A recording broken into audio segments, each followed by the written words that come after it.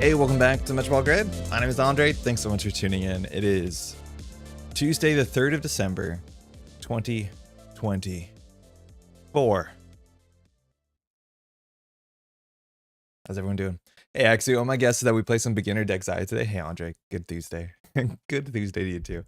I didn't get to watch live Axie, so I actually did some streaming this weekend alongside Council because it was the beginning largely of off meta month. We hype. It was really, really fun. I didn't get to watch all of it, but I want to go over some of the deck lists because this weekend was the Eclipse format. And the Eclipse format is largely this like goofy format that Council made up. Oh, that didn't work. In which you can play old cards, and mostly old cards, I think. It focuses on the older sets. Now, there is a weird ban and restricted list that I didn't get to grok. Like, I haven't looked at it. I think we should probably look at it really quickly. But we got to see a lot of wild archetypes and some really, really strong stuff. I think also the tournament was incredibly of high skill players. Like, it was a lot of sharks out there. The top cut was like all the names you'd expect at just about any top cut of like organized standard. So it's pretty damn wild. But some of the, like, I don't think we saw a lot of repetition of deck ideas, which is pretty fun.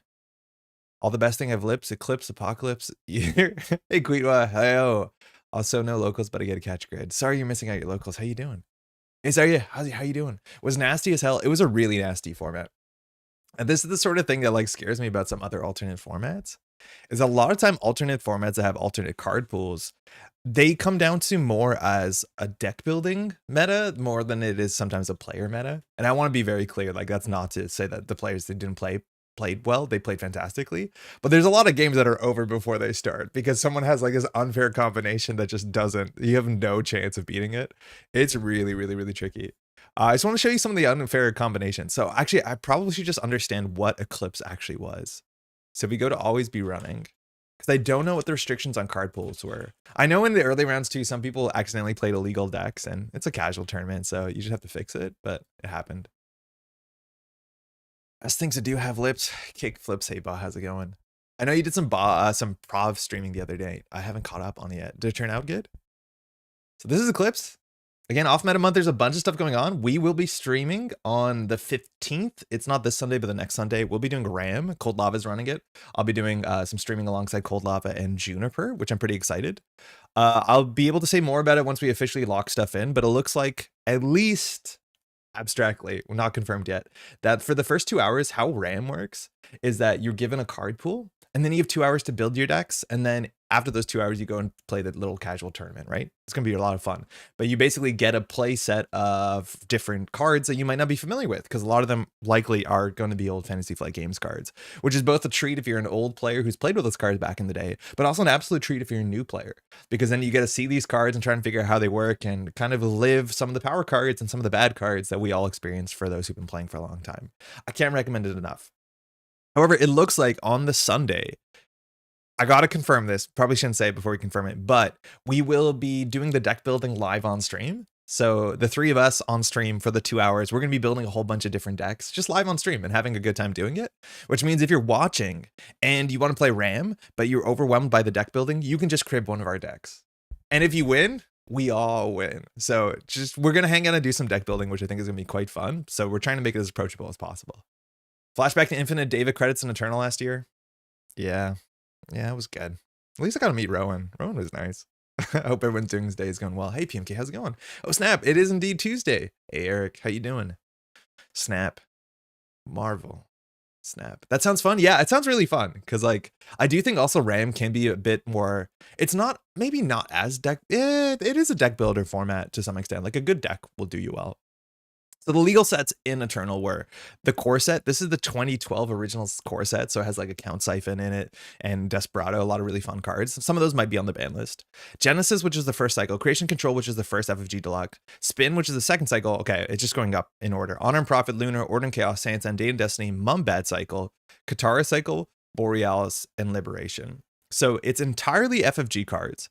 besides just Borealis and Liberation, which is kind of wild. Borealis and Liberation are, I think, important sets. You have Op in there, which is going to be fun at a minimum. You can play some Zaya. I don't think Zaya is probably the best thing you can do.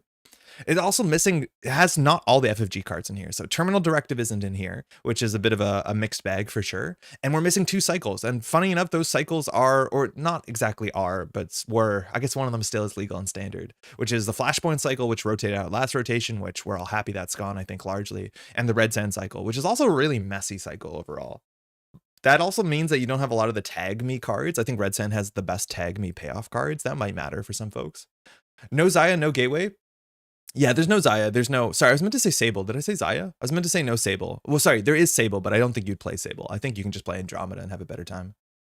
8.01 subscribers. Congrats. 10K next month. Thank you, Eric. Yeah, we did it. 8,000 subscribers. Just like the other day on the weekend, I was editing a video and I looked over. I'm like, oh, that's kind of cool. And it is really cool. Like, it is genuinely very cool. We did put out a video just yesterday doing the fundamental deck building stuff on the runner side. So the system gateway deck building, at least there's a complete series of videos that'll be evergreen. They can watch to be able to build your first runner in Corp deck.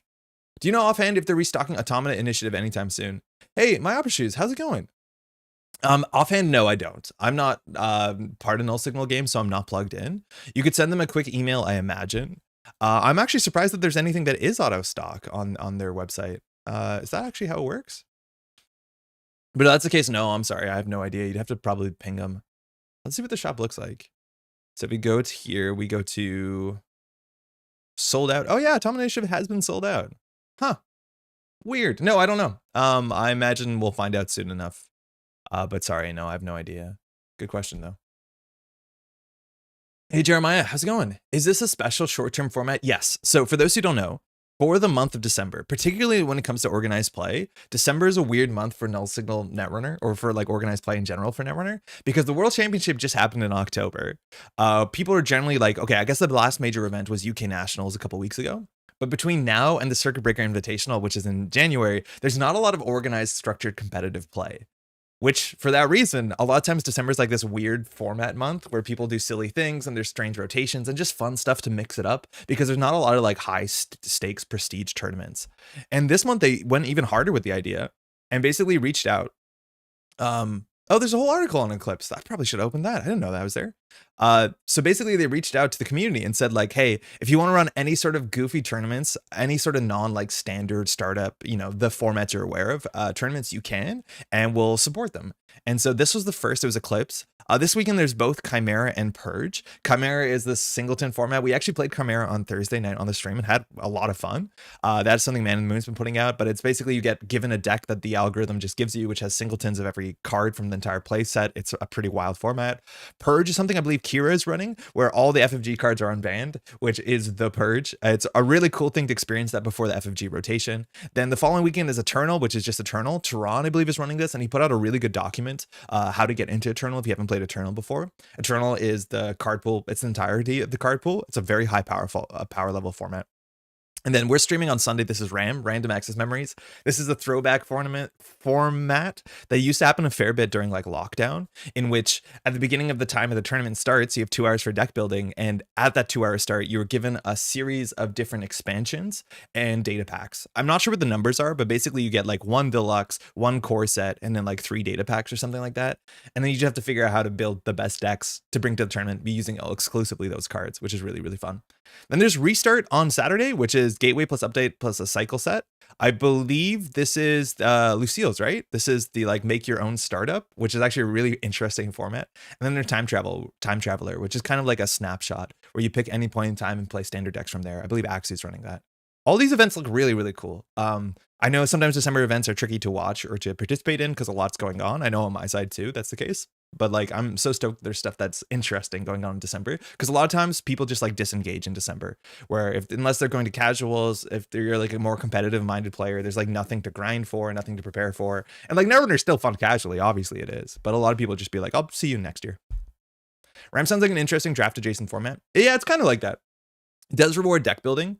I think my favorite part about RAM is that you get to see old cards and you play with old cards if you like old cards, but also as a newer player, like being like, oh, what is this? Trying to think of the name of that busted criminal card that gives you like 20 credits for making successful runs, but you know what I mean? It's kind of fun. RAM's kind of like Cube. I don't know. I would be a bit nervous to say it's like exactly like Cube. Because you do a lot of deck building. Like generally with Cube, you have like a 40 cards you drafted. You have to pick, like you draft 50 cards, you have to pick 40 of them. Ram, you have a much bigger card pool than that. So it's cool. CBI around the corner to grind for. Maybe one day the CBI 2023 pricing will ship. Sad face. Yeah, no, Winnegon, I hear you. I think a lot of the prize shipping hasn't been as fast as anybody's wanted it to. That's for sure.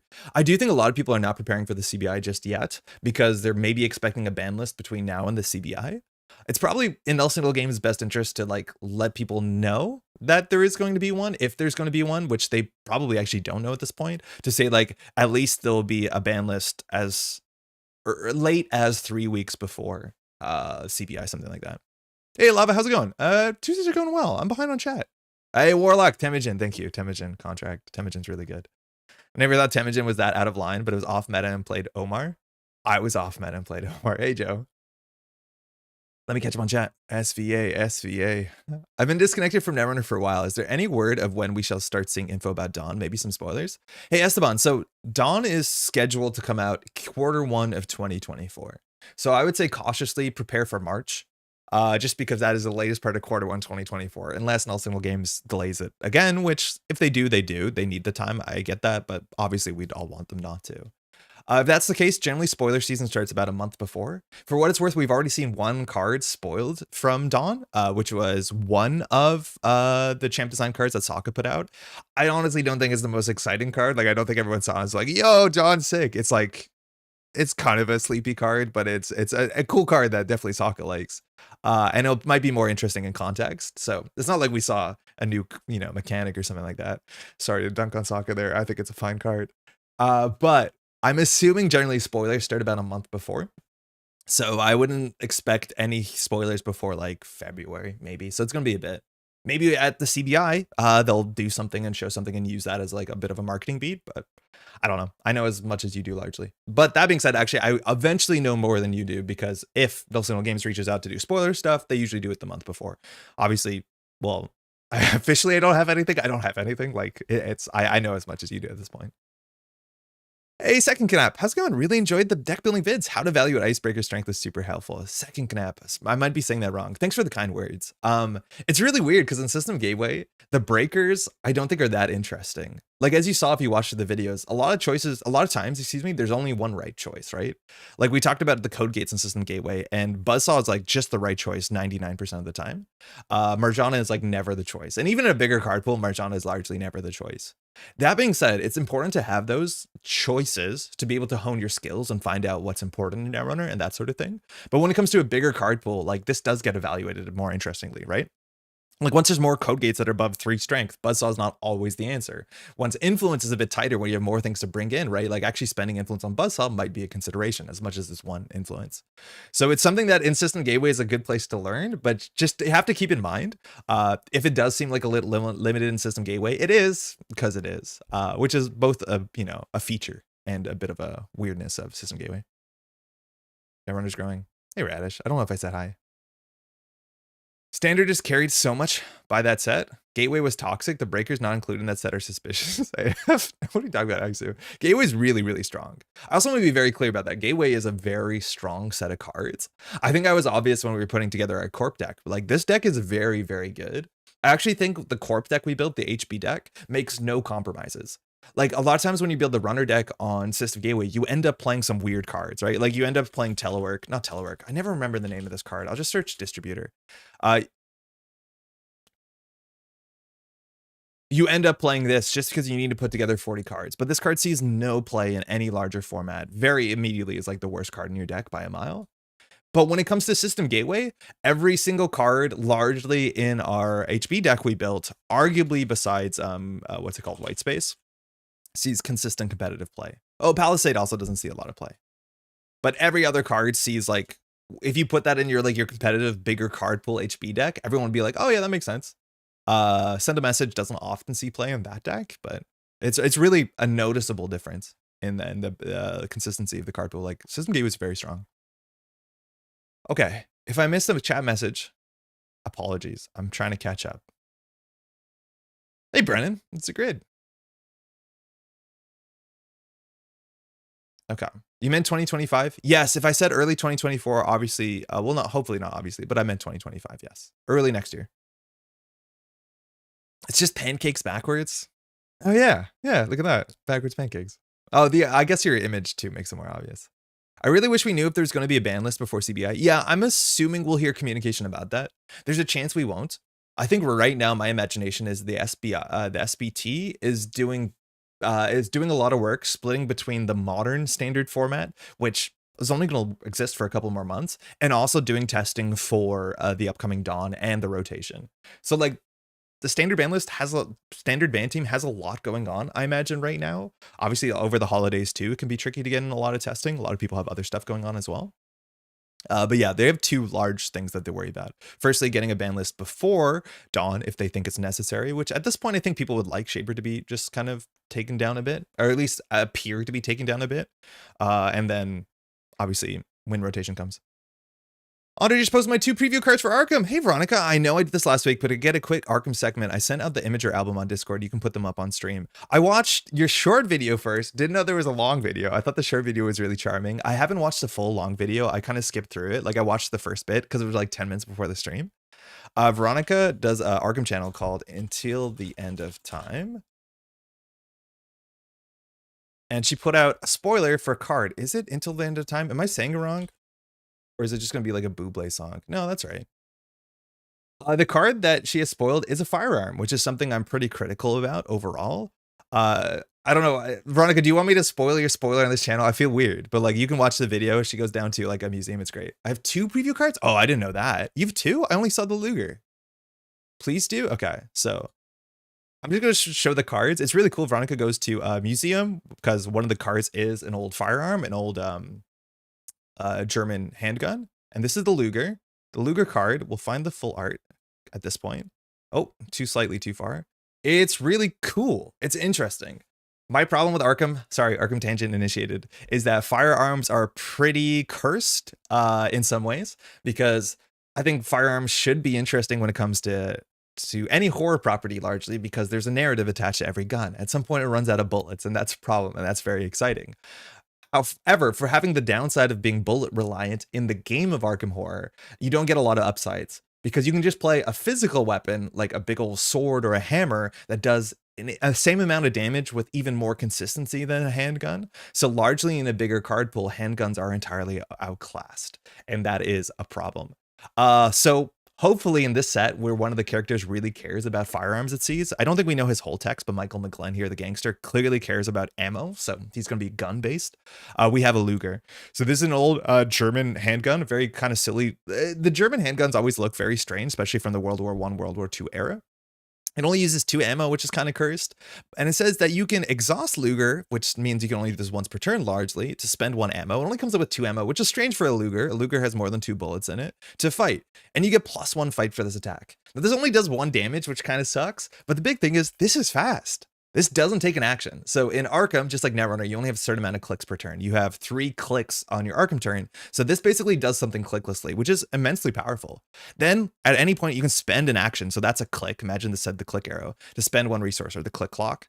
Replenish all ammo onto Luger and ready it. So ideally you shoot twice, or in theory also you can shoot once, spend a resource to reload it, and shoot again in only 1 action. As much as this action, if you're engaged with an enemy, you'll get hit. Because anytime you do a non-combat parlay, evade, or there's like a subset of actions you can do while enemies on top of you that won't get you punched. But this is an action that will get you smacked. You can't just sit there reloading your gun without getting hit.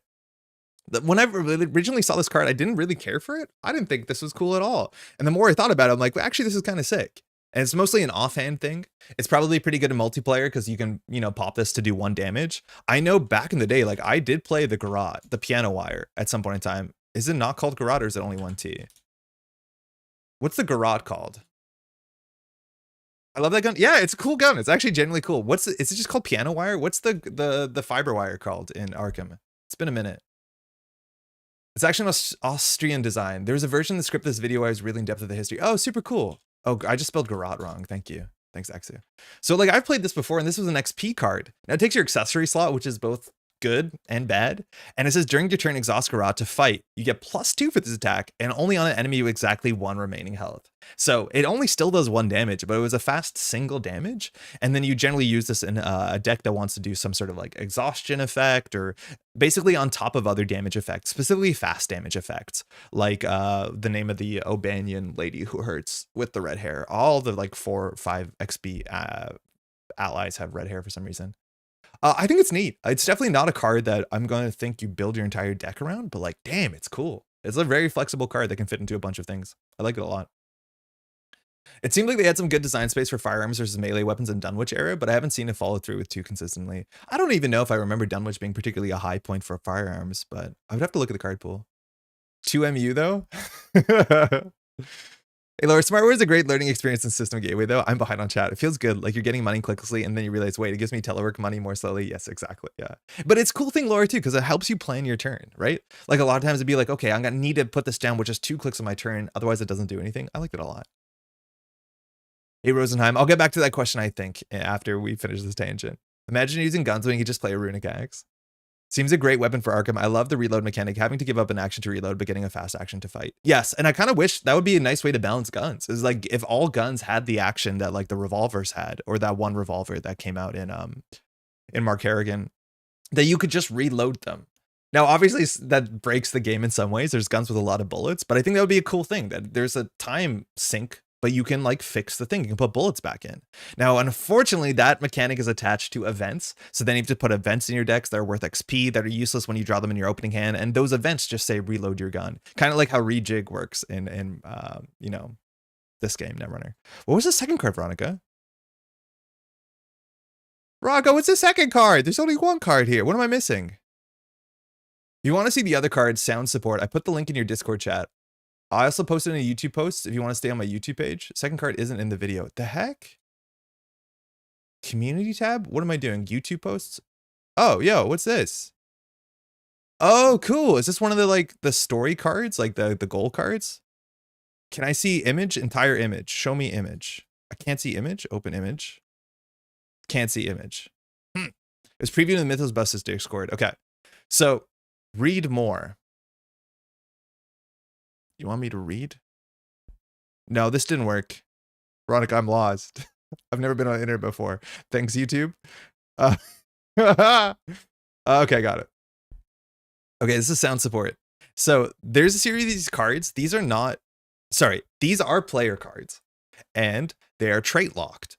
So similarly to Netrunner, Arkham investigators will have subtypes. So like in Netrunner, they're very limited. So your runner is like a cyborg, a natural, a Gmod, so on and so forth, Biroid. And then you have a whole bunch of them. There's like dozens and dozens of them in Arkham. Assistant, Medic, Warden are just a couple of them. So you can only put this in your deck. It's a talent, which is a subtype of card. It doesn't really matter unless you have these, which is cool because now this is a card for a lot of different investigators potentially. It's limited 1 per investigator. Sound support. This is what's her name? Agnes. And this is, I don't play her a lot. The psychiatrist, I forget her name. Man, I've been really bad on Arkham names today. Sound support may be assigned damage and or horror dealt to investigators at your location. So it's a little soak card. And when your turn begins, heal 1 damage or heal 1 horror from sound support. Yeah, that seems really good. Slotless. 2/2 is really good. Well, it's fine. It means they can soak 2 of each of these. For 3 XP, it takes up no slots. It's limit 1 per investigator, not limit 1 per deck. That being said, you can only play it under yourself. Seems good. Does it seem good? It seems okay. 3 XP is a lot. I think that like there's a lot of cards like this in the card pool that do something similar. Now, the idea with this is that it fires a heal clause every single turn. So if you put this in the doctor, I forget his name, Daryl, I think. Daryl Simmons, is that right? Or Vincent? They all have very names that blend together. Or you put it in her deck. Not only is it infinite soak, but all those characters have an ability that says when you heal, do something. That's pretty good for you. Does a card die when it takes 2 damage or 2 horror? Yes. As soon as it takes the maximum value in one of these slots, it dies. That being said, if you take 2 damage and 2 horror in a single attack, you're allowed to assign all the damage and horror before the card explodes. But if any of these numbers max out, the card disappears. Vincent and Carolyn cannot trigger off this, sadly, since their ability are heal investigators or allies. Oh, beans. Okay, that's a lot worse then. I'm a big fan of Girish. Now, not everyone can play Girish, but Girish is really, really good. I think once Girish hits the table and he takes up an ally slot and is a slightly more XP, the game gets messed up because Girish is also like unkillable and gives people +2 stat tests, which is really good. Girish is the GOAT. Yeah, Girish is kind of messed up. So I feel like over the history of the game, survivability and Guardian existing as like a tank class hasn't really existed in early Arkham. They tried and it did not really work. As the card pool matured, we started getting more and more cards that do something like Girish and do something like sound support. And I think you're just going to play whichever one is the best one for you, because I don't think you need to play both of these. I think Girish is really, really good. I think 3 XP is definitely expensive, but I do think that you can build around this because it is basically just getting a Peter Sylvester. Peter Sylvester is another one, and Jessica, whatever the other one is. This card is kind of messed up when it hits the table. Mark Harrigan Girish stuff was nasty value. Yeah, it's really, really good. But like Peter Sylvester still sees consistent play, and that's mostly because I think a lot of the level 0 allies in Survivor are like not that great. I dropped by to say hi and counter the Arkham Horror Detour. Thought this was the end of stream. /J. Hey, me there. On the Dunwich Firearm melee support, I was thinking of Conglomeration of Spheres and Avian Thrall specifically. Oh yeah, and you do see a lot of that still, Eric, through the game, where it's like this can only be hurt by a certain subtype. Specifically Conglomeration of Spheres, I'm not going to spoil it, but like you don't want to hit it.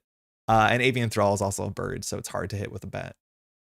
It does seem good. It does say maybe assign damage, so there's a choice of whether to kill the card. Oh yeah, it'll always be optional whether or not you kill this. Unless you get a card that says like do 1 damage to an asset you control, and then if this is your only choice and it kills it, it kills it.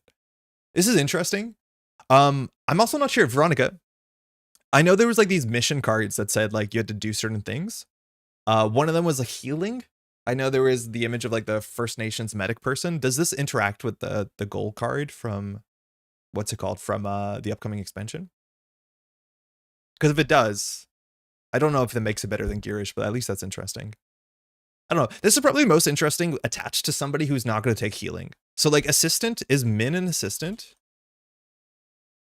Like I don't know who the assistants are. She's an assistant, and like a Min deck probably doesn't play a lot of soak.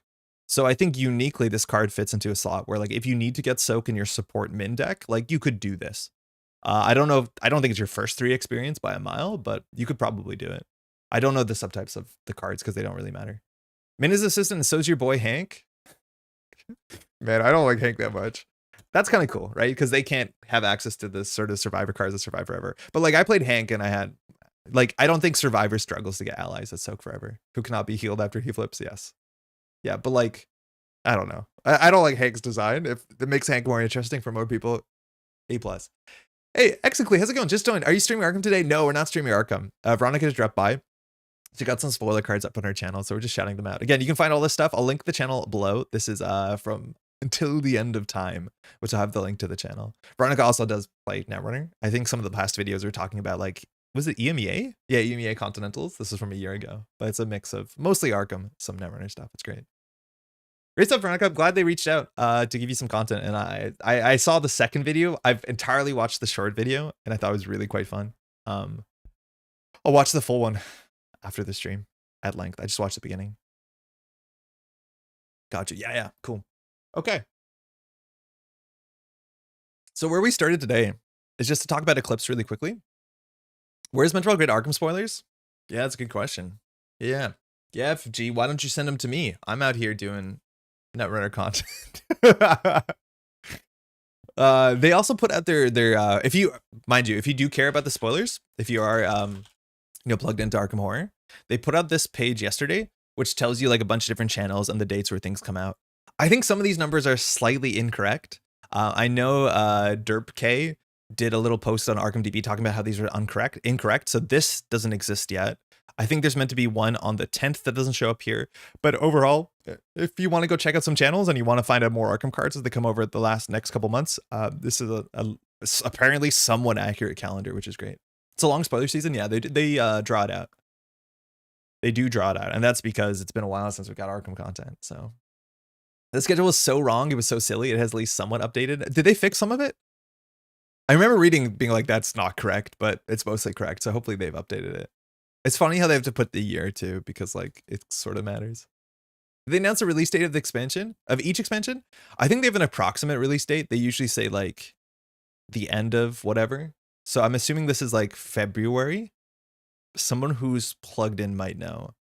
But I haven't gone to the upcoming the upcoming page yet. It looks like it says, okay, so it says March 2025 US release date and February 2025 for the investigators, and then March for the campaign itself. I don't know how accurate these are. These can shift. Sometimes, specifically as Canadians, like we got our Arkham stuff like 3 months later than this. Obviously it says US release date, but yeah, near future. Q1 2025 sounds right to me. That's what I expected. I didn't know they had dates locked down, but apparently February, March. Again, the player cards usually come out in a separate box before, a month before usually the actual campaign itself, which is definitely a model. It's definitely a model you can pursue. Okay.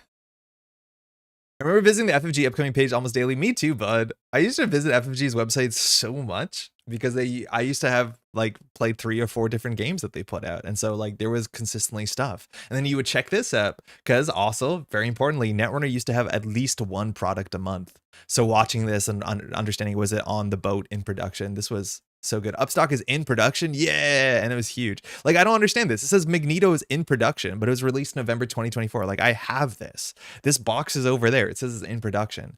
I wouldn't say the accuracy of this page is its highest thing. Like, all of these things are already out. Well, half of these. Everything's always on the boat. It's a big boat. It's a really big boat, JD. Magneto might be a reprint. Maybe, but then why does it say US release date?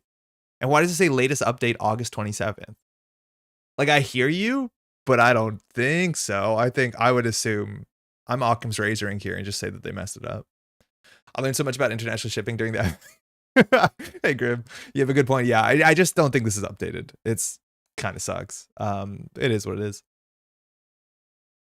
All right, so really quickly, I just want to focus on some Eclipse decks to show you some fun interactions that came up across the weekend.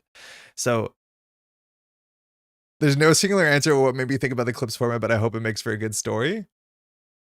Wait, this is cool. What is this article? I really like the Katara cycle. In my view, it is the best design cycle yet, although the Liberation cycle is close behind. The cycle includes many powerful cards, but none which were blatantly above the curve, as most pushed cards in Flashpoint Red Sand cycles were. I can agree to that.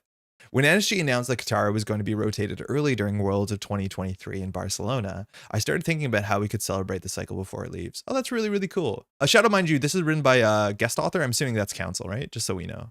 I'm assuming this is written by Council. It's not, they're not tagged anywhere. A short time ago, a good friend of mine made a custom format using the FFG card pool that I thought was cool. This encouraged me to make my own format as a way in which to celebrate Katara. For those who don't know, Katara is the final full cycle FFG put out, and it takes place across the northwest part of Lake Victoria in mostly, I believe, Uganda in Africa. It's really, really cool. As I think the late FFG, oh, also very important, the Katara cycle was the cycle in which, at that point in time, Fantasy Flight Games got a new lead designer. This is Michael Boggs. Now, a lot of the designs were passed on from Mason. What's his? Oh man, I'm so bad on names right now. What is the name of the guy I'm thinking of? It is Council. Thank you. It's up there. Okay. Damon Mason. Damon Stone. Thank you. From Damon Stone. So a lot of the designs were things that I'm imagining that Michael Boggs picked up and then, if anything, put some finishing touches on. Again, it's very hard to tell where one person puts something down and another person picks it up, but people were really excited for Michael Boggs. Not that Damon Stone didn't do some really cool stuff. And this was like a turning point for a lot of people in Netrunner. We had recently got a revised core set, and it looks like there was a lot of hype for the future of Netrunner. We had this really cool new shiny cycle. And mind you, basically once the cycle wrapped up, even before it finished, they announced the cancellation of Netrunner. So this was a really weird time because people were super positive, and it looks like Fantasy Flight Games was investing more to reboot the game because it had gone through a bit of a slump, both in terms of people just dropping out of the game and the quality of the card sets. I think Council talks about it here. Flashpoint Red Sands were messed up cycles. They were not great cycles overall, and Mumbad before that I think precipitated the majority of the fall. As I think the late FFG era design had a lot of problems with lack of playtesting and corporate greed leading to highly pushed designs. Oh, Council's words, not mine. It felt best to pair Katara with the earlier cycles, which had never shared the card pool with outside of the Tarno format. That's also really important. Our first rotations happened around these times. I'm not exactly sure when the dates were, but there was a lot of cards that just never saw play together in the same format because you need to make sure that the card pool is only so big. So Genesis did not exist at this point in time. It's noteworthy that even the deluxes, did the deluxes rotate out? No, the deluxes never rotated out under FFG. Early NSG sets, on the other hand, spent a lot of time replicating and learning from FFG's designs, which culminates in the more refined and innovative design in the last 2 cycles, and hopefully going forward as well. I therefore made the decision to pair the earliest and latest FFG sets with the later NSG sets for the Eclipse format card pool. That's really, really cool. Eclipse format is a result of many discussions with the unbanned members. Shout out to Mariu for being my sanity check and other really strong players, but ultimately it is my brainchild and my own perspective on Netrunner as a game. In some ways, it tries to replicate the feeling of Netrunner in 2018, which both sides had access to very powerful tools, but it's also a deliberately slower format than Netrunner in 2024. So Rashida is restricted. It's noteworthy that there is a pretty, I think, big restricted and ban list. What a restricted card means is that if you play any card on the restricted list, you can't play any of the other cards on the restricted list. Mind you, playset, not copy, right? This is exactly how it used to be back in the day for a while under Fantasy Flight games and also Null Signal games, where we used to have not only a banned list, but a restricted list. There's no seamless launch, no precision design, so again, there's no system gateway here. And the corpse win conditions that take their places are in the form of powerful defensive assets and upgrades, such as Lakshmi Smart Fabrics and Caprice Nisse.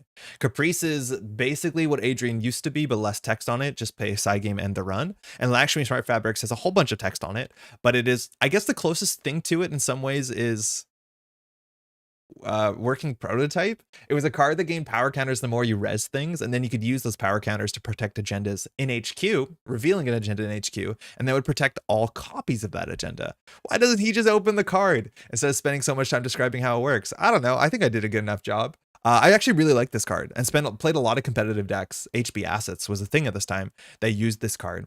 The idea is that you just put a lot of things on the table and then protected your agendas, and you ended up running like, I think one of my favorite things about Lakshmi is you ended up playing weird agenda suites where you actually would play like over the 20 points. You'd play 21 points because you needed to play 3 3-pointers, 3 2-pointers, 3 2-pointers. You only wanted to play 3 different agendas by name. I think that's really cool to have a card that encourages you to play suboptimal agenda suites. I think that's really nice, as much as that's my definition of suboptimal. In another way, it's also a history lesson for newer players on what kind of cards used to define Netrunner without having to deal with eternal level power, which I personally feel could be a bit intimidating. Agree. My ban list philosophy: disproportionately homogenize the meta, far above the power curve. Blue Moose is a card that just gives you 2 credits at the start of a turn, and create experiences that aren't really fun. Keyhole, Gang Sign, or Interactive. These are both. Gang Sign's a card that accesses cards from HQ if the corporation scores, so you can just sit back and never make a run and win the game as a runner. And Keyhole is just Stargate, but not once per turn, and it shuffles the deck. It's messed up. The ban, it's also 1 MU. The ban, I think, is Keyhole 1 MU? It's been a minute. No, it's 2 MU. Okay, good. This card, if you thought Op shuffled a lot. You were thinking the card Mason Bellamy, which I think the art is based off of Damon. Yeah, that sounds about right. All right, deck building tips. Band together. Deck building is always easier when you have people to bounce off. Okay, cool. Otherwise, my advice for people who feel a bit overwhelmed is to pick a restricted card and build your deck around it. I think that's a really good opening advice. I do want to see what the banned and restricted list is. It's not linked in here, I don't think, but we can find it on the other page. Would Gang Sign be more fun experience if it were unique? I think it would be much more balanced. I still think it would be incredibly frustrating where you play Gang Sign and then like HQ interface. I'm not sure if Docklands Pass works because the wording, I don't know if it's a breach or if it's an access. I don't know what the modern wording on Gang Sign is, whether you breach. But it would still be like annoying where you could just lose games because you flooded. It's funny how that's exactly also how I describe Mercury, but at least Mercury runs, right? Okay, so knowing that, and just looking quickly at the restricted cards, so like I think Clone Ship was restricted or banned, Max was banned. Okay, we have to dig into all these to find out. So we're not gonna look too much at the bans or the restricteds, but I just want to highlight some of the decks we saw because some of these decks are like incredibly inspired. Some of these decks people don't believe in that they played the tournament and would like never do that again. So I think we saw Harmon B on stream. Harmon B was playing Assets Cronus Protocol. Cronus Protocol says damage done. The first time you do net damage, you get to choose the card. You get to look at their hand. So she was basically playing horizontal assets. I think a couple players played this. A couple people had different like angles at it, which is really cool. Notably, you can play both hostile infrastructure and hostile architecture. So hostile infrastructure just said anytime a card is trashed, if it's an installed card, nope, just any corp card, do a net damage, not unique. You can res as many of these as you want, as much as they're expensive. And then hostile architecture, which is unique, says the first time you trash an installed card, do 2 meat damage. Which means if you can spend 10 credits on both of these, the first trash is 3 cards from hand, which is disgusting. It's also running Genetics Pavilion that says it's a 5 trash, 1 res. The runner cannot draw more than 2 cards during their turn. I was watching Axie learn about this card for the first time while commentating, and it's really, really fun. But this card's also messed up. I don't think there's anything too spicy in this list. It was just horizontal assets. We'll come back to this card because holy crap, there's some good combos about this card. I'm hoping that we see the list if it was posted. If you know, you know. Harbin B also played Headlock Reyna, but unfortunately, Ice is not that strong in this meta all the time. And I think she said, like, don't do that. That's not a good idea. Now, this is really cool too. This one's really messed up. So a couple things going on here. Firstly, this deck is like a mixture of the list that we saw on the Decklist of the Week, Icy Hot, and then like Nautigans and Alpi's version of the Blighttown. The idea is that you build a disgusting remote central servers. You never ice remote servers largely. That's not entirely true for this deck. And then you play Front Company and say, haha, good luck. And Front Company is really good when your ice is also really good. And this deck is running Janus, a lot of people's favorite ice when they get into the game. You rarely see this thing because it's incredibly expensive. This is like a very typically what an ONR card might look like. There are a lot of ONR 1996 Netrunner cards that are like 15, 17 credits that just have terrible subroutines. But the biggest thing is that this is a Byroid that you can't fully click through because runners generally have 4 clicks. So if they make a run, they can't click through all of this. So they have to take a core damage. But that's really important because this card, which I don't think I fully know all the text on this, like this is one of the cards that I have an idea what it does, but I've seen so little play that I couldn't tell you exactly what it does. And it just reses a Byroid. And if the Byroid ever breaks, if someone ever breaks all the subroutines on the Byroid, it gets trashed or just deresed. What is it? Deresed. So the idea is that you can just get a Janus for 3 credits as long as you get your 2-card combo and put that on central servers. Now, the other big thing that this deck did, which like, I was talking about this the other week. This is one of the strongest combos, I think, in some parts of Eternal, and it also exists in this card pool. Heinlein Grid was just not a very well-played card. People did not see this competitively played, and I just think it's one of the strongest cards potentially in this card pool. Heinlein Grid says if the runner spends or loses a click during a run, they lose all their money. If they don't have money, they largely can't run the remote server, either because they need money to break other ice or because there's stuff in the remote server that you can't steal if you don't have money. NAPD contract is just lose a sure gamble to steal this, and that's really hard when you obviously don't have money. The big thing with this card is if you click through a Byroid, you lose all your money. But now, modernly, we have Pulse, and these cards never existed together. So they run a remote server and it's just Pulse into Heinlein Grid. They immediately lose all their money. There's nothing they can do about it unless they run Last Click. But running Last Click can be frightening. So very strong combo. So I do think Tuna, it was just scoring out in their remote server with this. There's another really weird interaction we'll talk about with Ash. I think that comes up in another deck list I think is really fun. I think this card is the card that made the format the most powerful. I think just about every deck I saw ran 2 or 3 copies of Archive Memories. Archive Memories is banned currently in the standard format, and maybe people don't like realize why it is the case, but I honestly do think the game looks way more fun with Archive Memories banned. There were so many games where people just Archive Memories back the same cards and spammed them out. Obviously, we have Restore, and then Restore would work just as well in this deck to some extent. But Archive Memories looked really, really powerful over the weekend from what I saw. I'm very happy we don't have to deal with that card. This list is cool, and it did not drop a game.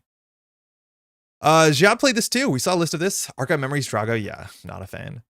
Blue Sun used to be one of my favorite identities. It says when your turn begins, you can add a card that's res back to your hand to gain credits equal to its res cost, which means you can res a 14 cost ice. So you played the most expensive ice in the game largely, which is a very big barrier. And then just after the runners run through that and spend a lot of money, you just return it to hand. And suddenly the runner's on 2 credits and then you're back up the 14 you just paid on that turn. Now, the big thing why this is good is you played Oversight AI, which was an operation that says res a piece of ice ignoring all costs and install Oversight AI on the card. This is actually very similar to that last card we looked at. The last card we looked at in the HB deck only res Byroids. This can res any piece of ice. So the idea is that you Oversight AI your curtain wall for 1 credit, and then you just return the curtain wall back to hand. And so functionally, you got a piece of ice for a turn and 13 credits. And the downside of the Oversight AI trashing the ice on the next like 4 or 5 turns doesn't happen when you return it to hand. So you play really big ice like Orion on 15. You can play Cloud Eater on 10. That's new. That didn't exist back in the day. And then this deck also ran Zealous Judge, which this card used to be, I think, banned, maybe restricted, definitely banned. And you could give the runner tags by giving the runner tags. I think we saw a matchup on stream where I'm not sure, was it against Warlock or Koga? But Jat looked to be in a really bad spot. No, it was against Sunny? I forget who it was against. But it looked like a really, really bad situation. And then the fork happened where you oppo research someone, give them 4 tags, res a Zealous Judge when they clear the 3rd tag potentially, and then they just can't win. It was against Warlock. Okay, cool. It was very, very cool. It was very well played on Jat's side because things looked bad. But oppo and Judge and remote, yeah, it was a very good way to close the game out. I think there had to be like a good run on HQ to stop it, but really well done. That's like a old school type list. Now, the weird stuff, too, maybe 4 more compilations. Second, Augustus came in second. Jai, mind you, won the event. I just want to open a couple more of these to show you some of the weird things you can do in the format. I wonder what Turdoc's on. Koga, Breaking Jaina, 2 easy steps. I think there's like 2 different interactions I want to pull up. I don't know if we're going to find them or not. I think that's it for the Eclipse lists. I opened Tuno's. I hope I opened Tuno's. Yes, this one I opened. Tuno, playing Noise. Love it. Again, Noise was the original Anarch. I don't think it's a very healthy card for the card pool, but whenever you install a virus, the Corp Trash is the top card of R&D. So if you just play more viruses, you just trash cards from the top of R&D. Now, this deck actually looks a bit different than you'd see other decks like this. We're on 2 Grimoire, but we're on no clone chips or simul chips. I don't think you actually can play either of those. I think they're restricted and or banned and or out of the format. But the biggest thing is we're playing 2 copies of Augustina. I'm playing Augustina in Noise. It's just an absolute treat because now the first time you install a virus, there's 2 cards that are leaving the corporation's hands or deck. And that's just a lot of pressure. Then you have Hades Shard, which is the, paid ability windows get awkward. I'm just going to access the entirety of archives. I think this deck is running 2 or 3 copies of Helianthera, which means you can just be really annoying. I think this card's actually, this is one of the interesting things is this card, and potentially also like Copulation, which saw a lot of play on the criminal side, is even better in this meta because there's a lot of combo based decks. And there's a lot of decks where trashing and stealing cards from archives or trashing or stealing cards at no cost are very important. So I do think Helianthera and also Copulation were way better in this format than probably I would have expected, but I do think these players figured it out that they were worth playing a lot. This deck looks cool. You play Personal Workshop, you put a lot of viruses on it, and then you can take the viruses off on your opponent's turn, on your turn, and ensure that you're getting the Augustina constantly. Very, very cool deck. I do think in one of the early rounds, I think Tuna gets stuck behind like Tag Lock, which was pretty rough to watch, but very exciting game overall. Very cool deck too. I think this is something what I would end up playing because I do like playing Noise. I didn't get to see a lot of this. Augie just playing Mati Mukundo. Not much to say about this besides it's just like Glacier. It's got a lot of ice, and Mati Mukundo is banned in the standard format because its ability is very, very, very good. This deck didn't win Worlds, but it's just a really hard ability to work with. I think people remembering that Cortex Lock is back in the format is always a nice surprise. I was also surprised with how much Assassin saw play exactly in this format. This card did see some amount of play for about like, I think 6 months around the time it came out. This came out in Data and Destiny, and this was the biggest neutralize that saw consistent play. 5-string sentries, there weren't a lot of them back in the day. And the fact that this was Trace meant that like you could just spend money through this if it ever was going to cost you the game, if you had the money. But Assassin never saw like as much play as I think it did in this event. In this event, Assassin was like super, super popular. This deck looks fun. So the other interaction I want to shout out that I don't think we're going to see, this is Ash, right? Ash is basically why Managarm exists now. Ash existed as soon as the first data pack, or the first cycle at least, I'll say that, after the core set came out. It wasn't in the core set. And it says, whenever there's a successful run on the server Trace 4, if successful, the runner cannot access any cards other than Ash for the remainder of this run. This is a really cool card because functionally it was just a money check. So you either did one or two things. It basically gave the runner a choice. So if they ran the remote server and you res Ash, it was Trace 4, you could boost into it. So say we boosted 1, it was Trace 5. And so now the runner either has to pay 5 credits and then they can access the remote server, or at the minimum, they can just pay 0, trash Ash, and run back. It's the reason why Managarm is the way it is. It's either going to cost you clicks or cost you credits, and generally Ash costs you both, specifically if you have to run back. But notably it says, if the Trace is successful, you cannot access any cards other than Ash. Now, apparently what exists in the format is Adrian as well. Council was talking about this on stream.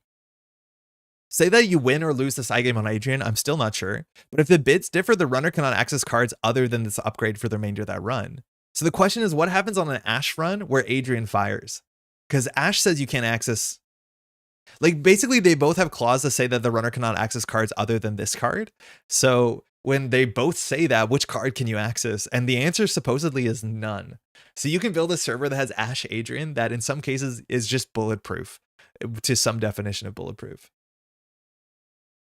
Ash was in the OG core. No, Ash wasn't. Ash was in, I think what's it called cycle? What lies ahead. It was in the Genesis cycle. The only defensive upgrade in the original core set is red herrings, surprisingly enough. Like, defensive upgrades did not show up for a bit. When Assassin was popular, Mimic was the 90% min killer. Yeah, that is true. And having a 5 strength really didn't matter. Pinhole being restricted also helps a lot for the strat. Hey, Judge is messed up. I had Ash Adrian in one of my cube draft decks. Yeah, it's a really cool interaction. I don't think I would have seen coming. Okay, just to finish this up. Illegal deck, do not play. I think this deck was the illegal deck because you can't play Clone Chip from my understanding, because Creation and Control, it was in it, but I think there's 2 restricted cards. So unfortunately, I think that was caught early. Sorry, Turdock. Koga's list, breaking J9 2 easy steps, draw political operative, install Da Vinci. I think this was the matchup. I think Koga was playing, it was Koga against Jot maybe? Apparently the game bricks once you do these things. That's not great. It's good to find that out in a card pool of some sort. But Geist being very good in this format excites me because Geist is just like my favorite runner probably of all time. Geist just draws cards when you do trash can abilities, and now there's technically more and also less trash can abilities. I do think without Clone Chip, and like I don't know if you have Grappling Hook either, maybe the lists are a bit different than they used to be. That's very cool. How does it break? JNet breaks? I don't know. It just locks it. Apparently, if you have Political Operative and then you install DaVinci, it just locks the game. I don't know why. Couldn't tell you. Ash and Adrian work the same way for the side game. If the corp wins the side game, they protect the rest of the server. Yeah, I still don't know how that works, Lava. Is it because it's always checking if Polyp is installable with DaVinci? That's probably it. That DaVinci wants to be able to install a one cost if it has one counter, and Polyp can only be installed if you made a run on HQ, a successful run on HQ. I did see a fair few Chrysiums, I think, over the tournament. Like Chrysium Grid did see play, and rightfully so, because there's a lot of really strong successful run triggers. I do think Jot Chrysium Grid HQ run to stop Political Operative, which is incredibly important. This is Radish's list. Marcus Batty, Jupestad, Neural EMP. What are we batting? What are we batting? Are we just doing hand size? Are we batting core damage? This is cool. London threw this together. Very fun, very close games. Lost both, had to drop, but could have won either with better play. Needs a better way to deal with siphons. Yeah, that's a Chrysium Grid problem, right? Lists were really cool. Maybe with Forma Cupulation. This is Augie's second list. This was the Geist list. It's again running 3 Cupulation. It looks strange. This doesn't, apparently I think this fires Geist online on JNet, which it shouldn't because it's not a trash can ability. But this card is really good in a format that has things like Industrial Genomics, Hostile Architecture. It just seems like a powerful card. It's weird to see 3, but I think I understand why. It looked very good in the format. Cupulation, yeah, we cannot pay for assets, so we're playing Cupulation. Miss Bones is in the not in the format because Rain and Reverie is not in the format. And otherwise, you have Gabali. This is the break the last subroutine. Kongamato is the first subroutine. Gabali's on general the better one, so that's kind of cool. You have Polop, which seems really good in a wide meta where you don't know what's going on. Hannah is a card that Geist would probably really like. Like gain a click, remove a tag, draw a card is just very flexible, very powerful. Desperado does see play. I'm assuming this might be a restricted card. But that's kind of cool. Some of the other lists were running Forger, and we have Hostage to get out our very important tech traders, and then we have 2 Ashens, which like that's so wild how much recursion you need. If both cards trigger their effects, you have an empty set of cards that are legal to access, since Ash removes all candidates other than Ash and Adrian removes all candidates other than Adrian. It's weird. Tech Trader is restricted. Okay, so Tech Trader is a restricted card. What else would you put? So I don't know the restricted list. What else would you put in a Geist deck if this wasn't restricted? Like what was the second restricted card you'd consider playing? I'm surprised Desperado is not restricted. The winning list, if I'm not mistaken, was Jai playing Industrial Genomics. Industrial Genomics says that the trash cost of installed cards, or all cards, excuse me, is increased by 1 for each face down card in archives. This has always been like a nightmare identity for many people, myself included. If it's ever good, it's like messed up good. There's no employee strike, so there's no currents, so it's hard to interact with this ability. The best case scenario you have is like Cupulation. Also, I think the discovery was Cohort Guidance Program is just like the most messed up Industrial Genomics card, because it gives you a face down card in archives, it gives you 2 credits, and then this becomes 4, 5, 6 credits to trash. It's probably very, very good. I don't know if it dropped a game. And then on the other side, Jai was playing Andromeda, which I'm surprised did that well. It just basically says you start with 9 cards in hand, and it's hard to oversell how good that is. Like that's a very strong ability. Andromeda has almost always been very good, just because consistently having the best turn 1 is very, very, very good. You also have a link for whatever that matters. It probably matters more in this format than it does in standard. Yeah, seems good. I don't know exactly what the list is. Jai hasn't published it yet. A Clone Chip, surely. Okay, so Clone Chip is restricted. Very cool. Very cool tournament. I'm excited for the rest of the month. Some interesting stuff going on. Again, this weekend, we know what's up there. We looked at the list. I forgot. I'm not going to close all these tabs because I'll forget to post them. But yeah, neat. I'm excited. It's cool. Off meta month has been exciting. It's been like fun to watch too. Even if you don't play, just watching the VODs is like, whoa. And clearly like the commentators, like it was Axio and Counter, like, wait, what's going on? And trying to figure it out. But the quality of play seemed really high. Like the quality of players was really high. And so clearly people have been grinding. You should play in one of these. I don't think I have time. I'm going to be commentating the RAM alongside Juniper and Cold Lava on Sunday. But the thing with these sort of formats is like they take time. Like I think if you wanted to do, like this is the thing, is like a big part, I imagine, of Eclipse, it was a deck building format. Like I think you could build a bad deck and then just not have a chance, or not even build a bad deck, build a deck that was just like not the thing you should be doing for the format and probably get crushed. I'm a bit apprehensive about that. Like, I think you need to put the time to look at the card pool and halves. Like, I don't think you can build an Eclipse deck in 20 minutes is all I'm saying. Or like if someone said there's a standard tournament in 20 minutes, you could roll up. Chimera takes no time. Yeah, Chimera does take no time. That is very true. We played some Chimera. You just grab a list. It's definitely a deck building thing, yes. And for people who like deck building, these are very, very quite fun formats. And again, Random Access Memories, RAM, is a bit of a deck building format, but we will be doing deck building live on stream. So if you just want to join and grab one of our decks that will hopefully build some bangers on stream, you're allowed to do that. RAM next Sunday, bit this one to be clear. Not this one, but next Sunday. Yeah, sorry. It's on the 15th. It's not this Sunday, it's the following Sunday. There's a massive testing team bonus for custom format things, 100%. And I think Council was very clear about it. And I do think just about everyone who like not only participated, but also like quote unquote, you know, top of the leaderboard for this last event was in a testing group. And it's no surprise. Type Discord has like 700 messages. Yes. And I think that's cool. I think getting people like invested and involved in December is sick. 666-pound bong session. Turdog, what the hell? Oh man, wild. All right, let's build a deck. I think we're gonna build something bad today. I think we're gonna just like dive into the tank and build something that, you know, 20 minutes from now we're gonna regret. We'll see how it goes. At least it's gonna be fun. Is the Chimera tournament a random deck that you learn over the course of the tournament, or a new random deck every round? I'm not. My guess is that you roll a deck at the beginning of the tournament and you play it for every single round. That's my guess. That being said, I don't know. I have no doubt it says on the always be running. But my guess is that you roll the deck and then you play the deck. The rules too are that you're meant to roll the deck and obviously grab the first deck you roll. And you're also not meant to look at the deck before the tournament starts, ideally. And then throughout the tournament, you learn what's in your deck. It's kind of meant to replicate the idea that, like, say you unwrap a booster packs, like 3 boosters, shuffle them together and just start playing. It's meant to be something like that from my understanding. Now, that being said, this is the honor system. So yeah. I reckon it's completely opposite, as the fun of it is not knowing. I'm sure it's new every round. Wait, what? Okay, I do think it's fun not knowing. I want to be very clear. It was a new deck every round. Oh, okay, JD, ignore me. Let's just not disseminate incorrect information because we're too lazy to look in null signal games. Apparently, it's a new deck every round. The heck? I'm surprised because that gives people more of workflow to accidentally or intentionally mess up. That being said, I don't think that's an incredible concern. I was reading on ABR and I didn't see specifically. I'm often behind when looking for stuff. No, that's cool. There's the algorithm, there's the econ card, there's the ban list, there's the credits, there's the feedback, looking forward. It doesn't say here, I don't think. Where would it say, y'all? It's for fairness sake, I think, in case you roll a total lemon. Yeah, that's the upside of it, right? Like if you roll something that's garbage, you're not stuck playing garbage for 3 hours and you probably drop. I guess that's kind of cool. You get to see more cards. Yeah, I get it. But yeah, I think it should be clear. It's probably on the ABR page, right?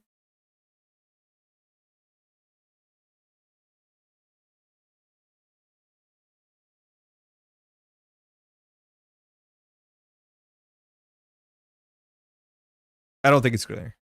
Round? I don't think it says. I think Abraham will probably update that, but I'm not sure it says here that you get a new deck every round. It's for sure new every round. Source Sokka's Chimera stream. Okay. So it might just be given as a... It might be expected as a given. I think someone should just poke Abraham to make it clear here. Because obviously it's not entirely clear. Cool. That's neat. I think that makes it more exciting. I do think that makes it more exciting. We got 2 cats living here. Oh, they're getting on so well. Not tense. Not tense at all. Just 2 cats. Really best friends all the time. She's up to something. Do you know what I was considering playing today? And I think this is going to start our deck building for better for worse. I was looking at this card because we were doing some system gateway stuff. And to be clear, Tread Lightly sees no play. Outside of System Gateway, in System Gateway, it's not a bad card. You have to play around it. But outside of System Gateway, it sees no play. The question is why? The answer? Because you can inside job, right? There's so many cards that do something like this, but that guarantee you get into the server.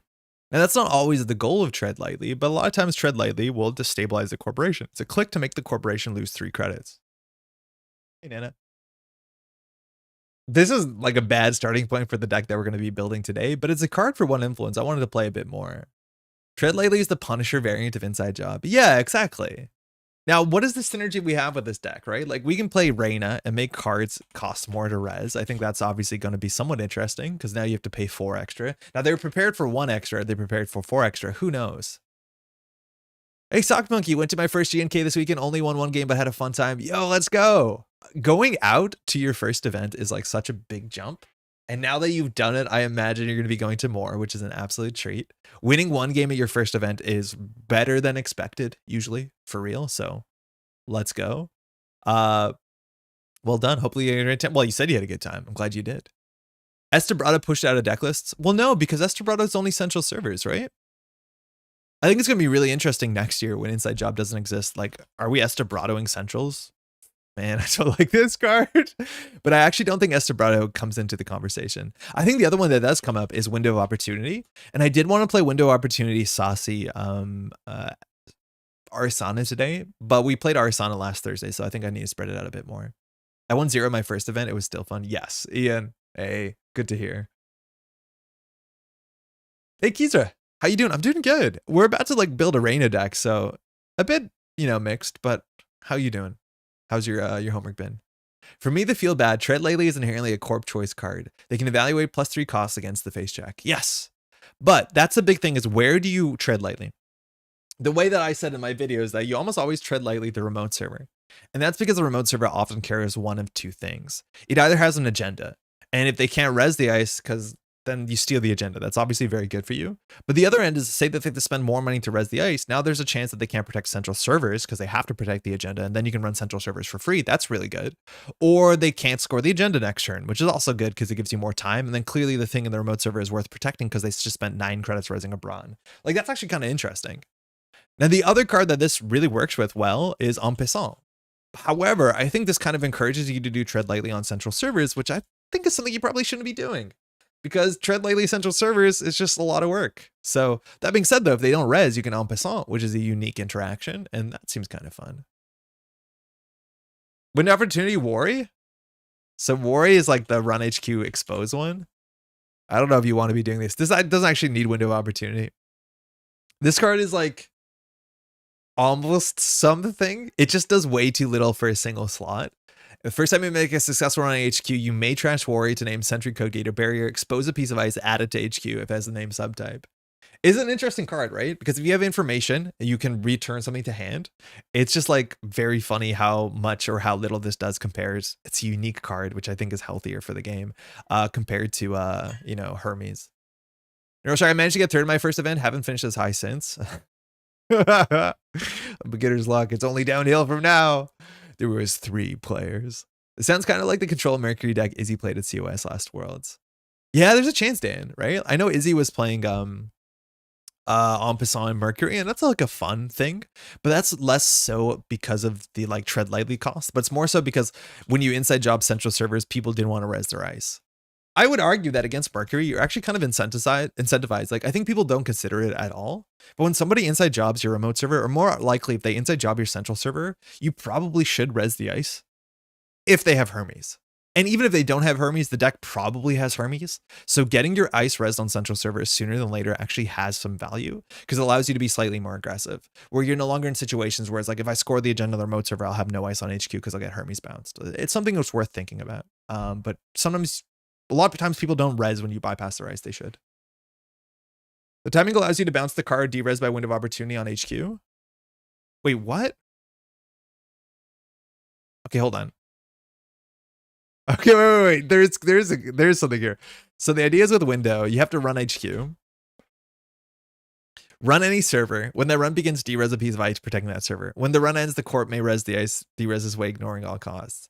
So you Window of Opportunity to D-res the ice. Then you install the Worry with the Window of Opportunity. And so then the ice is now D-res. Now they have to re-res it. If they don't res it, you get into HQ with the Worry, and then you return the ice to hand. Holy crap, this card's 4 influence. That's kind of funny. I think it's asking for a lot to line up. Like, how good is that? How consistently would Worry have to fire with how little effort for it to still be worth a card slot? The original card of this was called Sniffer, I think, which is kind of fun. They changed it. I do like this Doyle art a fair bit. That's kind of neat, huh? That's kind of neat. This is the sort of deck that wants to play Saucy too, and I'm worried, like, is it better just to Saucy with the window opportunity? Huh. Tread Lightly kind of relies on there being points behind unresed ice, and you want to price them out. Their scoring window, otherwise they can just wait to res. Well, so that's the other camp, right? Sock Monkey. It's either there's an agenda behind the remote server, and then they have to res or not res, and then it's good for you. But the other card that's often the remote server early is like an economy card, right? So in System Gateway, it's like Regolith Mining License, Nico Campaign. In a bigger card pool, it's like Rashida, sometimes a Tranquility Home Grid. But the short of the long is, if they have to spend 3 more credits to protect a Regolith, like that's not bad for you at all, because then you can get Central's aggression. So I'm not sure how you get that all to work together. Consider Tread Lightly versus Leave No Trace. So Leave No Trace is the 2-cost one that says all ice res during this run is derezzed. Yeah. Yeah, this is just like straight up better. So it costs slightly more. Now the thing is, like, ice can get rezzed. One of the things about Tread Lightly is there's a chance that the ice just cannot be rezzed, and then you have to don't worry about the face checks. But the idea is if you Leave No Trace a Brawn, can they res 6 credits to like not have a Brawn anymore? My guess is no. This also works really well with Worry, because the ice is not rezzed. This is like opposite window of opportunity. It's really funny. So let's play 3 Leave No Trace, 2 Tread Lightly, 2 Worry, some windows, and try and build like Derez Criminal. I'm assuming that's going to be easier than Derez Reina, because all these are relatively high influence cards on criminal side. So I guess we're playing Los. I don't want to play Los. So Los, the thing is, like, there's a chance with things like Worry, and obviously, like, maybe we shouldn't build around Worry. Worry incentivizes you to play 419. Like, taxing out the corporation's money with 419 might be more impactful than gaining some extra credits resing ice. Because the big thing we're trying to do is put them in a situation where they can't afford to re-res and de-res and do all this sort of stuff with their ice. And for that reason, there's a chance that like you actually gain more credit pressure by playing 419 than you do Los. Because Los has no impact on the corporation's game plan. It only benefits you. Where like 419 slows the corporation down. Like the corporation is like 6 or 7 credits fewer. DJ Reina, yeah, you could DJ Reina for sure. I think it's your better option. Xanadu is like 3, I was going to say experience, 3 influence, I think. So like, oh, only 2. You could consider that as well. It's the annual Derez ice stream. You know what? It's almost 2025. We have to get it in. I think the best case for Tread Lightly is when you actually had hard prevent them from rezzing. But that's just too narrow a window. So say like early game, you're playing against Op, right? And they do board control on the remote server, install the Rashida. I don't know. I don't know. Like, you can convince yourself there's a board state where it feels good, but I'm not sure there is, right? So I think we have to play criminal. So my option is 419. My winning option in my mind right now is 419. That's just because 419 slows the game down. Does Derez mean we can install Rubicon? Unlikely. I think we'd have to play Los for Rubicon. Holy shit, we should just play Rubicon Los. Oh, I hate how this is always like the most exciting time. It's like Los Rubicon. Anytime Rubicon comes out, we're like really happy about it for some reason, even though it's like the worst thing you can do to anyone. So my guesses are either we play 419 because it slows the game down, Los because it gives us more money, obviously. Plus for 419, extra Worry Turtle synergy. Oh, because Worry exposes too. Yeah, Worry exposes. Let's not play Rubicon. All right, collection, standard. I don't know why that doesn't remember. That's probably on me. And let's try and build a deck. So we want to play 3 Leave No Trace.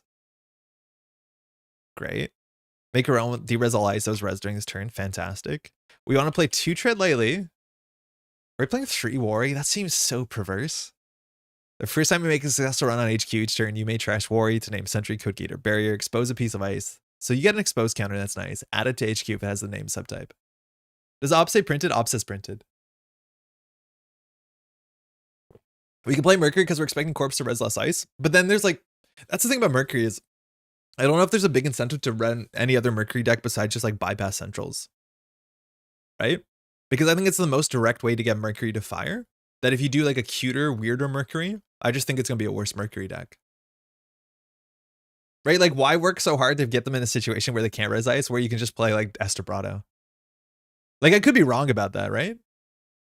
It's so hype we're playing unplayed crim cards. Let's see how weird this can get. Hey, Rowan. This seems like a Steve deck to me, just saying. You think? Because we have all these like 2s and 3-ofs? How you doing? How was your event? You played this weekend, right? I think you did quite well. You're not wrong. I'm suggesting silly jank. Yeah. Okay, let's see what else we can play that's like kind of scuffed. Because we're playing the best version of 419 right now? No, but 419's more flexible. Like at the end of the day, no matter what we're doing, 419 gets its full value, which is the corporation has to slow down and lose money or we get value. Right? Like that's a cool thing. You can put 419 on anything, just kind of like you can put Hoshiko on anything, because you don't need to build into 419. The only thing you can build into 419 is play Amakua, which we will, and play Falsifieds if you think it's necessary, which we can. So keep that in mind. Warrior's still legal? Yeah, it's very much a Katara cycle card. It came alongside 419, right? Because this is the sniffer that 419 sends out. It even has his flavor text on it. He's probably the best pet I've ever had, but I'd still trade him for something better. You asshole. I was third in Eclipse, didn't know I was going to play until Saturday night, and then stayed up on Discord with Cursor, brewing nonsense. Good time. Yeah, I feel like the brewing is just going to be a really fun time in a format like that. Well done, eh? I think I like Window of Opportunity more than the events for Warrior. Well, so the idea is if we play Window, what else are we playing, okay? So it says, when the run begins, firstly, we have a lot of run events already, so we're probably going to play Mystic, maybe just prepaid, I don't know. But we have to play a run event synergy of some sort. I don't know if we want to play Debbie, because there's another weird card. Run any server, when the run begins, derez a piece of ice, protecting that server. When the run ends, of the corp may res the derez ice, ignoring all costs, okay? Steve Capybara alarm clock. It sounds like we're doing a Rorschach test. Like, I'm going to say one word, you associate it with it. I'll just leave that there. Okay. Warrior with Steve is really funny, but they'd have to have no res dice. Adding cards to HQ. So this is the first time you make a successful run. So the worst part about Warrior is that it adds the card that you've just derezzed and added to HQ, so you can access that ice, right? Like imagine how many times you're going to do that and then access the card from HQ, and it's going to be like that damn Tattoo Bola you bounced. Warrior's also kind of interesting with Tattoo Bola, but I think Los is actually kind of interesting with Tattoo Bola. You get a couple more triggers. So you should play Couplation so you can steal the ice. Oh, Couplation's also like a fine target with Window of Opportunity, right? Because it's a cheap program. Okay, wait. Amakua. I kind of like 3. We'll cut it down if we need to. Couplation, sure. We can steal the ice. What else are we playing? We probably do play Sure Gamble. We probably do play Dirty Laundry because we're playing Amakua. Ooh, that's a lot of expensive events. How do we make events cheaper? It's either we play Mystic Miami. She's 2 influence. Yeah. I think she's better than prepaid. Coffee? Yeah, generally with Amakua, we do Amakua 2 coffee. We could play a real breaker suite, like 1 Kurapura, 1 Carmen, I guess, in this economy, and then 1 Decoder. I guess we'll play Cat's Cradle. Because it's annoying. Based on my experience with Tattoo Bola is that the worried card will be accessed every single time. Yep. Yeah, it's Magnet. Kyrus McIntyre. So Kyrus gives us 2 credits when the card is derezed. I don't know if I would play this unless we're playing a lot of derez energy. Currently, we don't have that much derez energy. Right? Like, we only have Window. And Leave No Trace. But Leave No Trace... Like, that's the problem with Leave No Trace. This is the big problem with Leave No Trace. Leave No Trace does nothing mid-game. This is why you need to run E-Shutdown and, like, Rubicon Switch. And even Rubicon Switch has the same problem.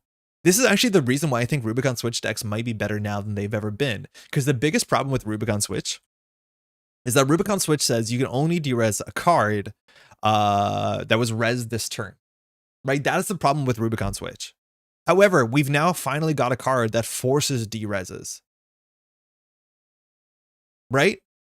It used to be that Rubicon Switch fell apart. If they res the Brawl on the remote server and stayed res, unless you emergency shutdowned, that was it. You were cooked. But now, because you have Window Opportunity, you can force the derez and go into Rubicon. Fuck, is this a low stack? What about Bachlan? Bachlan might be fine tack. I think someone else suggested Bachlan as well. Bachlan's okay. It's a bit slow. It wants us to run a bit. Tread Lately also does nothing mid to late game. If you build a deck that tries to never have res dice in your way, you never restrict what you can run. Derez sounds great with Hermes. It's pretty good with Hermes. It slows them down. Hermes is good with 419 because then they have to reinstall the card and that's credits, but double installs are also kind of like a wash against 419. But why when we can play Zamba? We could play Zamba. It's 4 credits. That's a steal. It gives you 2 MU. That's great for all our programs. I'm not serious about this. Whenever a corp card is exposed, you may gain a credit. That's whenever. Whoa. We probably not playing Zamba, huh? I wish we could play Zamba. The weird thing about this card art, and I think it's the way that it's framed, is like this is someone's obviously a headpiece that's on a mannequin, right? But it looks like the headpiece is on a chair, right? Like the headpiece is so low in the room. I don't know why this sits poorly with me. I feel like you have a headpiece on a hat. It needs to be an elevated part of the room. Like you need to be eye to eye with your helmet. Like nobody puts a helmet on chair level. And this looks like someone leaves a helmet on a bench. Don't know what that's about. To my shame, I only recently realized there's a first line in Window of Opportunity. I always use it to Derez annoying guys. Yeah, that line is like, this line is so generous. Like this line is that understanding that this would just be a card that everyone would dismiss and be like, ah, I'll play it. Like this is the line that makes it really, really cool. Especially also this with Hermes is sick because you make a run and then they derez the ice. And then if you steal an agenda, the ice is derez if they didn't re-res it and then Hermes bounces it. Like this line is so good at installing Hermes. That's the reason why we play Hermes. Shadow the Six, just want to say thank you for doing the deck building 101 videos. They've been a huge step up in understanding of the game, and I got my wife interested in the game. Yo, welcome to the both of you. Hopefully you're having a great time. Thanks for the kind words. Tonight I'm recording some gameplay on JNet with Pat, playing the decks against each other. Hopefully that will be out by Monday. It'll be a couple videos, but thanks for the kind words. I'm stoked that it's helping you get into this game, because I know jumping in can be a bit difficult. Played Thanksgiving. A local recently had to play Zamba Arsana. That's pretty cursed. That's pretty cursed. Okay. Are we doing the Rubicon deck? Currently brewing my 3x, paying 3x of Blade to play on Smurf against us. Yo, Bod, don't forget the gatekeepers, please. Come on. 3x trick shot? Nah, it's not actually that good in this list. I know that's the joke, but like trick shot's actually not good in every list. Okay, what else can we play? Expose a card? It's 1 credit cheaper with Zamba. Rip Deal Reprise. Pinhole's fine. Bravado, yeah, we'll get there. I don't think we need to play. We can play a mutual. We might cut it, but like Amakua goes pretty far for a while. I think there's a chance this is a low stack. F. This is probably a low stack. How have we done this to ourselves again? Would Panweave help with keeping the econ pressure on the corp and choose what to res? I'm not sure. So Panweave is only particularly good if you run HQ literally every single turn. It's a very expensive card, right? Like it's 2 cards out of your hand. It's 2 credits. And this deck, like we have Zaya decks are running all the time. And at the end of the day, this card just doesn't seem as good as any other expensive cybernetic you could play. Now, only in Steve does this make a lot of sense because you're running HQ literally every turn as part of your game plan. Our game plan won't be running HQ every turn as Los, I don't think. We have a lot of run events. We could play Swift. I think we need to play Hermes if we're derezzing stuff, right? Like I think Hermes window of opportunity is kind of messed up. It's my guess. Like, okay, if you want Panweave to pressure the corporation, how many times does Panweave have to fire before it does like a diversion of funds worth of value? Right, like the power of diversions is if they're on 5 credits and I think they have a scoring window, they're on 0 credits. Panweave doesn't exactly do that.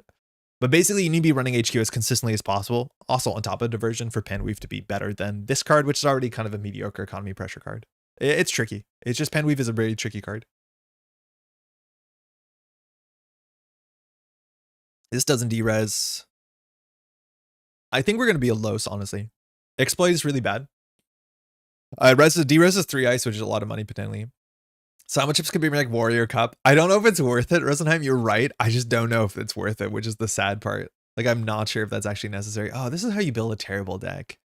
We have no win con. We still haven't played a Rubicon yet. Okay, hold on. Let's build a bad Derez deck. We're committing to the bit. We are committing to the bad Derez bit. Okay, we're lost here. What is our game plan? We're trying to highlight window of opportunity Los, okay?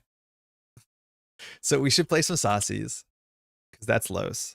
We need to have a win condition that has multi-access at some point, so we're probably going to be on twinning, because that is a slow multi-access, doesn't have interaction. We can Rubicon stuff, that's for sure. So we need to play Rubicon. Are we playing Umpassan? I don't honestly know. Maybe. Maybe we can. How much is it? 2? Yeah, okay, we could probably do it. So the idea with Los is that first time the corp reses a piece of ice, gain 2 credits. So we need to be measured aggressive, right? Anytime we allow the corporation to res multiple pieces of ice, that's really bad for us because then they have multiple pieces of ice resed. So we want to run 1 ice. Wow, the of gets cut off by the box. That's weird. Hey, Piotr, hope we're having a wonderful time. Thank you. We're building a Los deck, so like mixed feelings, but I appreciate it. Amelia for the lulz. It's gonna be very, very hard, right? Like, how soon are we gonna see 3 cards? We have to get our twinning down. We have to get a mystic. It has to fire multiple times. It's just a bit much. Mantle twinning Rubicon. Yo, Rahi, how's it going? Mantle we can use for hardware. Rubicon is hardware. Free credits. Alex, do you know a card can go great with Saucy? Is it Arsana? Because I originally wanted to build Arsana. We played Arsana last week. I do think Arsana as Saucy is like, Lucille was doing that in startup. Spree? The only cool thing about playing Spree with Saucy is that you can call the decklist Spree Bird. I think that's like the cool thing. But imagine a situation in which we want a Spree. I can't think of one. Oh, this list is going to be really quite bad. Let's try lately but backwards on the remote server. Yeah, it's you make 3 credits. They just don't res. That's good for us. These are the problems that I think like Null Signal Games is really happy that we would have with this D-res card pool, right? Winner Los, D-res alt is the same. Exploit is D-result, and the D-result is not very good. It's not good enough for 2 influence. No, I don't believe it is. I do think if you play Saucy in Arsana, maybe.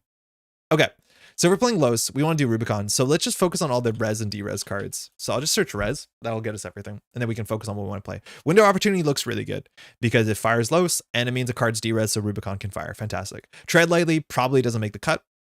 Increasing the res cost of the card is not very important for our deck anymore. Sorry. Leave No Trace. This seems good. Now, this is expensive, but when the run ends D-res all ice, that means that we'll get Los at value again, and it makes it very difficult. We can only play this on the remote server, but seems aggressive. Disgusting. Seems aggressive.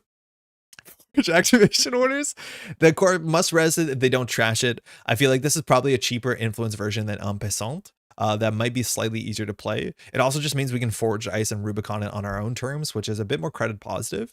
There's a chance that we take the En Passants out and play just forge activation orders. And as soon as turn 1, if we have a Rubicon down, we do Rubicon forged and then just de-res the thing over and over again.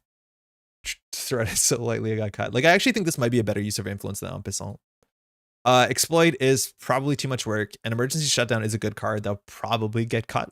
It's just very slots intensive, and it's also hard to hold this in our hand where our hand already has so many other like temporally positional cards, right? Like Window's only good on certain board states. Leave No Trace is only good on board states. Forge is on so many board states, so we'll probably end up cutting this. Go to the hardware.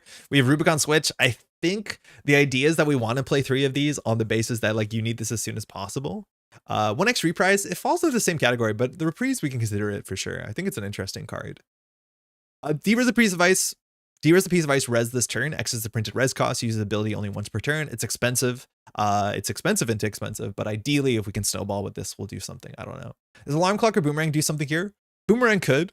Alarm Clock could as well. We don't have a huge incentive to run HQ for double clicks, right? Like a lot of decks actually gain forward momentum from running HQ. We don't. We genuinely don't. So I'm not sure if we need Alarm Clock, but I think Boomerang is just a good enough card in most decks. There's a chance we can just play 3 inside jobs and then have more Mystic or like Debbie as synergy. That might make more sense.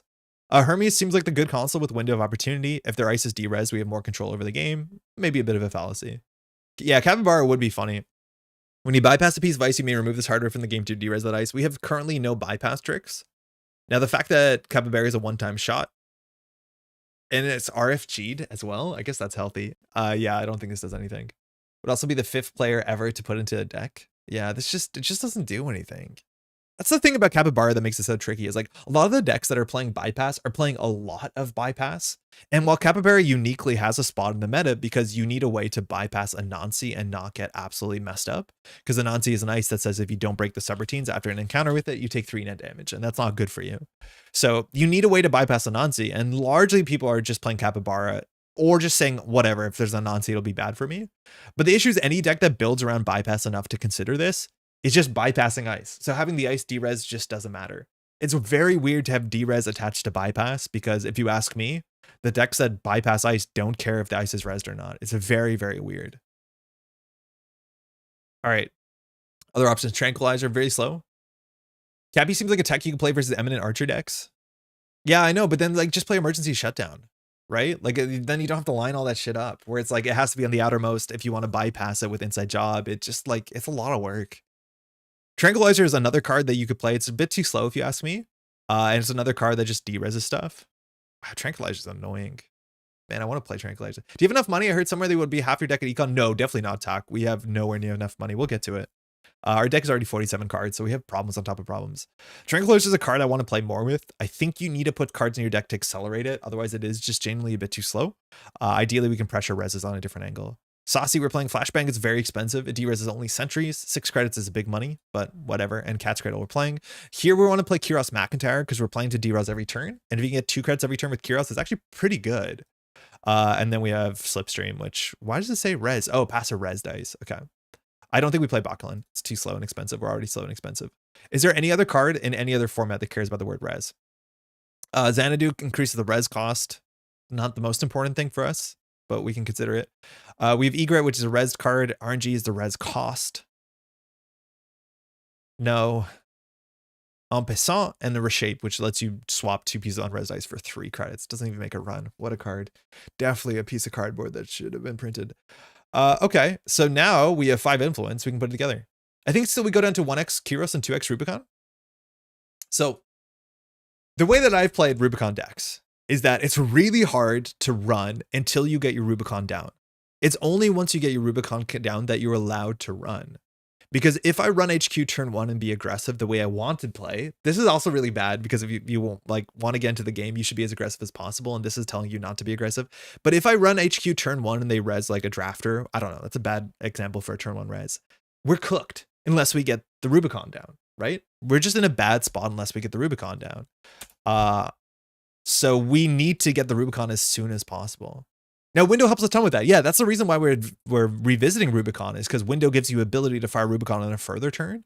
But I just think this card is so fundamentally important. Like, I don't know if we can rely on just Window and Rubicon. I don't know. But you're totally right. Like, Window is the reason why Rubicon's better. Andre going full villain mode by building a Rubicon deck. He loves to see it. Correct. How's it going? We have Leave No Trace in here. It's going to be good. Okay, we need more money. We need more card draw. We have none of either. We're playing Worry. Probably shouldn't play Worry anymore.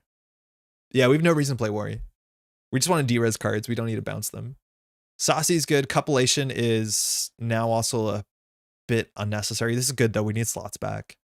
We don't have a very good consistency in finding our breakers.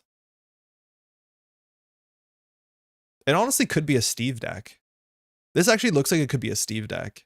If we can just Rubicon Hammer HQ over and over again, or do we get more value from Loser for Steve? Huh. That's interesting. What can we put in this deck to give us money and card draw? Ideally, we want money that's uninteractive. We really need to cash though. Yeah, like I would put a Caddy Jones in this deck. Because I just want a money card that I can sit back when I don't have to interact. I think Los is more money overall than Steve. Yeah, Los is a surprising amount of money. The eternal cycle of thinking of a weird set of unplayed cards, trying to build a deck with them, and then cutting the unplayed cards. I hear you, JD, but like we're still doing some weird stuff. The thing is like you have to focus on the weird stuff. Like we played Tread Lightly and all this other stuff and Worry, and that was about like running into HQ. But now that we're on Rubicon, our game plan is swapped. Oh, Fermentor's really good. Yeah, Fermentor's probably pretty good. New season of HS Battlegrounds dropped. Hearthstone? Steve Window Worry sounds like a nice way to keep HQ open. Yeah, unless they res their ice. But that's the problem is they can just res their ice and then it won't happen. But it is interesting, right? It is kind of interesting. So Fermentor is slow economy over time. You can sit back till you have the credits into the Window Rubicon, the most important ice. Yeah, that is interesting. It'll stop me from being aggressive, which I think is good. We have one influence, which could be DJ Steve. I don't know if that's super necessary. What else can we spend for one influence? So we have one influence and we have not enough money. Like I think we need daily casts. I still think, why are we drawing the bottom card every time someone says Window? Okay, whoop. Biobands is nice with Chesva. Oh, that's true. We do have Chesva. I actually don't think we should have Chesva, though. I'm not sure we should have Chesva.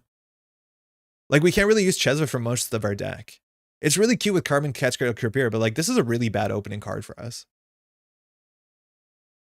right? Like Mantle is better. Yeah, I don't think we could play Chesva. Just doesn't make sense. So things Forged might not make sense. It's like a +1 credit econ card. With Mystic is a +2 credit econ card, which is nice. We'll probably play another one. Does Chesva trigger the twinning? It does. It's very good for the twinning, but ideally we're doing it with Mystic. There's an idea that maybe we should have one Chesva just for the twinning in the mid to late game. I could see that being reasonable, but we definitely don't need to. I think our deck doesn't have enough economy. Let's do some test draws. We also are missing an influence. So this is our test draw. Will we keep this? Shit, no. That's bad. That's pretty bad.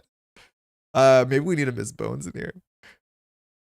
Do you have influence for Mantle? I think Mantle is 2 influence. It cannot be DJ Steve? No, we would probably do DJ Reyna.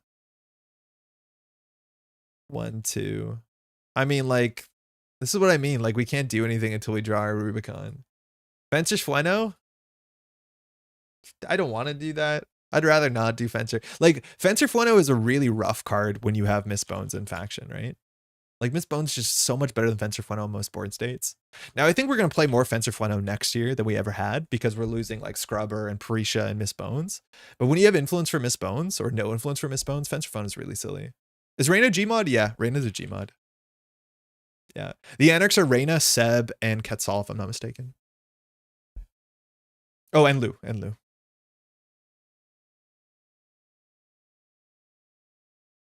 Reyna Gmodded herself to be better at chess, which is Gmod subtype chess. It's in the lore. True, but you can use it to pay for things like Skunkworks. Yeah, you can, but like, I'm not too worried about paying for Skunkworks. We have Pinhole Threading. We have other stuff. 1x Parisha over Fencer. I would just play Miss Bones, honestly, if we were going to play a card for that slot. Like, this hand seems good, but this hand is just like agnostic of our entirety of our game plan. I think the biggest issue here is we have literally 0 card draw in the deck. Like, straight up goose egg card draw. How do you put card draw in a criminal deck? Okay, we figured that out. How do we now cut cards? This is why you don't end up playing Leave No Trace, right? Like, you just don't have card slots. Hey, changing a buy bands could work. It could work. Just thought, what ideas are we gone a DJ after rotation? Not realizing the problem with my thought. Yeah. Hey, Ian, Mr. Lee. Yeah, kind of like Leave, but better. Leave No Trace stays. I'm glad you think that way. I think Forge probably goes. Maybe you want 2x or 1x Leave No Trace. That's the problem with Leave No Trace, right? Like, it's such the cursed spot because it's only really good in the early game. But also, like, what happens when we have 2 of these? Like, we probably do cut one, but you know what I mean? It's like when we draw this the mid game, it's the worst time to draw it to some extent. Like, at least for us, it's probably free plus because of Mystic and Kyros. Like, Kyros Leave No Trace actually seems kind of okay.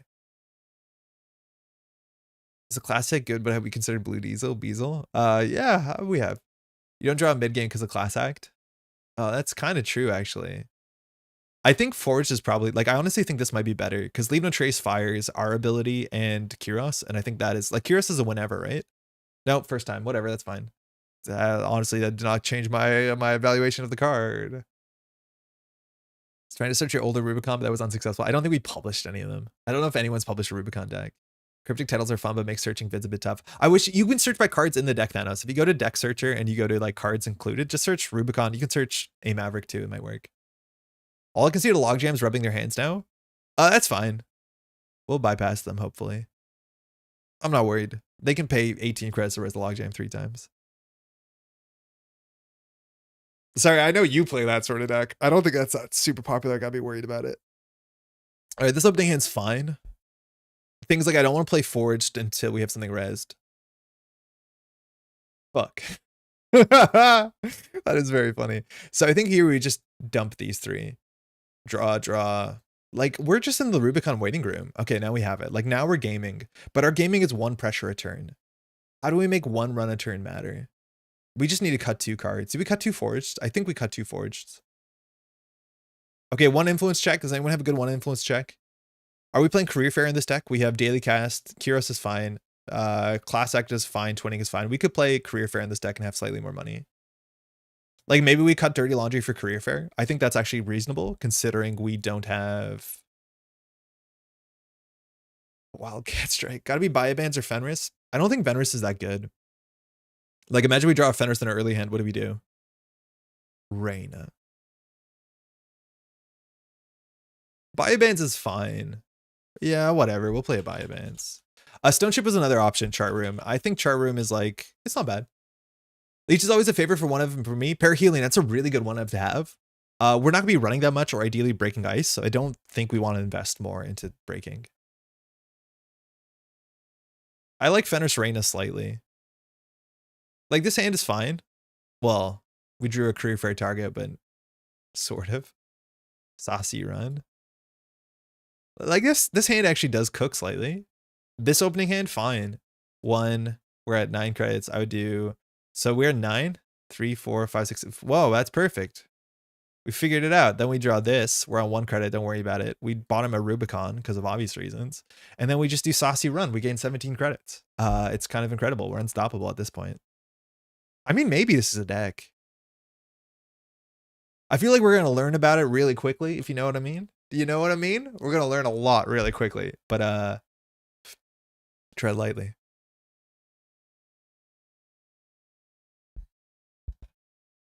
We're going to have bad matchups. I hate saying this before queuing up, but there are going to be bad matchups. Stone Chip instead of Baya, I think it's a consideration. We'll try the Baya for now. We have 1 Chesva. That might matter. But Stone Chip is also pretty good because, again, you can fire it on your opponent's turn to do the filter draw, and it also stops you from dying to stuff. I think we want to build a deck that's not like really tech cognizant, and then from there, Q's into Acid NEH, 0 ice. Yeah, like there are problems that we're going to run into.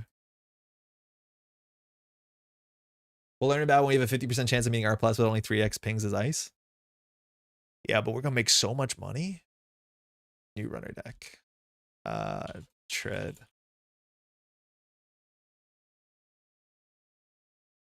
Let's overreact based on limited experience.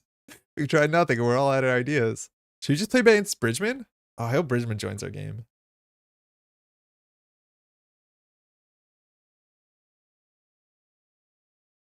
Have you Stone Chip to charge a 20 before? It's a 5% usage option, but it's an option. It's definitely an option. I don't think I'm excited to do it, but if you need to do it, you'll do it. It's hard to imagine that drawing 2.5 cards isn't better than a 20 counter, though. Unless you're winning or losing that turn. There's not currently a way for the runner to res or derez ice mid-run at the moment. There is. It's Bachlan Boschkin cranked. I think Bachlan might be the only way. Think of how much you'll make derezing and resing on smiling if they give you 2 credits over and over. They're going to blank our, what's it called? Earth Station. Oh, shit. That's going to be interesting. Hey. So this is going to be the logjam meta. All right, we have Chesva. Any thoughts of cutting 1x twinning for Awaken plan for freeing up 3 influence? So Bassoon, how's it going? I like the twinning because it incentivizes us to get counters without having to interact. Wake is only really good if you want to run many times, and we can't really afford to run a lot because if we ever run last click, that is the opportunity for our opponent to res an ice that we can't Rubicon. So we actually have to be a bit careful in how we do our aggression. So we're actually going to be less proactive overall as a runner. Mind you, the only time that we saw Los do anything competitive was for the weird meta where we had Tributary, where criminals, run-based criminals couldn't work. So like sitting back and doing Los stuff made some amount of sense. D had a deck list that they posted. I don't know. We're pretty far off from that, I think. So the idea is that we want to be a bit more of a passive criminal. All right, flip on HQ, put in the remote server. So the question is, are we going to spend 6 credits to check what's a Rashida probably? So what do we think is on HQ? Probably nice that can be rezzed. I'm assuming it's an Afshar. So here we just do Sure Gamble. We can leave No Trace HQ, which is really funny. No matter what we face check HQ, because even if it's an Afshar, we get our money back. If we want to be like really, really wild, we could do Mutual Favor. No, we can't do him. So specifically the Fight Club meta Los was kind of interesting. Yeah, I don't know enough about Fight Club to like really chime in on it. You probably do more. Oh, I didn't mean to draw. That was a misclick. I meant to run. Whatever. But I meant to run here and then a window and then run server 1. Because Baserton can probably resist twice. We want to get 1 run. Just undo click. It feels bad. We'll be okay. But I didn't mean to draw there. Yeah, fuck. Now we're meant to window run server 1.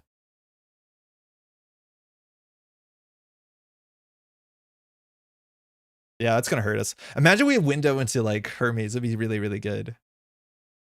Yeah, so here we're meant to window, Dreo's a tree line, install the Chesva, get access on HQ, flip our station, run the Rashida.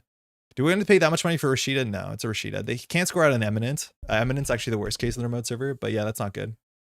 Yeah, we could have dealt with that. We also could have leave no trace to HQ. That would have been better, actually. If we leave no trace to H turn 1, why don't we do this? Fuck, that was way better. We could have just, we've click 1 or turn 1 misplayed. Because now we have the tree line rezzed on HQ and our leave no trace doesn't do anything. We should have at all costs made sure HQ wasn't flipped. This is an eminent on the remote server, I think. Oh, piss. If we just leave no trace to HQ, there's no winning line for our opponent. Yeah, Milanomi, how's it going? Yeah, every time that I play this, I'm like slightly too aggressive and I play like my reg aggro crim and it just doesn't work out. I need to check this. If only we had a Warrior, it won't do anything. The Warrior on the tree line would be fun, but we would have to guess it's a barrier. I would have guessed Code Gate. I'm going to pay 6 to run this. It's either an Eminent or Rashida. If it's a wall-to-wall, we have to trash it too. Like 6 is cheaper than breaking the tree line. Big run? Happy. Fortunately, our money's bad. You could have windowed Rubicon the tree line. Could have windowed Rubicon the tree line. Yeah, but he'd res it. Like, it only cost him 3 credits. It might have been right. So now this is the Eminent, I think. Oh, the game is slipping. Oh, we slipped as soon as turn 1. And now we're going to struggle to interact. Okay. 2 ice on HQ is very important for our opponent here. I think this is going to be an Eminent on server 3, and then the game's going to be cooked. We need to keep the window to deal with the Eminent ice, because we have to derez it.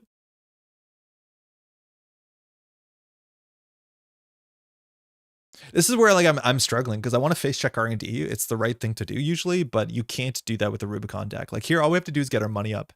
Unfortunately, next turn we won't have our money up. We'll just have daily cast. I don't like this Chesva. I think this Chesva is pretty bad for the deck. We just need burst economy so we can afford to be Rubicon annoying. Like ideally, we just need to run R&D every single turn. So I'm just going to do nothing and see what happens. That's fine.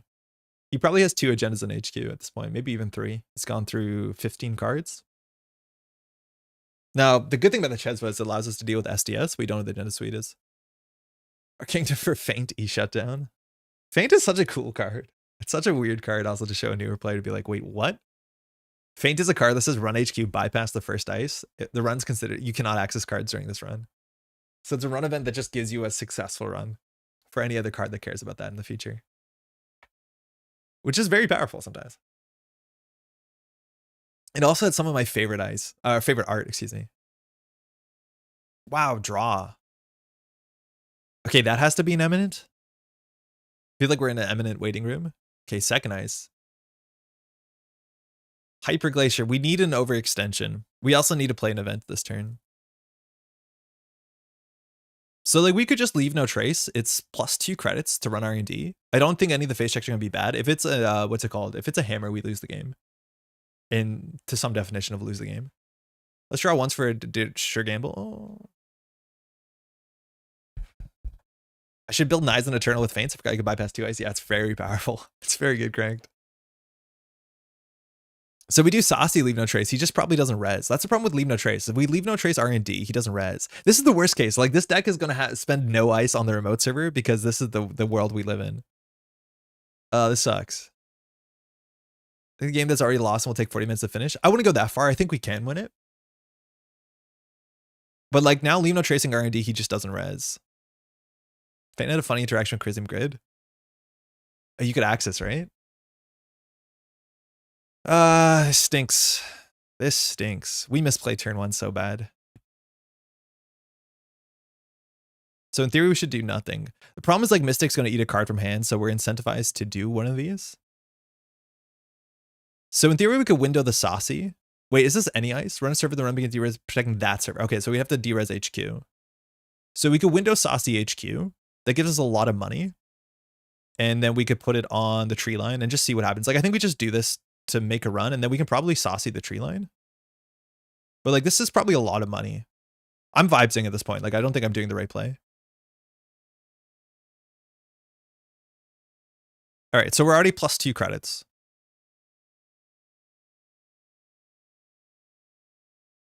It's a Winchester. This is fine.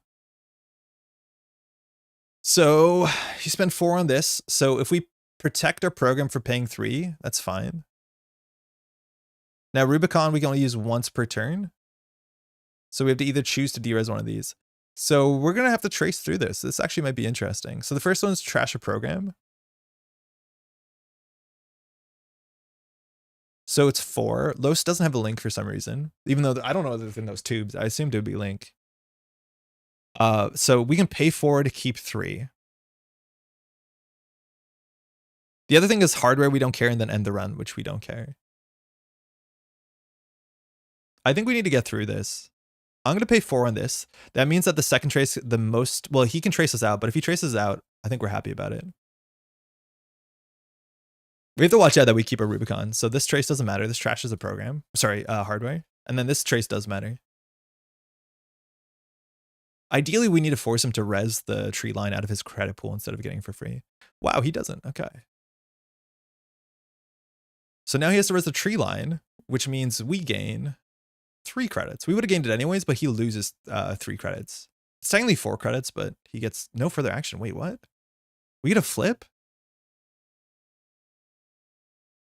He might not res this, which might be correct, honestly.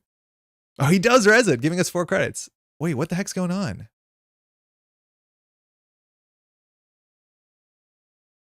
Spin? Okay. That's why. I think we got unlucky there. 2 cards went to archives. Well, those are probably agendas. Maybe just running archives did something. So unfortunately, we can't get Rubicon down. We just don't have the time. So HQ is just cooked. Man, did we misplay HQ. Like, we can't do this. We just can't play aggressively. We have to really relearn how to deck build this sort of strategy. Because this is probably the worst thing we could have done is re-resed all the ice on HQ. That's at least a lot of money next turn. So next turn we bravado R&D, then Rubicon, then on res. We did make him spend a lot of money though. Well, no, we made him spend 4 credits. I think Winchester on HQ is going to be bad for us. And now the ice is also rezzed. Huh. So he's probably not jamming there unless he flips. Oh, he didn't flip. I think we just like leave no trace the remote server, right? Either that or we can bravado it. I think we leave no trace it.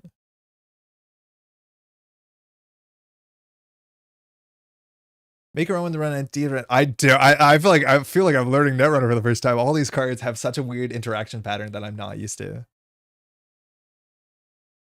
So if he wants to res something expensive here, he's just gonna get derezzed, which is fine. Yeah, right. I should have done this turn 1 on HQ. I messed up. So this also controls the amount of unrest cards, which is important for Hermes. So far, the Mystic's been really good.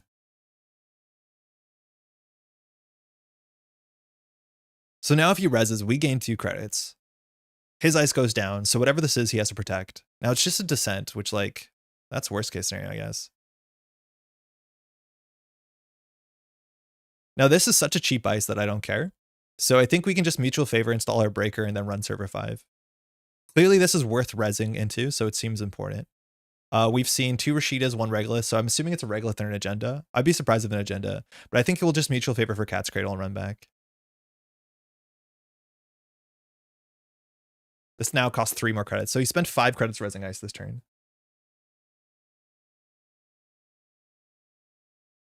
That's what we need. Just loads of new R plus oppo. I wouldn't go that far, but I'm glad it feels important. Rashida. Okay, that's the final Rashida. We've gone through 3 Rashidas, 1 Spin Doctor, 1 Regolith. So we know the remote server ice is Descent, which is a 3 credit res. He didn't res it, which means he can't bounce it. We're actually happy he didn't res it because now we'll get Los maybe on a different turn. We also now can worry it back. First station flip, 6 credits to run the remote server. Okay, so we've overextended for this situation. So all we want to do is now poke central servers and Rubicon down. And Eminent will be pretty bad for us. So now we can bravado this turn. I don't think we have to. Yeah, I really don't like his unreliance on ice. It's just this, and we've res the stuff, so it's not very good for us. Okay, we have a couple options here. We can install the Class Act, which is a bit expensive. And then next turn we can do bravado. I think we should. Kind of wonder if this deck wants Spree to go Sassy. We considered it. It's 2 influence though. I'll just do this. We'll draw 4 cards. Hopefully we get a Kiros. We don't. But at least here we can now do Career Fair, Twinning, Bravado, Rubicon, Derez. Let's see if it's an Eminent or not. If it's an Eminent, what he ices up with it. I'm so scared of an Eminent. Also, like, if it's an Above the Law, losing the Mystic's not very good for us. But so much of this, I think, is just allowing the ice to get rezzed on HQ is a mistake. We should never allow ice to get rezzed. I think we should have to figure out how to play this differently. I'm excited to get to that point, because I think we're, like, there's not many decks that playing through it through one game doesn't very change. Just a Regolith? Fuck, that's so annoying. Okay, so now we need a Pinhole. We can't let him have this money.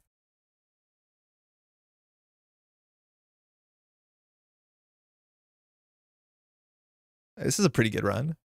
Mystic's been good. Better than prepaid. Because it allows us to squirrel the money away. So now if you don't res, we gain a credit. If we do res, we gain 2 credits. So ideally we hit an ice, we bounce, and we walk away. And then we just Rubicon it. What's the best case scenario? This ice has to be like really expensive. I wasn't expecting that. The heck? That's a problem. I guess we're playing Hyper Glacier? Like, there's going to be an Aduduwa in this deck, isn't there?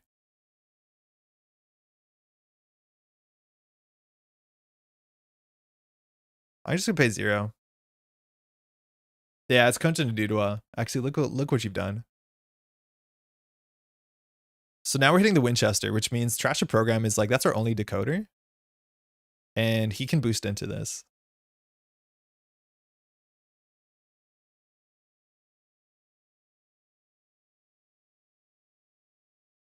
Nine. Yeah. I don't think we lose, but it's really bad for us now.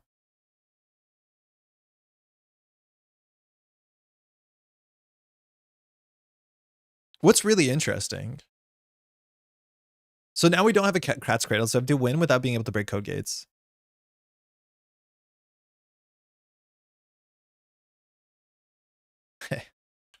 Yeah, the ETR fires because it's this ice. Wait, when this ice is protecting H2, it gains, and this says choose another piece of ice that run encounters that ice. Yeah, so it fires. So we actually want to consider de-resing this. If that's the case, it does cost us 6 credits, which is a bit expensive. But I don't know if we can win with this on the table. Maybe we can. We probably can. I think we have to just continue to de-res this. The problem is, though, is that I don't know if we can win. Like, we need to trash the Regolith this turn, then. Like, if our goal is to financially punish our opponent and put them in a lock spot, I don't think we can win if Baserton gets 9 credits next turn. The issue is we have to run this, which costs us 6, and then he just reses the Descent for 3 credits. So our options are to force him to res ice on R&D.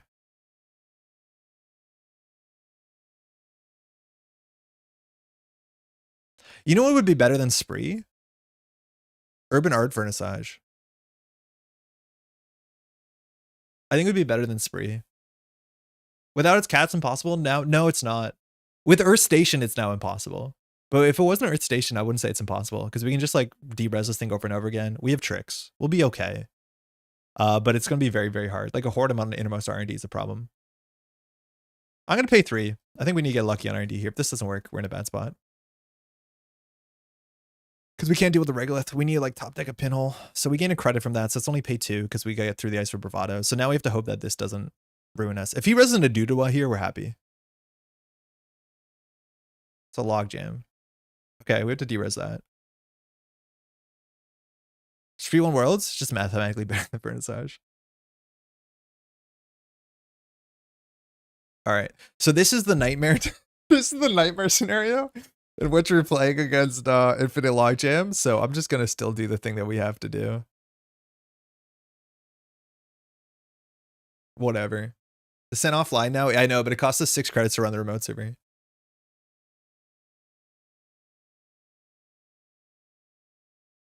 Yep. Yeah, we might have to throw this game.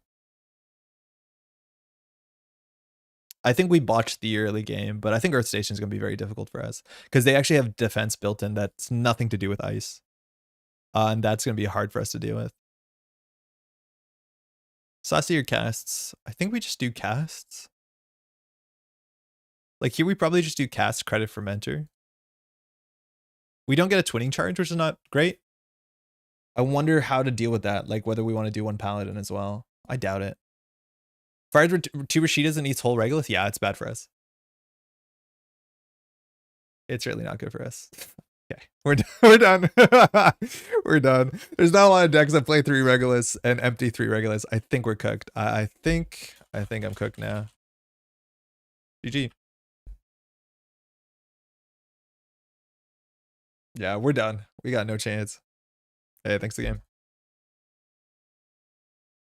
So obviously he'd play different if he was an Earth Station, but we can actually put a fair bit of pressure on their remote server. Oh no. But I don't even think that's the biggest problem. Yeah, losing the cat is like not good, but it's definitely not even our biggest problem. We have problems where he has unchallenged money. We just can't even run the remote server. We botched the early game. We can't. I keep doing this every time I build a Rubicon deck. You can't be aggressive unless you can Derez. And we just have to understand that when we play the deck. Yeah, we're just trying to do some Derez. I need to not be aggressive.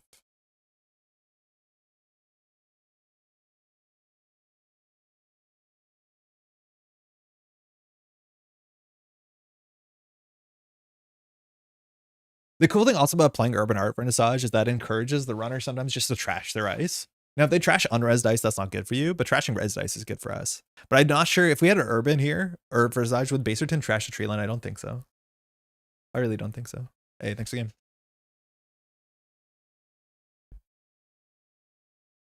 Konjin doing work. The thing is, like, Konjin did do work, but if Konjin was anything else, like, it could have been a Winchester, it could have been a Colossus. Like, I'm not sure. Like, Konjin doesn't do work 1/3 of the times. Hey, good job.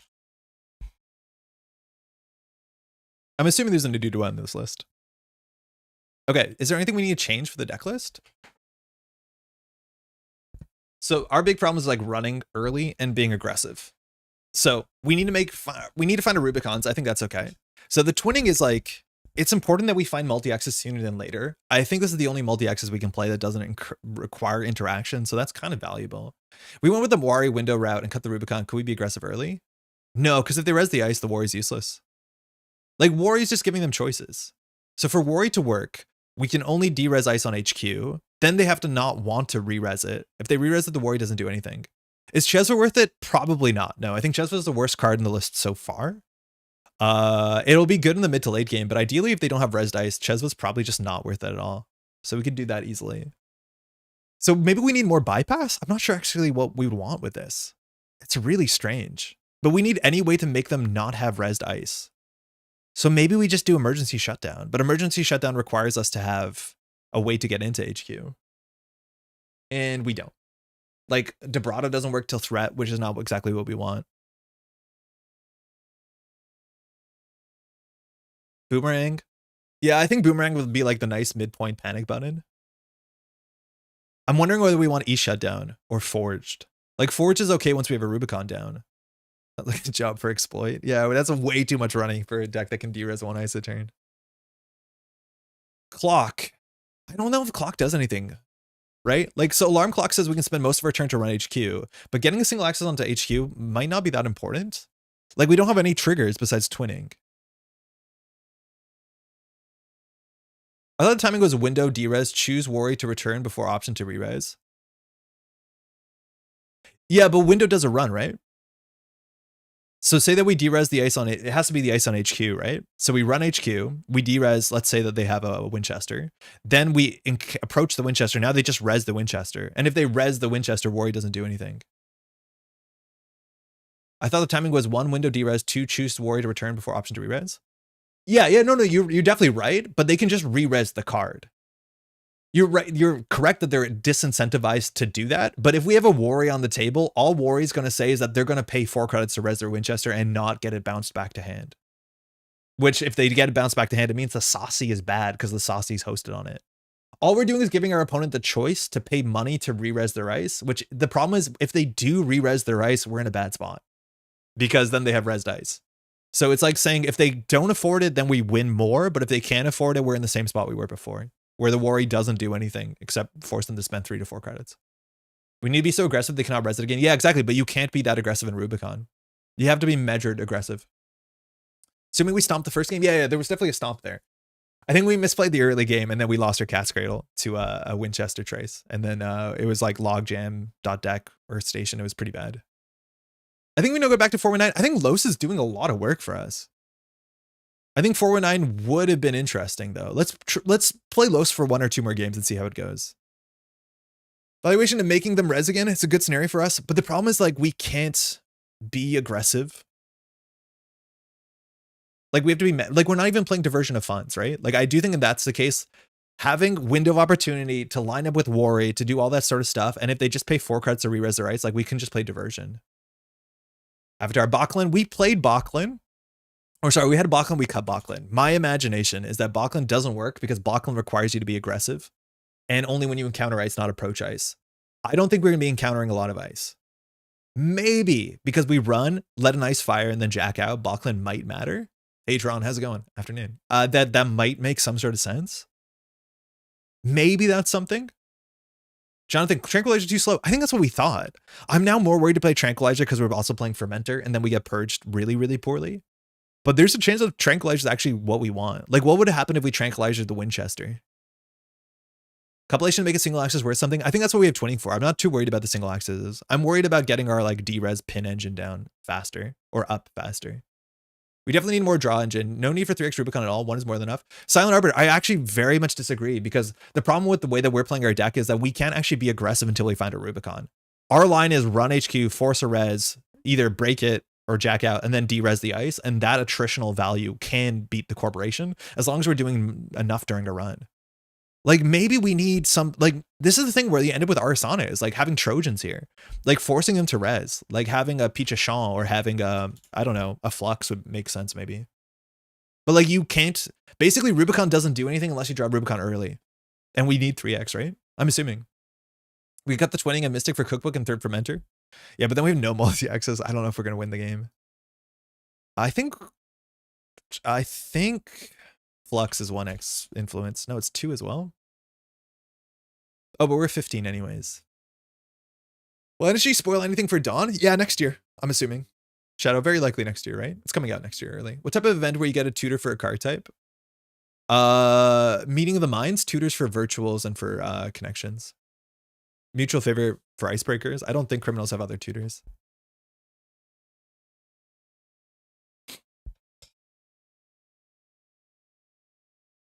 I understand we want to put pressure, but Rubicon's for when we are already in control. Also, no doof. Doing econ denial is wild. No doof seems okay. I think we probably should consider diversion. But Rubicon does nothing in the mid to late game. Like if you draw Rubicon on turn 16 when all the ice is res, this card doesn't do anything. So if you're playing 1 Rubicon, you might as well play no Rubicon. Yeah, I think Boomerang makes the most sense, but I think we're likely wanting to play 2 Boomerang. I said Boomerang. It's more classy. Good old Boomerang. I think then like we just play fewer breakers. That'll stop us being aggressive.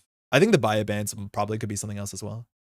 I made a deck like this. Hey, Daniel, I think you largely camp the remote anyways. Ideally, setting up an only touch centrals later in the game. Yeah, I think that's the biggest problem I'm running into is like I'm being way too aggressive. And I probably should just camp the remote server, de-res the ice, and then eventually pivot to centrals once we have a twinning up. I think it's the biggest problem is that I'm way too aggressive as a, like I play fundamentals criminal as opposed to like weird, gotta pin their ice criminal. And I think a lot of like the suggestions I think are been really good for that sort of aggressive deck and are different arguably for this list. But I think we just got to play this list a whole bunch and learn about a lot because I think every game we look back at what we've done and so a mistake or an option we did on turn 3 has an impact on turn 6 in a very important way, in a more drastic way than, oh, if we didn't run this we can Hermie bounce it. It's more like, oh, we res that ice and now we can never break it. That's a problem. So we'll see how it works.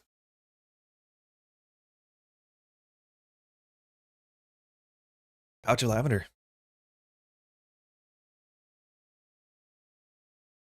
Op. Okay. Los is good against Op classically. Hey, Eddie's joined. Thanks, you too. So Op is interesting because they res a lot of cards and they res ice on their turn, which means Los actually fires a lot because it's a piece of ice each turn. So if they Op on our turn or on her turn, that's kind of okay. Now, derezzing ice is also interesting against op because if their ice is derezzed. We also have very early pressure on the remote server. So let's talk about this hand. Kurapira, don't want. Mutual Favor, don't really want. Biobands is fine. Hermes is really good. Daily Cast is whatever. I think we actually mulligan this hand because I don't care about half of it. That is kind of good. This is, again, the problem. It's going to be like turn one, I'm going to want to run the remote server, and it's probably the wrong thing we do. Unless it's sure gamble, run the remote server, Rubicon, derez it, which, like, we'll see what the pressure is. You have to not be aggressive, and not being aggressive means I want to fire Los once per turn, and it's probably wrong. Like, it's so frustrating. Like, let's talk about it. Sure gamble, Rubicon, run the remote server. What do we think is the remote server? Eminent, Rashida. So in theory, it's our best interest to run this. This is breaking my brain because I always run the remote server after I play the sure gamble here to force a res, but forcing the res here is probably the wrong thing. If we do sure gamble, run the remote server, we're probably on 11 credits. If we're on level credits, we can install Rubicon. We're down to 8 credits, and then we can derez the border control. Hopefully it's a border control. And that would be probably pretty good for us. Yeah, I think we just send it. I don't think we show the Rubicon first. Jane and RNG mulligan is weird. The number of times I end up with the same card you mulligan. It's full random. Okay. So she does get a credit. I think SG run Ruby's correct here, but only because they have 5 credits. Yeah, so now she's on 5 credits. So we can do Rubicon derez. It's pretty expensive. It costs us 7. The other option is like Kurapira run it, but then she'll crack the border control, and we've already got Los credits. So let's just do the thing that our deck wants to do. The problem is, if it's a Rashida, if it's an Eminent here, I don't think she probably still reses. Yeah, right? We're struggling with this. Like, it's so important we keep our economy up at the same time. So that's a Rashida. So now, like, she's on the same board state as turn 1, but slightly better. So maybe that was not the right line. Maybe we should have just gave her an uncontested Rashida, and we should have just set up for a Fermenter. Like, this is legitimately totally different game lines. We probably thought that was a border control, which she reses for 3 and we gain 2. And so this board state is actually probably worse for us than it is for her if she has a Rashida here. Now, the only thing that's interesting is she has to be careful, because now if we run this again, she has to understand she's going to res it for 3 and we derez it for 2. Oh, but it's assets, so we're in a bad spot. That's bad. Uh-oh. I don't know if we derez the border control. I think we now just face check the border control, check, and then we do Fermenter. Yeah, the assets pivot's not good. I think Miss Bones probably should be in the deck. So I think we actually do res the border control and force the res. Man, it's so hard now. We have to really totally evaluate the game. So we have to worry that this is an Eminent, and then on the table is like, what's it called? Powers that be. So we're incentivized to run this early, see what she does. We gain 2, she loses 3. Then we check the table. And then last click, we can Rubicon we want, or we can Fermenter. I think that's the best we do. That gives us some choices, because this is at least a 5 credit swing. That's the power of Los. You need to think about the run as both using 4 credits more than actually getting it. But we lose 2 credits because we get Los back, right? It's not 4, it's 2. We do spend 4, but like no matter what, if we run, we're going to gain 2. So like this is still a 5 credit swing. So now the worst case in the scenario is Rashida again. So I think we're just going to check the table. Svi, oh, it's full assets. I'm saying this, how you do from this deck by Rubing, yeah. So we have to deal with Svi, because then she doesn't have money. Yeah, you just have to trash Svi. So now we're poor. Fermenter is also really bad into Op, because Op is likely to run like 3x Mavirus, so you can't rely on Fermenter. Spin, okay, bad ordering for us. We'll see if she uses it here. We can't afford to trash it. Ideally, we should be trashing these because it means it's easy for her to like play Audacity, play Slash and Burn, discard a ugly hand, but we can't afford it. So we have to do the Fermenter. So now the board control is just going to be rezzed. We have a Kurapira, so it's like, it is what it is. But unless this is a Rashida, if it's a Regolith, it's also pretty bad for us.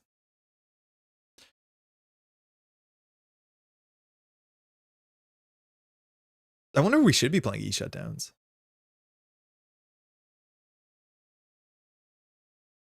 Yeah, of course.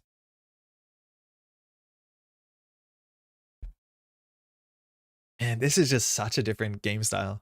It is really throwing me for a loop. I think if you're going to check the assets, you can't run the remote server. I like to run the remote server because if she reses it, she can't score out and it gives us 2 credits. You're right, it's a res border control, but like she's very unlikely to extract a border control, which is the worst case scenario for having cheap res dice. I know she has the border control resed, but that run was a 5 credit swing and we needed 2 credits. It was a click for 2 credits, which we needed, and we needed her to not be able to score an eminent in server 1.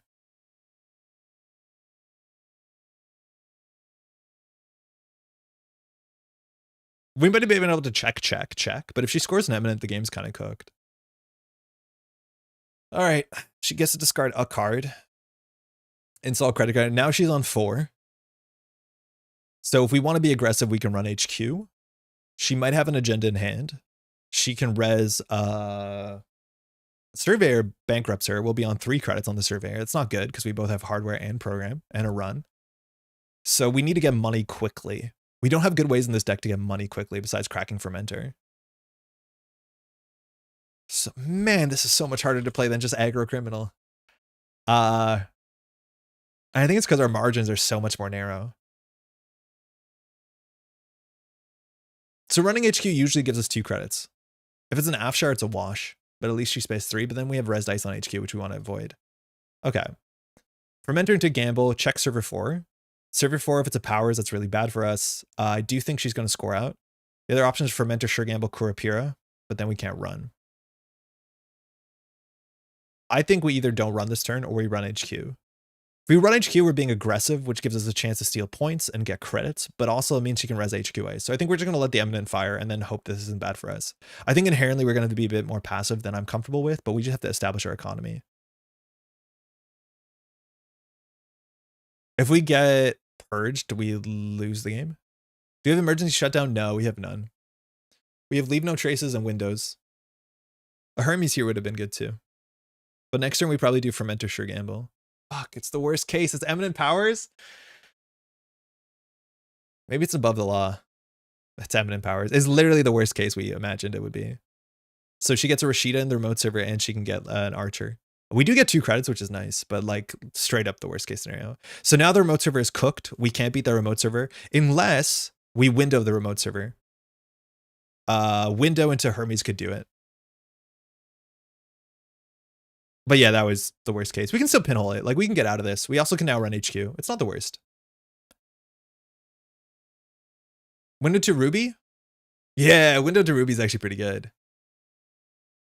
Yeah, window to Ruby something. So that's Rashida. We'll pinhole the Rashida for sure.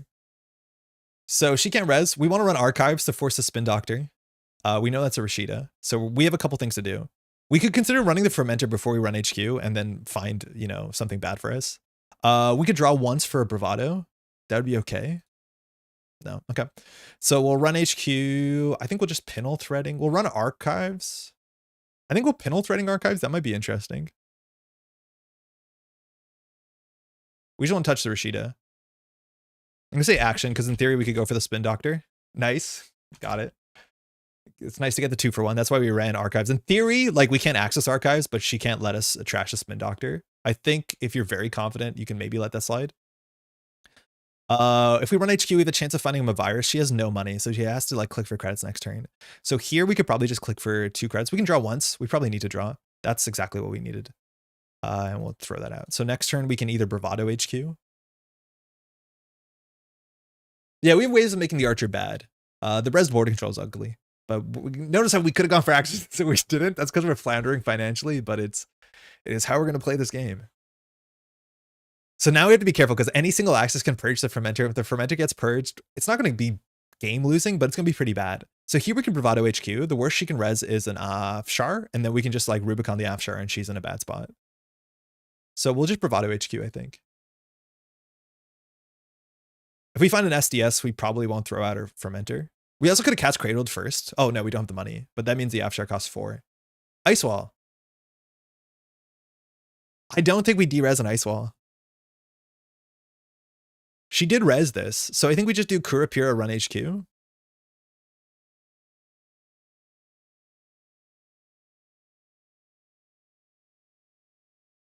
Is there anything we can draw into? But then she'll give you 2 on future runs. It's not worth it. You totally de-res the Ice Wall. Jason, you think so? But that means we can't run back. So we can do Kurapura, Run HQ, Derez Ice Wall. Oh, yeah, maybe we do. It's cost of credit. But I do think we make a run through it. Like, we can't run last click. You're kind of right. Maybe we do. It's a nice wall. We need Kyros. Like, maybe we play 3x Kyros. Because Kyros makes all these lines so much better for us. But I think we can do Kurapura, Run HQ, Derez Rubicon. I just want to, like, clearly she has something in HQ here, and we can afford to make this run, unless we hit him a virus. This also charges a Kurapura really cheaply, which has some value. But I'm not sure when we should be running, especially with that multi-axis. Hate it. All right. She can't extract it. That's good.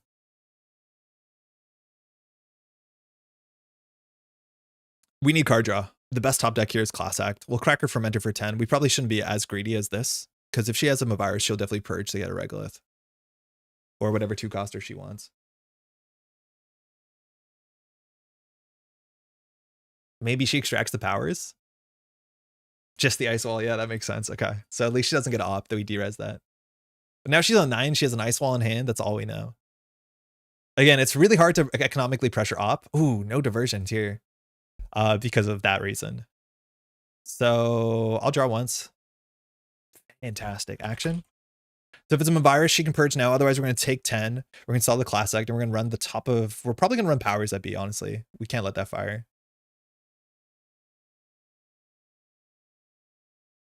If it's an ZF and we lose our Cat's Cradle, it's pretty bad for us, but it shouldn't be likely. All right, we're gaming.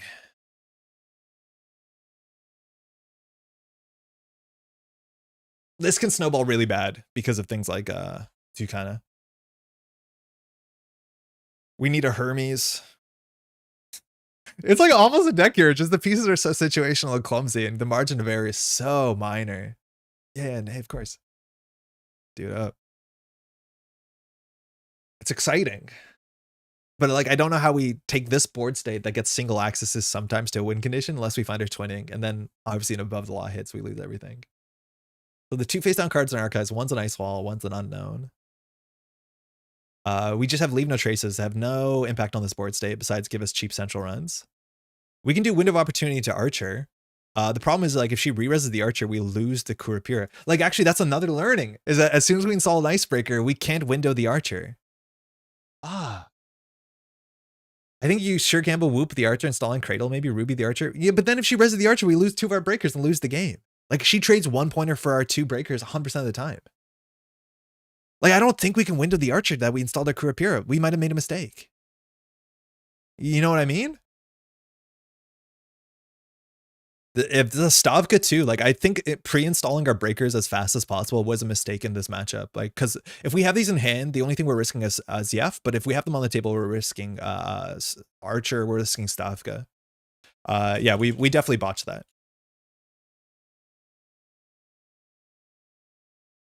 I think we probably shouldn't have Carbon. We should have Revolver because it's cheaper.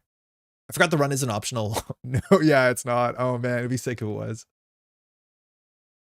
Yeah, we definitely should have Resolver. Or Flip Switches. Yeah, that's a good option too.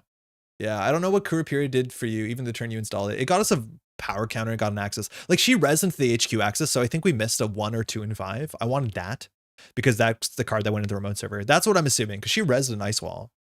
Maybe it's just an Ice Wall, so she'd always res. Drake Sleeve is doing so much work in our games. It's been pretty bad, but this Archer was resed unfairly.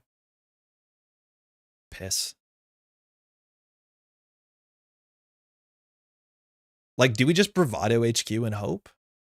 Like, she's shuffled 2 back. We don't need a Fracture, just Boomerang the barriers. You can't Boomerang border control. Because you won't get the Boomerang back. It's hard. So imagine if we're in E-Shutdowns and he has Sneak Door. I know. Think you need a Boomerang and Archer then? Yes. Or have our Carmen. Like, I guess we go for a single. We could go for a single in HQ. I'm just going to vibes it at this point because this is definitely cursed. See what this is.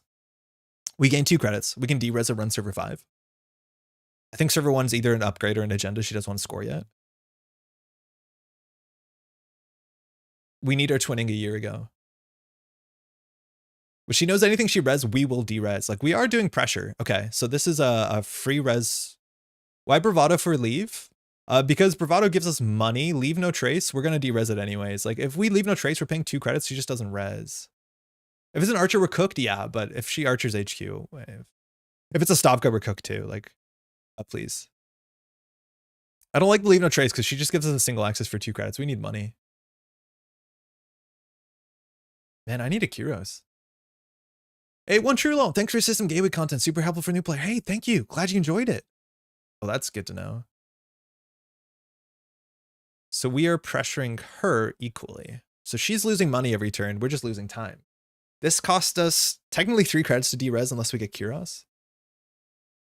Yeah, True Loan, glad you've been enjoying it. I think they turned out pretty okay. We're gonna have some gameplay up soon.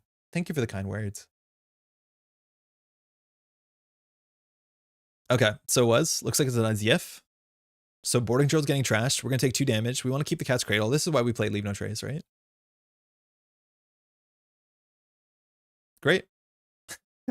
Lost 2 leave no traces. Sandstone on the table. She's on 3 credits. So we can continue to do our shtick. We got 2 credits from this too. This interaction's really cool. So draw. Think we go for the buy events. You can whoop now.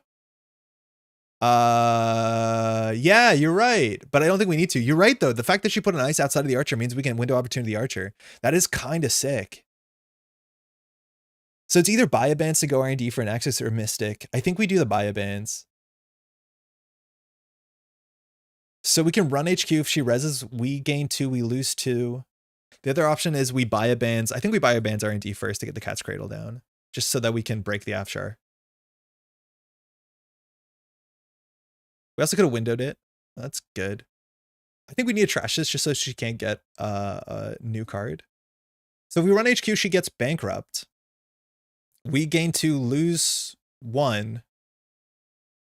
Oh, she actually can't res on HQ now. Oh yeah, right. I forgot about that. So we can run HQ twice. I think there has to be agendas in here. We need a Hermes. But this is now cost 4 to res because Cat's Cradle increases the res cost of all code gates. Good. We know nothing about hand. No, we know Ice Wall in hand. Yeah. Res cost of each code gate. You need money too to pressure the archer derez? Yeah, we only need 4 credits. We'll draw into it, right?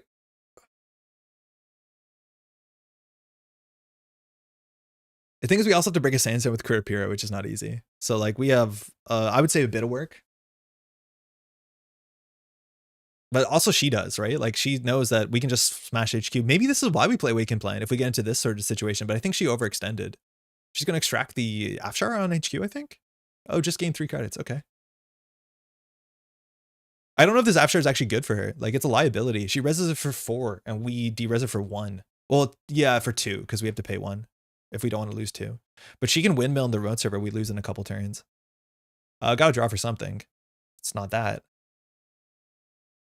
Like this is where we maybe really need a Waken Plan because we can get into HQ over and over again and she can't do much about it. Huh, interesting. Maybe we have a play where we window Saucy the archer. Yeah, thinking. I don't know if we have the math. Okay, so say that we do window Saucy and we run the remote server. So with window and Saucy, we're down 2 credits. We're on 4. We put the Saucy on the archer. And so we go 5, 6, 7. Then we run the sandstone.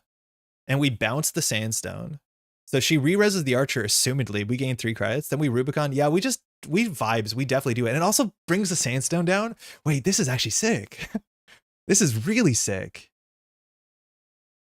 So check this out. We started the turn on 6 credits. We have a couple clicks left. So choose a piece to derez. We derez the archer. We gain 3 credits. We're going to bounce the sandstone. We're going to let the sandstone fire because we can't run into the archer because she can res it. Obviously, it costs her an agenda and 4 credits. The issue, she can still res the archer. Like, that is going to be a problem. She can still res the archer. But this now costs us 1 credit. But now if we run this, we lose our entire breaker suite. Like, it was really cool. Whoop the sandstone? No, we can just run back. We're cooked if she declines? Yes. Well, no, if she declines, I think we're okay. Yeah, right? Yeah. The sandstone install made that possible, which is weird. We can Ruby the archer forever now. Yes, we can, but if she reses it, it's bad for us because we'll lose our breaker suite. So do we want to trade both of our breakers? Probably not. So I think we just draw here. If she scores out another 2-pointer, how bad is it for us? It's pretty bad. We could leave no trace the remote server. Run leave no trace. That's the funny thing. But the thing is, like, if we run leave no trace, she will still just destroy our breakers. The only thing that we've got going for us is she doesn't know how many breakers we're running. But if we leave no trace, we're on 9. We break sandstone for 3-4, I think. Yeah, 4. And then if she reses the archer, like, we gain 6 credits, which like seems pretty bad. I'm gonna do it for testing. I don't think this is the play because we're giving her the opportunity. But now if she reses the archer, she loses the archer, but she trades her 2 programs. She doesn't know how many programs we're playing. We do, and the answer is not a lot. I think if she has an agenda, it goes into server 1. No need to res if they break if they can't res. That's the hope. So if she reses this, it's a 6 credit swing. She loses an agenda. Yeah. This is so weird. Like, I do think we need a flip switch. Like, we need a panic button to stop this from happening. Where if she reses, we can just make it a bad choice for her. Like, if we had a flip switch, this would not be a good choice.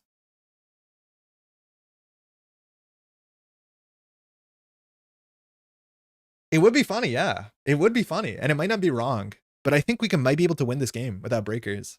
I think we can window on the sandstone. I don't think it matters that much. We've already got our Los this turn. Window is also really important if we want to win the game without breakers. So I think we need to keep the window in case we lose 2 breakers. Only get Street Magic installed. Oh, okay, she's doing it. Sick. So she's losing a point. She's going to lose 2 credits. We're going to lose entire breaker suite. This might not have been right, but she also has problems. So we are now somehow in 11 credits, and she res and de-res Archer a fair bit this turn. Let's see if she scores out. We have to be careful we don't die to SEF. Eminent, no! We're going to get 2 more credits. I feel like that was incorrect. It probably was overall incorrect, Changeling, but I think it was the most interesting play. Like, now we have to win with no breakers, which I want to see if it's possible. She probably needs to get an ice now in R&D or HQ, and we can't Rubicon it unless we window. Like, this is where, like, our best top deck is window Hermes, and we can start pulling the game apart. Because she can't res HQ, she can't res R&D. So what she does with this Eminence, super important. Because we can now, well, we have to be able to deal with Sandstone somehow. That's going to be a problem for us overall. Yeah. Yeah, it's an interesting choice. But now we have a chance. As soon as, like, it's res, we just window it, and then we can de-res it. So wherever she puts us Archer here, it's immediately going down. And if we don't install breakers, it doesn't matter. Are you done, Maddie, in sweater? Oh. Maddie's been working on a sweater. She's almost done. I think this is fine, because whatever breaker that she gets on the table with the Archer, we can de-res it this turn for very little money. Man, Saucy was messed up. This gave us what? Like 9 credits? 12 credits? Oh, on the remote server? Fantastic. Problems we have to deal with the Sandstone. I think we might have...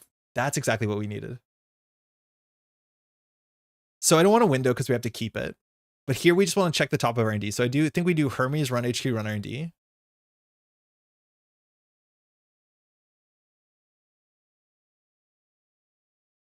Saucy was 15 credits. Ah, the 3rd extract feels bad.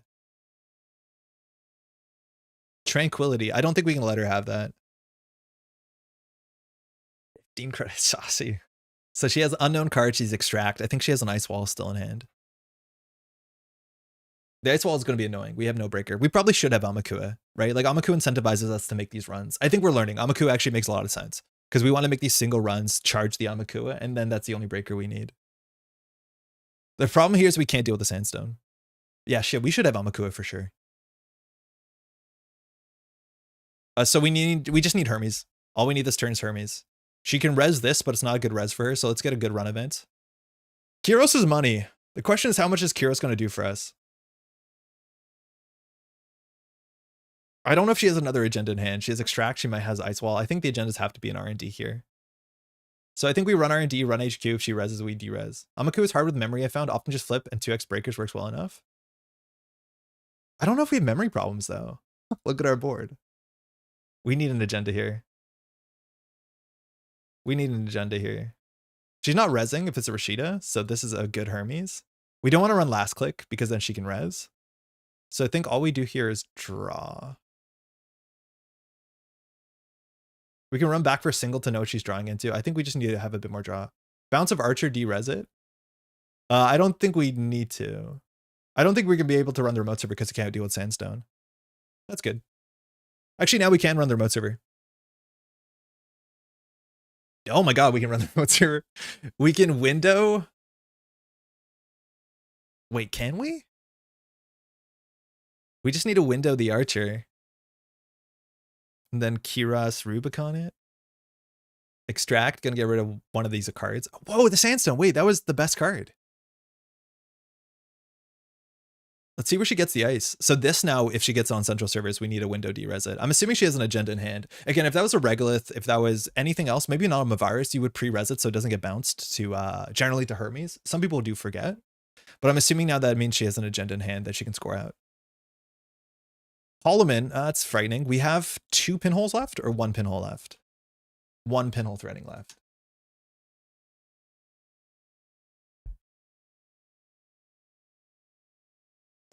Right, it's an assets list. Forgot about that, it's been a minute. Okay, so it's 2 archers in the remote server, which honestly doesn't matter that much. We'll lose the Saucy.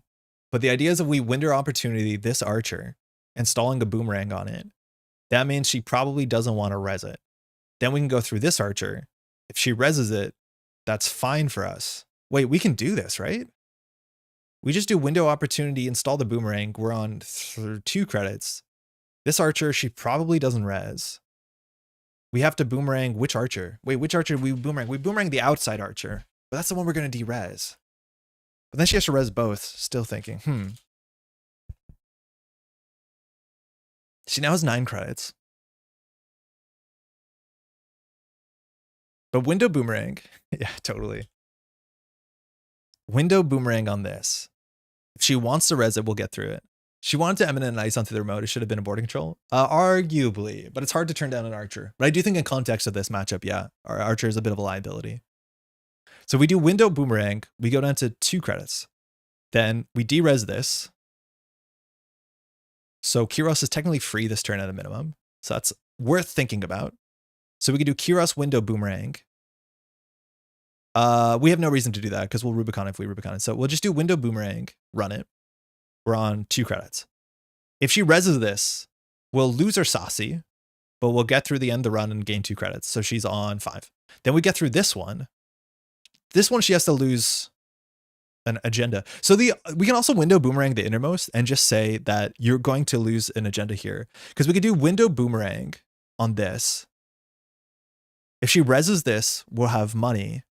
I think we window boomerang this one. Because if she reses this one, she loses an agenda point.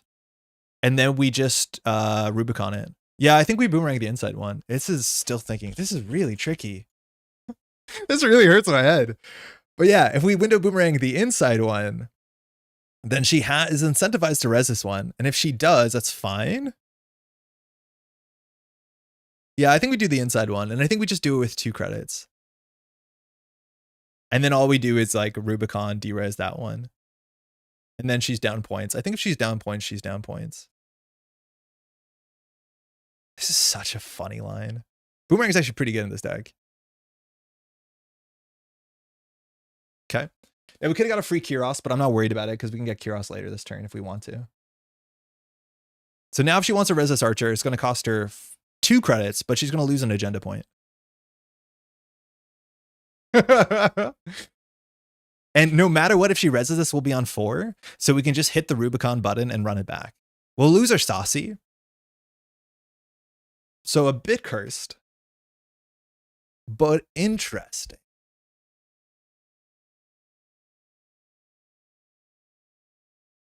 Definitely interesting.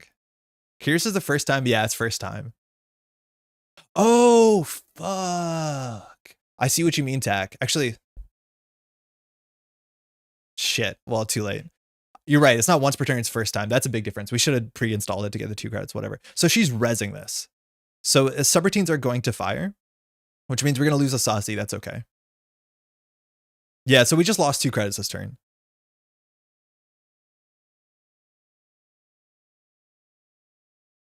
Watch the agenda at the bottom be an SDS.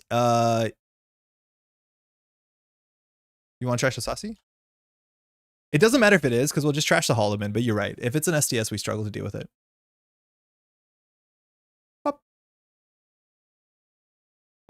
Yeah, easy to miss, of course. Fly away home. So now we can derez and run back, and then she has to throw out 3 points to protect her SDS. Like, I think that's fine.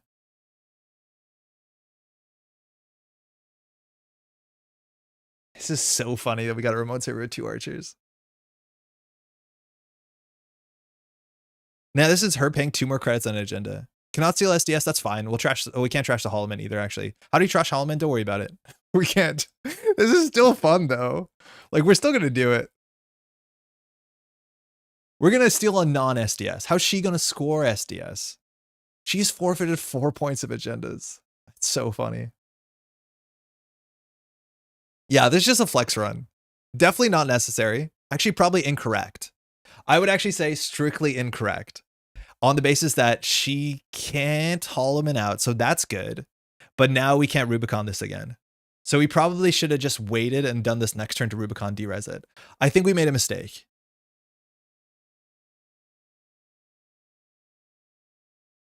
Don't know what server 6 is. Oh, that's interesting. I guess we'll trash that. Is there game plan mill? No, we went on 1 agenda steal. The problem is we're going to need a program. Maryland? Okay. She's played 3 extracts. The Maryland's like not too concerning. Eventually we'll have to trash it though. But yeah, we definitely shouldn't have rented there because we turned off a Rubicon value. We also have a finance problem. Don't worry about it. Kyros would have been really good. Kyros would have been fine.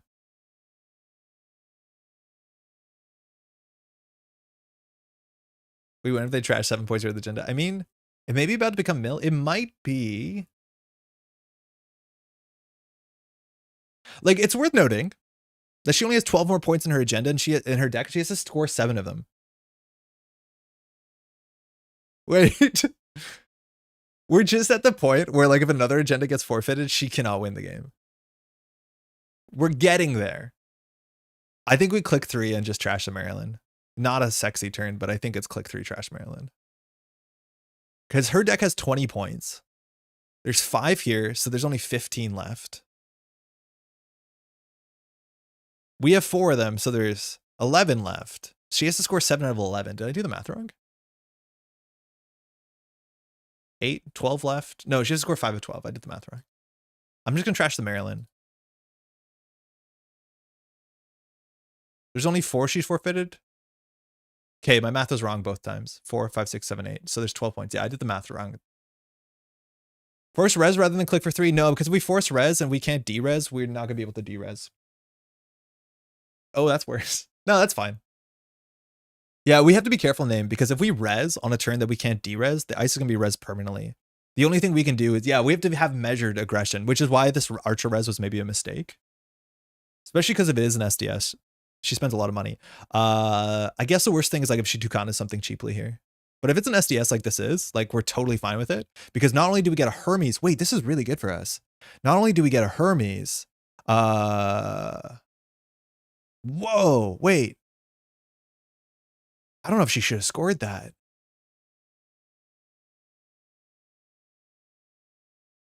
So 3, 4, 5, 6, 7, 8, 9, 10, 11. So there's 9 points here. We're just going to run HQ 3 times, run archives. I wish we had money. I thought we were going to get some money on an ice res. The issue is like the SDSs are safe. So she has another 3 points that are totally safe. So 2, 3, 4, 5, 6, 7, 8, 9, 10, 11. So there's only functionally like 6 points we can steal. There's no card draw economically that gets us out of here besides Fermenter.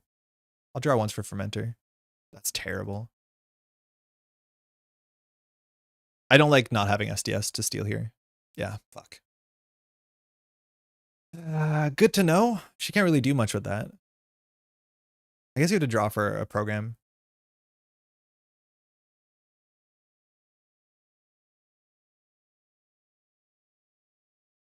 Shit. Not good.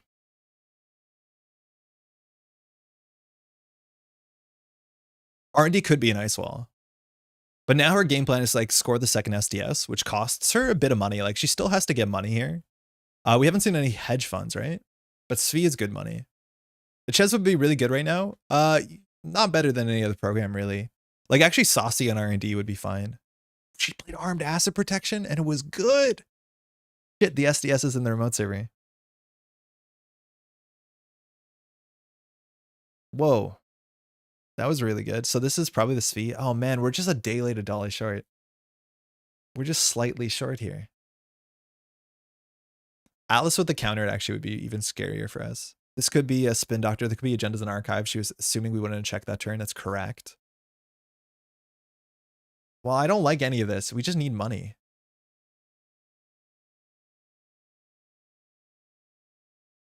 The problem is if this is the SDS, we can't do much about it. We just can't do much about it. We have 20 cards left in our stack. Like, we're not drawing well. We can do credit, run HQ. What is server 8? 2 Rashidas are out. 2 spin doctors are out. 2 powers are out. We know there's a Svi in hand. Would she keep an agenda and 3 cards in HQ? Or do we run archives? On 2 credits, there's not much we can trash here. If it's a Rashida, I think it's okay. We don't want to install a program if we had one because this is probably the SDS. So we basically have to win in a turn. So I need to draw. If she scores the SDS out, though, that's probably all the SDSs. Can you just window whoop run the remote server? Yeah, actually, maybe. The London Library Muse interaction is really fun, but. So if we window this archer, it gets derezzed. The thing is, like, we're pretty sure we can't because it's an SDS, right? So we just need a program in hand. So I'll just draw. That's not it. We just need a cheap program. We need to draw a Saucy. If we had a Saucy, the window run on the remote server is like, it's not perfect. She's just going to Svi Ice, I guess.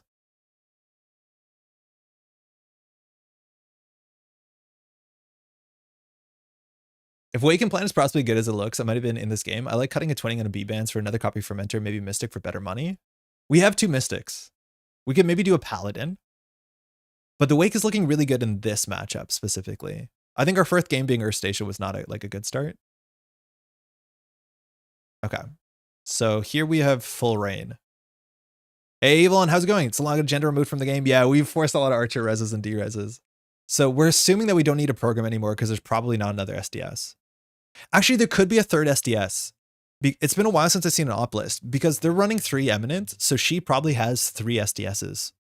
So if she's on Eminent, Eminent, Eminent, that's 3, thinking. So say she's on 1, 2, 3 Eminence, right? Then she's probably on 9 SDSs. That's 9, 10, 11, 12. Then 13, 14, 15, 16, 17, 18, 19, 20. So probably her last agenda is Azief, SDS, and Eminent. There's probably 3 agendas. Hostile, I don't think there's Hostile in this list. I think it's 3rd Eminent, SDS, Azief. That takes you to 20, right? 3, 6, 9, 10, 11, 12, 13, 14, 15, 16, 17, 18. Yeah. 2 nodes, 3 SDS. I think it's 3 SDS. So we probably still need to find a program. With Holloman, any 3-2 scores as does Audacity. Money. She's short money. Install SDS Advanced. No, she's short 1 credit. Flip, how's it going? It's very close, but she's short 1 credit because it costs 5 to fast events. I think Whoop lets us get into the remote unless she forfeits a 3-pointer. Svi gets the money? Yeah, well, that's true. That's true. So we'd have to deal with the Svi or run HQ. So I think we need to find a program, though. I think the best case here is we window, we find a program, we run HQ, we run our D. Audacity is 0. Audacity, she can Audacity next turn. So I don't actually think we need to care about Svi Holloman because she probably can Audacity. I think we just need touch points. I want to run archives too. But we have to draw for a program. I hate that.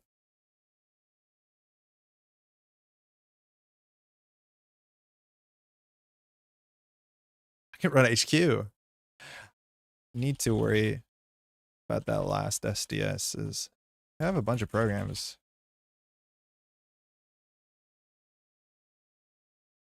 That's not good. I'm gonna have the career fair to override the class act. Yeah, but we're gonna lose this turn. Like, I'm pretty sure if we don't win this turn, we lose. So I don't think class act's gonna do anything. Pin ulterating here at least lets us deal with the Holloman, which means we can play around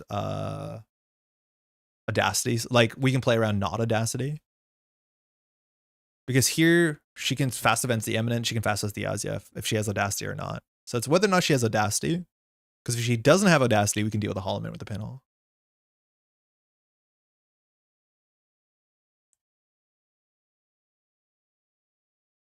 So this costs 3 credits. So we can credit, we can Hollow Man, we can go for a single.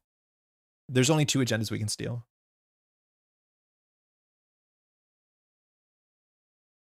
If we run R&D first, we can possibly see an SDS. And then we can do nothing. I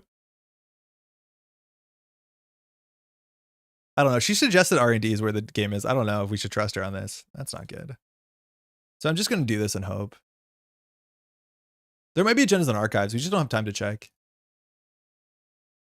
Also, checking the top of R&D is a bit cursed because she can also shuffle. So if she's looking for 3-2, if she's looking for Audacity, she can Svi the Archer and draw a different card. But if she has Audacity, she wins here. At least we take her off that one condition and force her to have that. Which, like, with the Archer, we still have Window. And if she has to res the Archer with Window, she's in a bad spot. Audacity? Oh. Okay. We're still gaming. Funny enough, this is the board state where, like, Los is really struggling to get money. No surprise. She has a thimble rig? The hell is this? What is this? What's going on here? Okay, interesting. Run R&D for 2 credits. We might do the same thing by windowing Archer. Right? Maybe we run R&D so that she can't re-res the... Oh no, the Archer gets re-res for free. So if we run R&D and she reses the thimble rig, it gives us some information that she needs to res this. So she loses 2, we gain 2. Imagine we had diversion. Then we can window opportunity the Archer. Oh, I thought I'd lose the Audacity.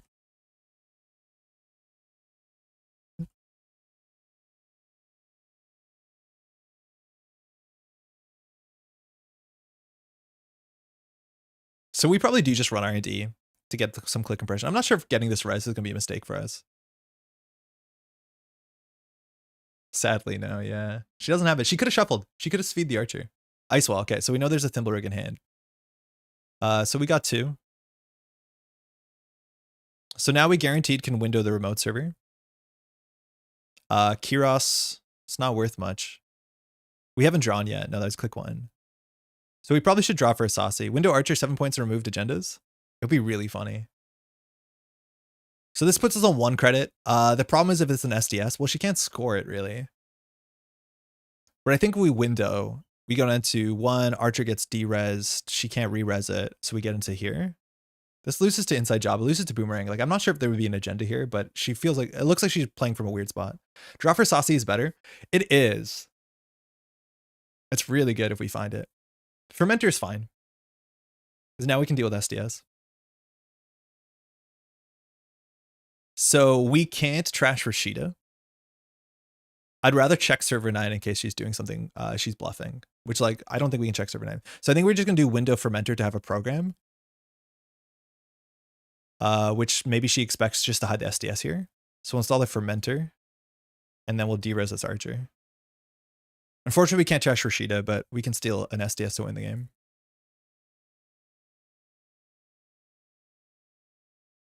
Wall to wall, okay. Window, she should re-res that. Can't trash Rashida, but I'm just going to keep her honest here. This is probably a Svigator. Oh no, we know this V. I don't know what this is. Spin Doctor. Oh, that's bad. Okay. Well, we lose the Audacity. We have to hope it's at the bottom. Okay, she reses first. That's what you need to do. And then you can shuffle if you need to. You can even shuffle 0. I guess there's no reason to do that. Are there agendas and archives this whole time? If she shuffles face down, I'm going to be so upset. Fuck. There were agendas and archives this whole time. I feel like I could have felt that maybe. So now she's going to wall to wall. So she sees 4 new cards this turn. She also can get more money by Sviing the wall to wall, but we just have to hope she doesn't have it. Ice Wall being res is fine. We have Boomerang. Man, maybe we should just run archives. Wonder if there's an SDS in there she threw out, being like, whatever. I do think we might have misplayed by installing our breakers. Okay, so she's getting the wall-to-wall value. Yeah, she just drew. So she's looking. Now she has 5 credits. So she has more than enough Audacity money. She doesn't have Biotic money. She's not on Biotic. What else went back? The face down card was armed. So she just needs money, apparently. Influence count. We've seen Thimble Rig in hand. That's 1, 2, 3. Hollow Man's. All the Spin Doctors 3. 4, 5, 6, 7, 8. Armed. Looks like she got 1 back. She's on 10 credits. We have 2 boomerang in the deck? Wait, I had no idea. I thought we were on a single boomerang. That's sick. SDS could be in archives? Yes. She probably shuffled it back. So no Audacity. Archer's really hard to get through for SDS because we have to break multiple subroutines. Okay, so we're assuming 1 agenda is in server 1. Okay, all right. So things we can do, we can run archives, run RD, run HQ exploit. We need the money. Like, the problem is we need money this turn. Because we need to install a boomerang to get through Ice Wall, but as soon as we crack the fermenter, we can't steal SDS. This is probably not the SDS, because if it was the SDS, she can't score it. That means we want to run HQ, we want to run archives, we want to run R&D. I don't know what to do about this. We just have too many, we literally the Ice Wall. Draw first for options. I just don't know what option gets us into R&D. There are no options. Honestly, drawing might be wrong. I don't think there's a card in our 17 cards that lets us deal with R&D. Like, we probably just have to do credit, boomerang, run R&D. How many windows have we played? It doesn't really click compress us because we need credits. All of them. We need to find the SDS? Yes, exactly the SDS, which is probably not here. So it's either run archives or we do credit, boomerang, run RD for single. I gotta get. Is there any way to run the remote server? No. No, if we boomerang, credit, boomerang the archer. Finding a 2-pointer gives us another turn with Hermes. That's true. Anything would find, even the 1-pointer would give us a Hermes. The question is, where's the agenda? I think it's equal likely to be HQ than anywhere else. Archives HQ, then click for credits. I think I'd rather do archives HQ than run R&D for a single. Tomb of Irises, yeah, that's fine.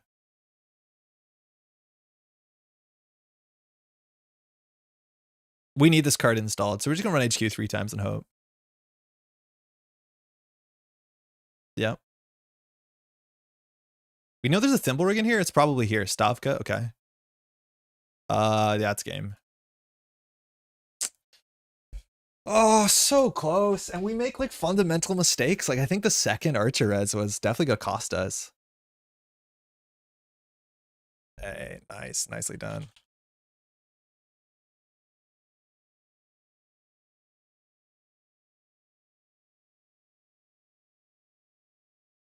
Chrysium, Audacity, Maryland, Stavka. So the top of the deck wasn't it. So we had no way of winning that turn. We were just out of gas in many different directions.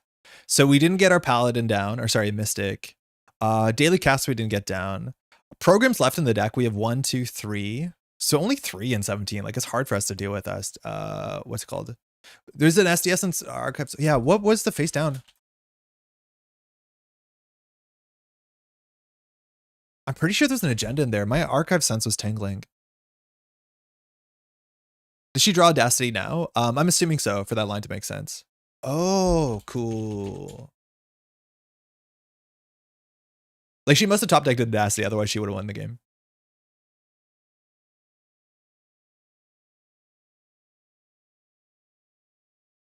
Yeah, it's an uphill struggle, right? Like, when the board state comes like this, we just don't have breakers. Obviously, we threw out our breakers.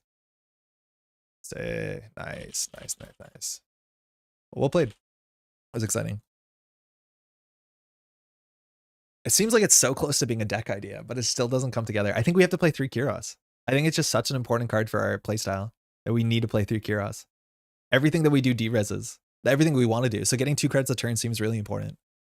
I don't know. Maybe that's a fallacy because we only need 1 of it. Archer to Rubicon shenanigans. Yeah, I was trying to get you to res just 1 more. So it eventually becomes unwinnable. How many points does she have to forfeit for the game not to be winnable? So she has 7. I have 8, 9, 10, 11. Eventually it becomes unwinnable if she just doesn't have 7 points to score. I think she'd have to res at least 1 more big archer. Hey, cheers.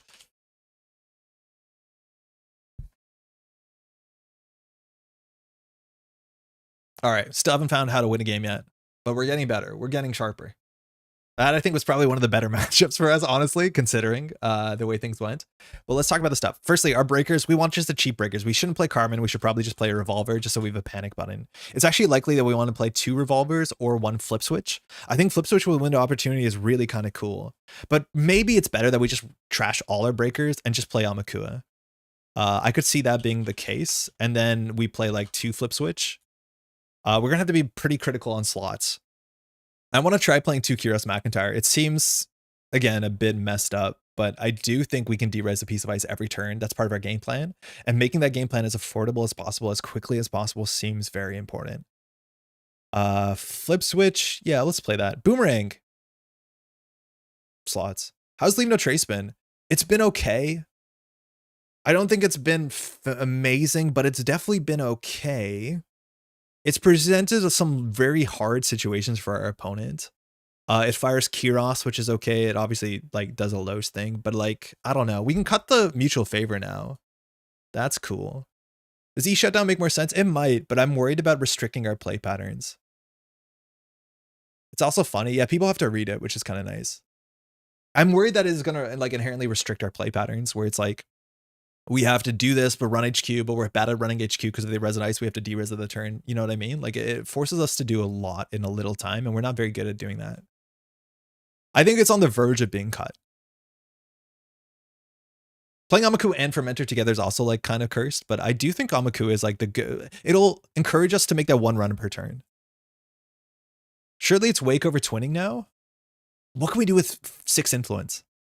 Because you might be right. Hush instead of Biobands just to deal with nasty ice. I think our way of dealing with nasty ice is just to derez it, right? Like, I don't know if we have to actually hush the ice. Because hopefully if it has a bad on encounter, it just doesn't exist anymore. Right? Like if they res 8 for Anansi, yeah, it'll be bad for us, but then we derez it for hopefully like functionally 4 credits if you don't worry about the math too much. 3rd Fermenter? I don't know if I want to go too hard in it. Paladin? Yeah, I could see that. Let's try that. But do we play like 2 Wakes? Like, Matt, imagine someone runs into the funhouse against us. Like, how bad is that for them? Diesel's always nice. Yeah, Diesel could be good. Simulchips to reinstall Saucy Breakers. Do we play, what's it called? Is Simulchip better than Urban Art? Yeah, I was thinking Urban Art is also like an interesting thing to do. It might force them to trash their ice, but like, it's also situational. I think they'll just trash the Saucies. Maybe we don't want that. Simulchip on the Saucies is like, it seems cute. I don't know. It's good with Fermenter. I don't know. It doesn't scream like the obvious choice here. I think Diesel is totally fine. I feel like we do cut Leave No Trace, like 1 Leave No Trace. The windows are sick. Like maybe we just play a Diesel and a half. No, not you. Nice try. Ooh. We floated 1 influence for 419. Why cut Boomerang? I don't know. Probably right. We shouldn't. With Window, it's really good. With Paladin, it's really good too. At E shutdown, we have a slots issue. I think you're right. That Boomerang is probably worth playing. Maybe we need Career Fair less now that we have Paladin, but Paladin actually doesn't install Kyros or Class Act. Could turn buy into Diesel. Coffee is gone. Yeah, I like that. It means we don't have to interact. That's good for us. And it solves our influence. But maybe we do need a Boomerang in here. Maybe we only need 1 flip switch and then we can play 2 boomerangs. Flip switch is the card that we need to hit the table. Maybe we do 1 and 1. I think we're getting somewhere. Probably we end up cutting all Leave No Traces, let's be honest, but like, otherwise you could cut 3 Career Fair and Liberate instead of Fermenter. Oh, that's interesting too, actually. If we do more Liberated, less Career Fair, and then we just sit back and like do the money crime thing, I think that actually makes sense for the deck. Is Liberated that much better than playing Telework? Genuine tone flag? Can't tell. Also, I feel like playing 1 Career Fair is a bit weird, but let's try this actually. Is Nuka better than Diesel here? Yes. We're already pretty click compressed because we need a run, we need a derez. It's going to be hard to do everything. Shutdown is much better than Leave. I don't know. I don't think so. I wouldn't say it's better. It's different. We already want to run HQ because of 2 Waken plans, so yeah, let's try it. I wouldn't say it's better. But like with Waken plan, we're already incentivized to like make HQ a hotspot. I'm worried actually too much of a hotspot. But our job is to make them unable to res ice on HQ. That's our win condition, let's be honest. Our win condition is make them not res on HQ. If we're playing Shutdown, we should consider 1x Sneak Door. The thing is, like, with Amakua, they ice up archives. So, like, Sneak Door Amakua is, like, a bit of an anti-synergy. Like, as soon as you got Amakua down, they want to ice up archives. That's not great for us. And if that's the case, it's going to be bad. We could drop a flip switch for... yeah, we could drop a flip switch for Sneak Door. We have the MU for it, no problem. Let's try it. Like, we have Sneak Door, we have Wake Implant, we have E Shutdown. We're going to play Sneak Door Prime. It's pretty good. Why is that an option in Standard? Okay, let's cut a card. I guess maybe the Career Fair? 3 is... Okay, hold on. 2 Mystics is probably doesn't make sense anymore. Sleepy Snake left out the Derez combo. Now that we're on Fermenter and Amakua, I don't think we can add more viruses. I'd be surprised if that's the right thing to do. Like, they purge and we lose so much of our board state. I think 2 Mystic no longer makes sense. We just don't have enough events. Bravado, this is free, this is free, this is nearly free. So we probably do this, and what do we want to do for 2 Influence? Yeah, what do we do for 2 Influence? I don't think we need 1 and 1. 2, I think we need 1 and 1. Like, here do we play a telework? 3rd Diesel? Maybe? Like, maybe a Simul chip? 3rd Diesel is going to make us faster. Yeah, F it, let's try it. It's an easy thing to try. Is Flip Switch better than Inside Job in this? Yes. Because Flip Switch means that we can face check with like window and all this sort of stuff and just jack out if it's bad. That's the idea. There's a chance that it should be like this. I could imagine that, but it doesn't do Inside Job. I still like 3rd Fermenter. I'm worried about Fermenter and Amakua. Because like a virus basically absolutely wipes us out of the game. And like, not that card's uncommon. Live better than Telework, but only because you have... We cut the Career Fair though. But you're right with the Paladin. We unfortunately cut the Career Fairs. Andre, best Christmas Carol? Oh, Christmas Tree is actually really good. I do like some of the older religious ones. The ones that say words that people don't normally use. Like, those are fun. Which ones am I talking about? Is Mari. I'm assuming this is the deck list of the week. No, it's 44 cards. How big is the deck list of the week? Aaron, what do you think?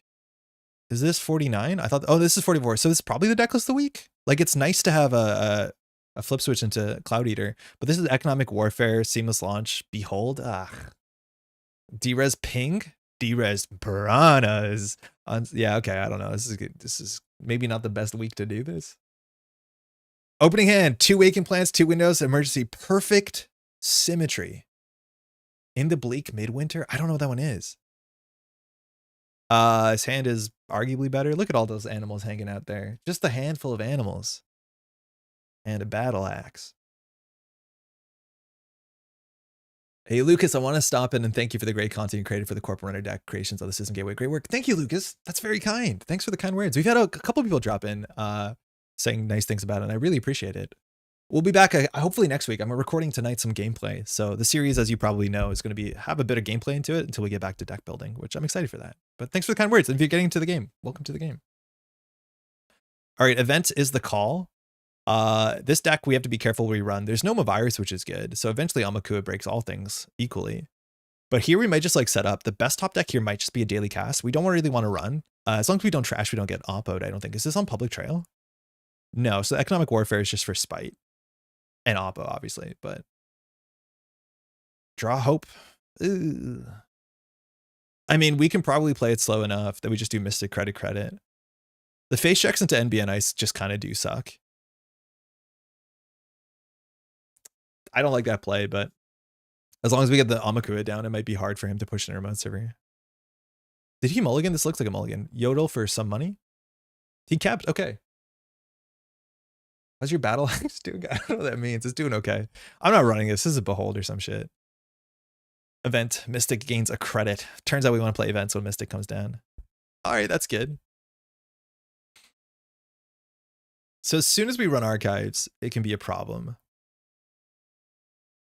Now we have to be super careful to play our silly engine deck. But then on top of it, we have to respect Oppo Economic Warfare. Like my brain is going to fall at the back of my head. And then it's a carpet. It's going to be really hard to clean. Oh, it's going to be a Tuesday evening. Like in theory, we should like saucy run, but I'm not sure that's gonna work out well if it's just like a ping.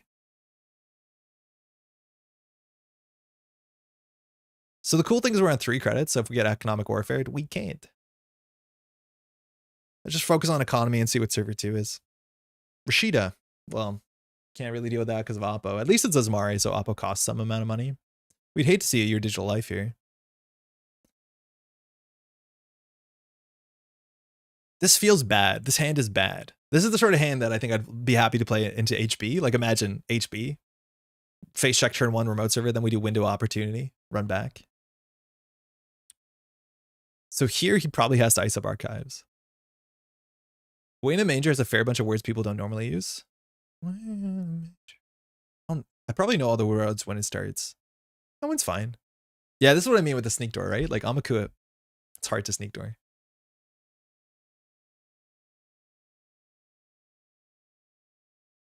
Is Greensleeves technically a Christmas Carol? I feel like it is sometimes. I feel like it was in one of those books you pick up to do some piano carols.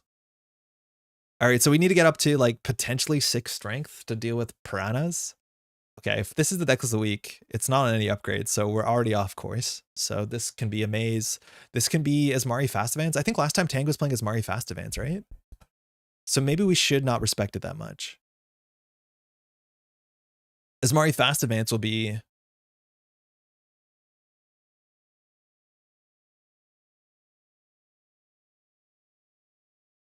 Do we just send it? Starlit Night will cost us if we bravado, because we won't have money. So we could run archives, then Starlit Night. Old time people used to just add new lyrics to old tunes. It's an enduring one day attached to Greensleeves. It just says, oh, Christmas, oh, Christmas, oh, Christmas. Okay. So actually, no, if they res, we get money. But the problem is that the Amaku is not strength. If we run archives, we might just run into the silly agenda that gives us a tag. Oracle Think Tank. So we might be able to run archives here. At least they'll give us a Mystic credit. Spin Doctor used. Okay. So it looks like we're not touching an agenda. Funny enough, sometimes giving an agenda turns off the Amakua, and it's like the best thing you can do on a certain turn. So now if we do Saucy Bravado, we're all going to access with literally no credits, so we can't even trash. But if it's an agenda, we can steal. So we do Saucy Bravado. And we probably don't do Saucy Bravado. I think we just do Bravado so we can trash at least Rashida, and then we could always sauce a window back if we need to. This is risky, but I think we're just going to send it. I feel like the NBN Ice is so punishing if you mess it up. It's the Starlit Night. That's why we got Amaku to 2 strength, so I'm glad we didn't biff it. This thing scales worse in the late game. So we'll see if we get amazed here. It's an amaze. Okay, so we're going to steal this and take 3 tags. Oh, just 2 tags. That's great. So this means that they probably have Seamless Launch in hand. So now we have 2 tags. So we're just going to clear 2 tags. Fine. In theory, if you're playing against Economic Warfare, it says if able. So if you can boost one of your breakers, you can duck Economic Warfare. Unfortunately, we can't on this board state. So it's just going to be an Oppo Research. It's fine if we clear the Oppo Research, because in theory, if we don't have money, they can't hurt us. So if we just clear 2 tags, we might be in an okay spot here. We also got the Starlight Night resed, which is like not our game plan, but we can always force it to be unres, re-resed for a lot of money. We definitely need to deal with the Maze Amusements sooner than later, because that's just not something we can afford to deal with. So we'll probably draw once. Oh, slightly too late. And just remove tags. Yeah, I think that's fine. If he like seamless launches and bounces our fermenter, it's bad with self-growth. If he scores better citizens, that's pretty bad, but I guess you'd play R+ for that. So if we're on no money, maybe he scores on off-world with seamless. I'd be happy about that. Oh, that's good. I've definitely poisoned archives with agendas versus Amaku multiple times. Yeah, it's fun, especially when it's that annoying 3-1. There's an Instagram page telling a story of mice besieging their rivals, the lizards, and all the videos are parody songs of Christmas carols. It's some of the cutest fun things I've seen in a while. That does sound fun. All right, I do think there's a crypto crash in the remote server. Problem is if we steal it, we're going to be on threat 300, and that's not good for us. So what we can do here is we can do Windows Saucy and probably make the Starlit Night difficult. Oh, it's 5 to res. I thought it was 4. Did anyone else lose audio? My audio is still here. Dan, I'm so sorry. 1 second. Okay. Is audio still good? I see bars on my side. Test 1, 2, 3. Audio's fine. Okay. Sorry, Dan. Headphones gone. Thank you, thank you, thank you, thank you. Okay, it's just me, I guess. So we do play this. This is the bad part about his Mari calling events is that Mystic's gonna fire all the time. Sorry, they're gonna get 2 crits on the Derez. I wanted to write so bad, right? Something was broken. Need money to install Saucy? Oh, that's true. Yeah, that's true. We have to do credit Windows Saucy. That's a good catch. We would have rewound it very quickly. So then we can get on the Starlit Knight. That means the Starlit Knight's gonna be derezed. Tank is probably not gonna pay to derez it, but we're gonna end up getting a lot of money. We're probably gonna end up getting 8 credits. Hey, John. Yo, how's it going? My wife's favorite runner. Does she have a cool... We've been struggling today. We haven't won a game yet, but we've been having a fun time. I'm now just like vibing it a bit. We've been like very close to doing things that work. And then unfortunately, it always just like gets slightly out of control. And then we slide backwards because we're not good at dealing with res dice. We've had some really fun games. We've like de-resed up a lot of archers. So if they res, he functionally loses 5 credits. And we gain, no matter what here, we're going to gain 5. So we're assuming we're going to get a crypto crash here and take 2 more tags. If it's a behold, like we still take 2 tags. There you go. I think we can call that considering that he did not trash. I'm not going to trash the Maze Amusements because I think we're going to win on central servers now. And we're going to get oppoed next turn anyways. So if he wants to re-res this, he doesn't. So we lose money. Very clever. Shit. So we have to clear some tags. I think this deck might, I don't know if it's fast advance or not. So not resing there was correct because we needed the money. Mystic is going to eat a card from hand. I think that's fine. So we probably just crack the Fermenter and clear 1 tag. If we do that, we die to end the line though. Might as well crack the Fermenter so it's getting purged next turn. I don't think it gets purged. I think we get oppoed. Like, this is the thing. So we either have to play around 3 things. Firstly, self-growth program, returning our Fermenter Amakua to hand. That'll be really bad for us. So we want to take the 8 credit button. Market forces will be fine. But if we don't get to 4 cards in hand, we could just die here. So I think I'm going to do Fermenter clear tag, which plays around self-growth program slightly. It also plays around, what's it called? Shipment from Vadisaburst, which seems important. Draw clear tag? I don't think we're getting end aligned. You think we're getting end of line? I think we're more likely, like, this doesn't seem like an end of line deck to me so far. I'm worried because this one is. No, this one isn't. I don't think this is an end of line deck. No, we played against Tank. He had end of line last time. Will we still die to Mindscaping end of line? Whatever. This is slightly cheaper, but I don't care. I'd rather have cards in hand. I'm going to trash Mystic. We're tagged anyways. So we'll see what we play around. Like here, we just need to know our opponent, need to know our deck. Pivot. Oh, that's good that we play pivot. So I'm assuming if he has pivot, he has the other card too. So I don't feel bad about this. Because if he pivoted into end of line, we would have lost. So it's pivot into Oppo research. So we're on 5 tags. Okay. I don't think you need a clear tag. No, now we don't. We shouldn't have before, let's be honest. So now we're on 2 credits. So any way that we can make profitable money, we can make profitable money. We have to win the game though. He played pivot. That's frightening. What's pivot to trash? 2? 3. Oof. So we have to win? We can't steal Degree Mill. He clearly doesn't have... I think we just do credit, flip switch, Fermenter, run HQ. Like, we need to have 2 cards installed at all points in time just to be able to steal... I think we just install our cheapest cards. Run HQ first. We probably need to deal with Degree Mill. So I'm not entirely sure. My saucy. We just don't want to play events because obviously he's kind of, this is a money problem. Shipment to Vlad is going to cost us a lot. He's on 4 credits. So what can he res? I don't know. Probably not a lot. I mean, when in Rome, show us a ping. I don't care. Steal a Degree Mill. Nice. Run HQ. I don't care. Fuck. Don't plan to have money. That's 3 points in the top 25 cards. There should be another Gent in hand. So the Saucy down on R&D. I don't think we need to yet until he wants to res. Great. If we don't have money, we can do market forces, my credit. I guess the click Fermenter would have been a bad play. Yeah, with market forces it would have. But not that bad. It's only 2. But here we just need to be scrappy. So we just need to run this remote server. This could be anything. At the end of the day, anything is fine with us. What's the worst case we face check on 5 credits, right? Like if it's a Starlit Knight, that's all his money and we gain 2. I don't think we care about that. I'm not sure what we're playing around here. Paying? Fine. We gain 2. We take a tag. We could do Amakua run. Is he still calling event? Yeah, he is. So we could de-risk the thing. I think this could be an agenda. He's on 3 credits. We haven't seen a seamless yet. We're assuming he has a seamless in hand if he's been pushing out 4 2s, right? Right?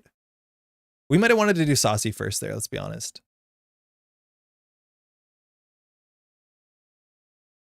We just don't want to get a lot of money because he has market forces. So the hand is what? The hand is market forces, economic warfare. Singles, yeah, we went on singles. We could do like Amakua credit, but then we're a click short. I think we'll just run stuff. He doesn't have money. We probably will last click install the Amakua, which means we should do it first, actually. We found out he's not rezzing. That's not good. But we want to install this just so that we don't get it stolen or our money taken away. Our order was really bad there. Don't worry about it. Seamless. Okay, so he does have seamless. So we know the hand is seamless, Vlad. This agenda probably gets scored out. He might be on the freedom of information, the 4-2. That will become a 0-2. So we just need to lock the top of the deck slightly. Oh, sick. Okay, so he had it in hand. We missed it. He's on 2 credits still, which is totally fine. We had a turn where we could have won there, I think. So the hand is... He had to Vlad grid that. That's sick. Shipment from Vlad. So, and seamless. What did he play everything? No, he just did shipment from Vlad. So the hand is seamless economic warfare market forces. So we're just gonna run R&D every single turn. Let's draw first. Okay, it doesn't matter. We're just gonna lock R&D. Oppa, whatever. We'll check archives for agenda. And we just need to make sure that this doesn't get bounced. We never want to be above 4 credits. Oh, yeah, we knew that card. Oh, man. Oops. Right. So there's 1 unknown in hand because it's economic, market forces. I feel like we knew another one. Seamless. So we'll just click for credit, I guess. We could have gone to the remote with flip. No, I don't think so. Why? No, it just removes the tag and checks out. Unless I'm missing something. So let's find the unknown card in hand. Okay, we've learned nothing. Thinking different hardware, luckily. Yeah, Lucky Charm could get in. So click for 3, he's on 5. So now we just want to run R&D. If he reses it, we run HQ and de-res it. On 5 credits, there's no bad face check, he says confidently.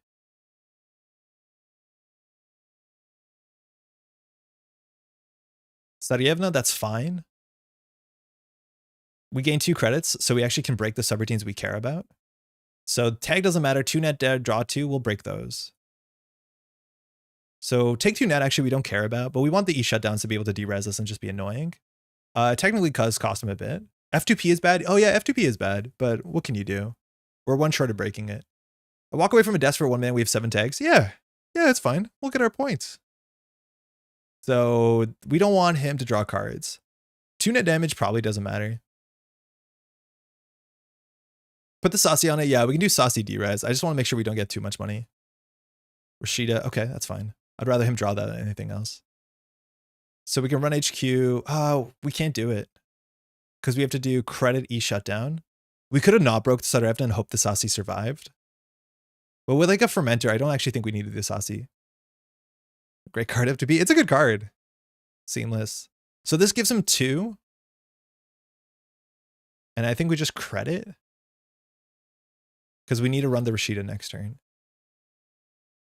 Awful to break. Amaku on 6 is not going to struggle. 1 credit, so that's a Rashida probably. He has to purge at some point. Again, we break the remote server R&D ice for free every turn. Okay, so we're going to run R&D. We can never touch this fermenter. So if he reses this for 4, it's fine. We gain 2, we break for 2. Use a draw 2 to see new R&D cards. You may draw 2, so he can decide not to, but I'm more worried about him drawing the shipment from Blitterburst and stuff like that. Los is doing work here.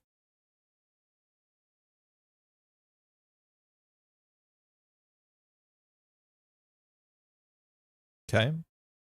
Imagine having money.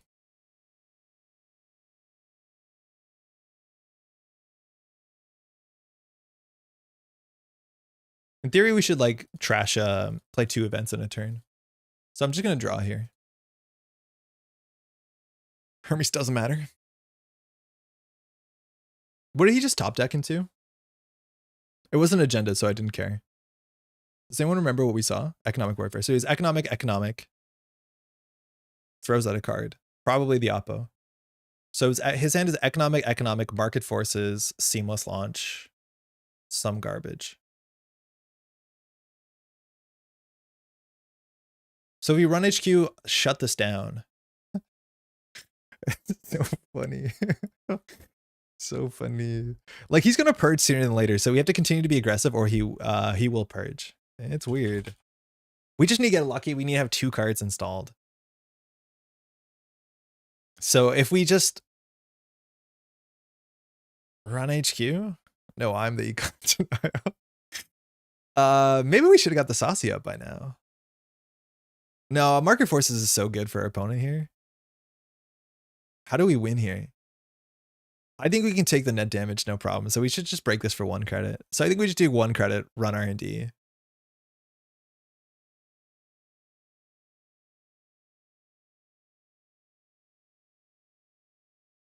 I don't care about these cards. Shutdown's the best card. We'll keep it. Never mind. Oh, that's bad. Oh, we lost the shutdown too. Okay, we have boomerang. He should probably purge soon. I'm going to click for 1 credit. He has a bit of flexibility to run the remote server. So he has Messna Chesvo. Economic warfare, market forces, seamless. He threw out the oppo. I think there's 1 card in hand we're missing. Pop Fermenter, install misdirection, clear tags. Pop Fermenter, paper tripping. Oh, paper tripping priority. We're not clicking for 14. No, he has the market forces in hand. If we click for 14, he's clicking for 14. We don't want him to click for 14. Us not having money is the best thing we can do. Here that he has to decide to purge though, but I don't think he can ice up both HQ and archives. So we're assuming that's the Messna Chesvo. So we should run into the Messna Chesvo, derez it. Oops, can't do that. We lost both the shutdown and the saucy. That's so cursed. That's super hyper cursed. So this is now cost 3 credits to run. Now we get 2 credits off of this, so we can just first click run it. I think that's fine. Do we ever want to get the Rubicon switch down? Wait, there might be some world where Rubicon switch does something. Thinking.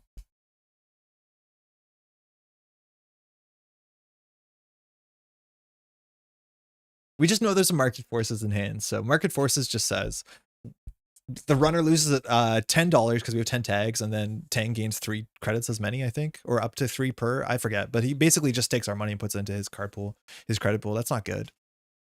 So we need to consider just getting single accesses. Tang is not in a good spot to purge, I think. It's 3 per tag. Oh, okay. So we lose 30. He gains up to 30 for as many credits as we lose. So we do Fermenter, we gain 16. Then we could do run R&D, assume he reses. Then we can install Rubicon and then use Rubicon. So that's going to cost us a lot. It's going to cost us a bit. But it dereses the Rubicon and doesn't play an event, which is the most important thing. This has really become a weird game. Yeah, it's interesting. But it actually might be correct. I wish that we could just boost strength of our breaker. No joke, if Amaku had ability... Wait, can you break an ice subroutine more than once? Rules? If you can break an ice subroutine more than once, we would just use our Amaku... Like, we would throw our credits into the void. The answer is no. Shit. Like, we just want to credit sink. Like, if we had an icebreaker that could boost its strength, we would just boost its strength to get rid of our credits. Because if we get to 17 credits by clicking this, and then we do Rubicon, face check. Well, first we do Fermenter, run, derez. If he reses, we'll lose only 1 of those credits because we gain 2 from Los. So it'll be on 17, 18, 19. We'll be on 16. Rubicon, derez is -8. Yeah, that's not good. No change in game state? Yeah, but technically boosting your breaker doesn't change game state. Outside of a run, but you're allowed to do that. Does Rubicon have to be exact credit or can you overpay? Printed res cost exact, yeah. Good check, good check, good check, good check. I just want to basically force the Rubicon to be derez this turn, which is really tricky. The other options we can do credit, run into the Rubicon, jack out. No, it's hard. Shit. We kind of want the fermenter to have less credits on this. Is this optional? Place one virus counter? No, not optional. Oh man, that's so annoying. Now, if he reses this, he's bankrupt. Extra technically does charge game state, just very temporarily. Okay. Adding strength is changing game state. Okay. Sure. I don't think it is. It is. So we bottom him out. He has no money. We can dump a lot of credits. I don't think we can. We can't. Sorry. Like, we can still only dump 5, 8. We can run into the Mess and Chesto over and over again. Maybe we do Fermenter, run R&D, see what he does. Why not run R&D, flip switch, and then boomerang? Because we can just break it. I don't think... Handy goes, how's it going? Run R&D, flip switch, and boomerang? Because we don't care to so much, right? If anything, we could do pop Fermenter, run, let the Mess and Chesto fire, break a subroutine, break Sarievna subroutine, install Rubicon Derez. I'm going to do this because it seems fun. But I'm going to go in. We need him to res here. We really need him to res here. No further. Fuck! Before our res, they're broke. Probably can purge because you can recharge turtle on HQ. Yeah, I know. I needed him to res. Oh, this is so bad for us. We need to find 700 trashables.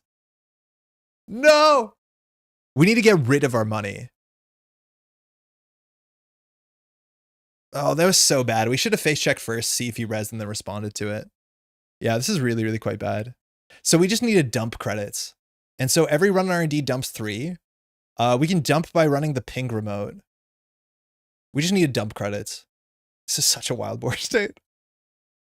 Again, if we just had an icebreaker we could boost, we'd boost the hell of it. Why are you trashing this? Because any money we have, he has. Is market forces incoming? It is, yeah. But we just need a duck. I wanted him to res. So the problem is he's going to get a lot of money. So we're going to go down to 7. Yeah. You click for gain 7 is a lot. This is the cursed tag punishment from FFG world.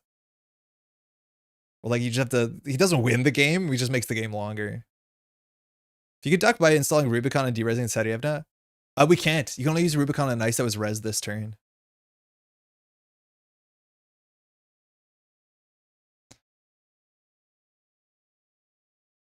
So, Mess and Chesto was not available. If you ran R&D, you could have spent 3 and maybe trashed a card in R&D. We did. We saw, what's it called? A Seamless. At least FFG actually printed tag punishment. Yo, Retribution saw that cranked and is upset. Rip closed accounts? I wouldn't say that closed accounts is that healthy. All right. That's good. Oh man, if we just drew 1 more, we didn't have to do this plan. Wait, that's really good. So he's going to purge.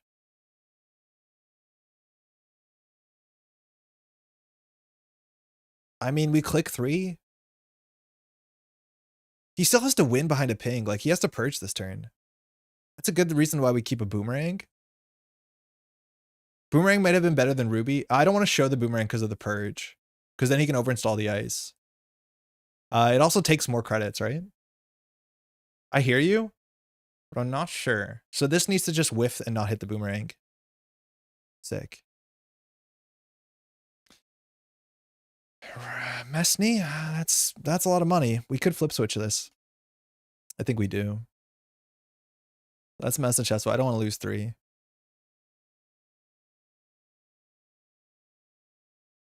You're stuck in here with me.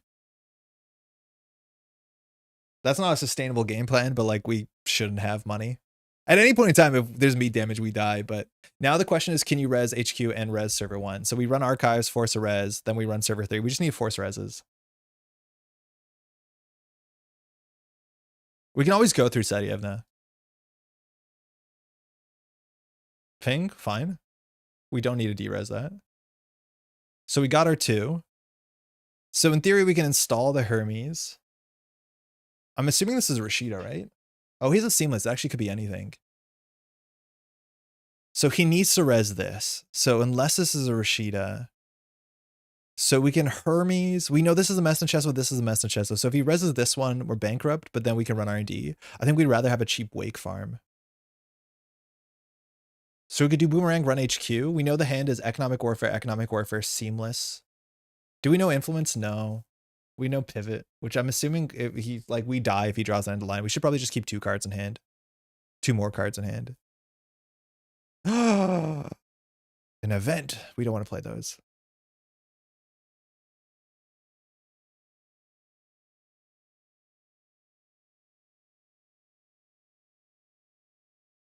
Man, all these games are like total messes, but they're fascinating. So now we don't want to run last click. I think we just draw. Yeah, fine. Let's see what happens. If we get seamless, yeah. That's fine. Hermes for the bounce? Yeah, it might have been worth it. The bounce on HQ, but now he's on 4 credits. He can't raise either of these servers. I would describe this as being a problem for our opponent. This is a 5-cost dice. This is a 5-cost dice.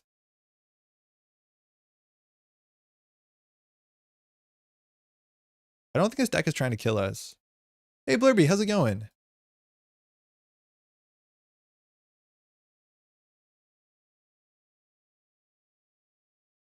We could do a window, but it gives him 2 credits. Hermes doesn't really matter. I think we just run R&D and we break the card draw and just take the 2 net damage. I think saving a credit actually does matter.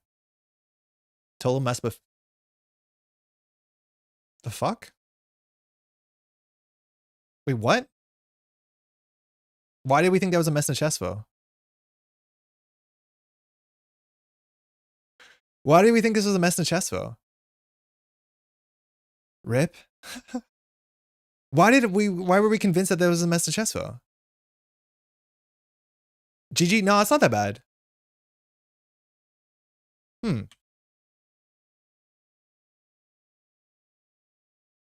right.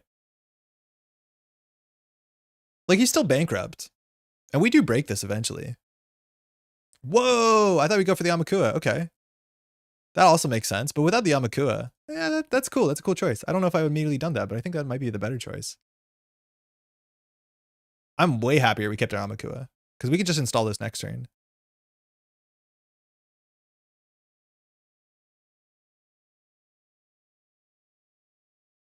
Yeah, perfect board stay. Let's go. Yeah, I guess the wake might not have been the right rip there.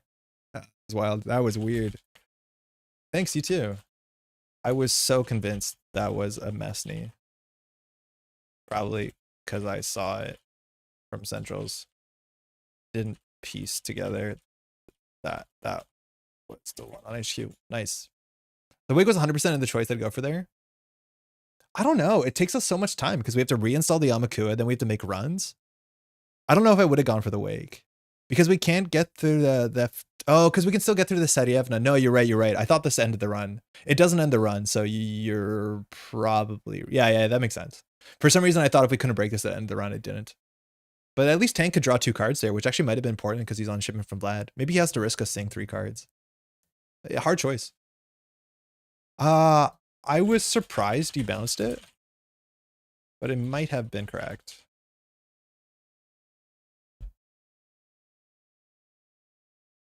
Chat.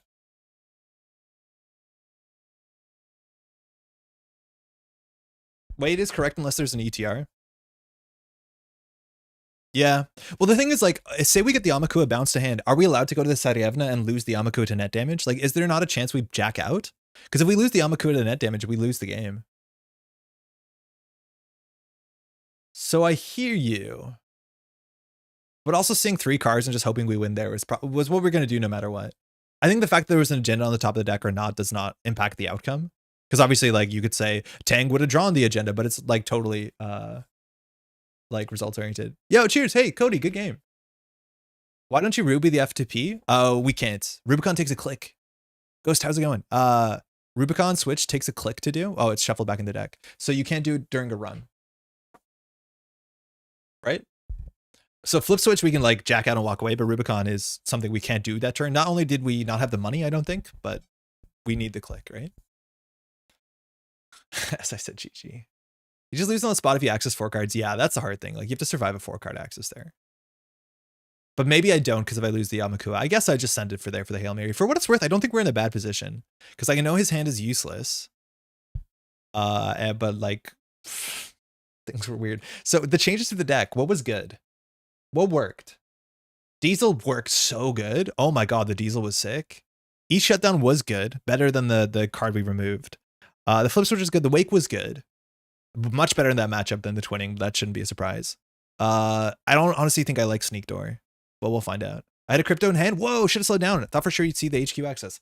That was the one card in hand we didn't know, because I think we knew your hand. It was like Seamless, Market Forces, Oppo that you discarded. I think one card we didn't see apparently was the 4-2. That's wild. I'll try another one. We were worried you were playing the decklist of the week. Did you have kill, Cody? If we floated 3 cards, are we dead to end the line? Because there was a turn a while ago that we decided to draw 1 and then float 2 tags. Or no, draw 1, float a tag. I drew it the turn, I scored the second one. Okay. I can miss the 4-card access all the time. It's deck of the week, but with the rec changes plus 1 Mastney. Oh, I didn't realize there's rec changes. Okay. Hey, let's play some Asa. Yeah. Hey, bud. Okay. Interesting matchup for sure. We have no missed bones, but we want to put on a fair bit of pressure. The cool thing about Asa is like it can build multiple remote servers, which is hard for us because we generally want to run 1 remote server a turn. Our opening hand has no economy besides Kiros. Jeff took a mulligan, so we can take a mulligan. Is Kiros pulling his weight? We have installed him no time so far. He used to be a 2 of the deck, now he's a 3 of. So we're hoping he does. That's a much better hand. Run R&D turn 1. He mulliganed. Greasing. Cool. All right, 1 card in hand. It's an agenda, right? So we can Saucy run the remote server, which is like a really fun play. We also can boomerang it, but I don't want to boomerang until he reses the ice. The thing is, if we do Saucy, he probably doesn't res it, but I'm okay with that idea. Like the face check that's here, that's bad. I couldn't imagine what it is. So now if he reses, we gain 5 credits. He probably just doesn't res, which is where Saucy becomes an expensive inside job. Or a slow inside job, more accurately. He's always in the Green Goblin mask calling me to list deck. Ooh, Gatekeeper, sick. So not a great thing to de-res, so at least that's okay for the Saucy Gatekeeper. We'll get that out of the way. So we did actually gain our 5 credits on this, which is nice. Saucy runs a power move. What I found out playing against PD is the clicks you spend installing the Saucy are the reasons why you lose against a very efficient deck. So we're assuming that's a Rashida. Can't deal with it. Server 2 is probably a Spin Doctor is my guess. He shuffled nothing back, not that he often does. On 4 credits, we can run HQ. I don't think we do. The flip switch is going to help us be very aggressive. I don't think I would flip switch a Gatekeeper, but it's a lot of money. Man, the margins in this game. Boomer run again? You might be right, because it has to be a Rashida that we could do Boomerang run again. I think that's fine. I don't know what server 2 could be that costs us. Whatever, we'll do it. We'll force a res. He gets some value. We got more value, I think, than him. Don't hit break all. Apparently it breaks Boomerang. We'll trash Rashida. Yep, seems good. Shuffle. Great. We have Diesel, which makes our 3 hand look a bit better. I don't know what server 2 is. Okay, it was a Spin Doctor. Glad we didn't run it. So now we have Amakua Saucy. Saucy doesn't do anything, but we have Amakua. So we want to get our Amakua to strength, then we can start face checking. Server 2 is probably Cybernetics Court. Never mind. Did Cybernetics Court show up at all over the weekend, Axu? Okay, new remote server. Yeah, this is what he does. And now like we have to just make the right call which one we run, which is going to be pretty difficult. It didn't? Beans. Did you play when Cybernetics Court was around, Axu?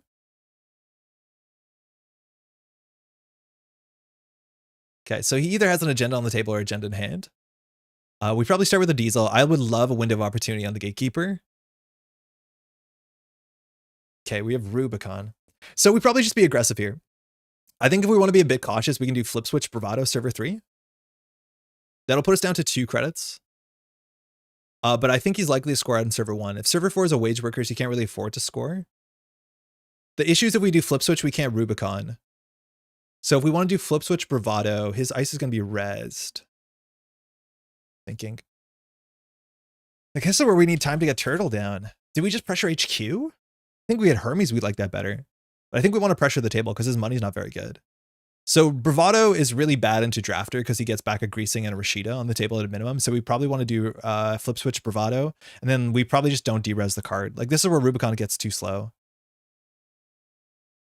Amakua Bravado Terminal. I don't want to Amakua because we're expecting to trash the card, so Amakua gives us no value, right? Let alone we want a credit to trash Rashida. Like, that's what we lose to here. It's ablative. Okay, so it looks like this is worth protecting, so it has to be Rashida. So either we daily cast just as a click for 6 credits button, or we get Amakua down. I think I'm just going to draw. We're going to need to draw. These are both terrible into Rubicon Switch. Oh my god, they're so bad.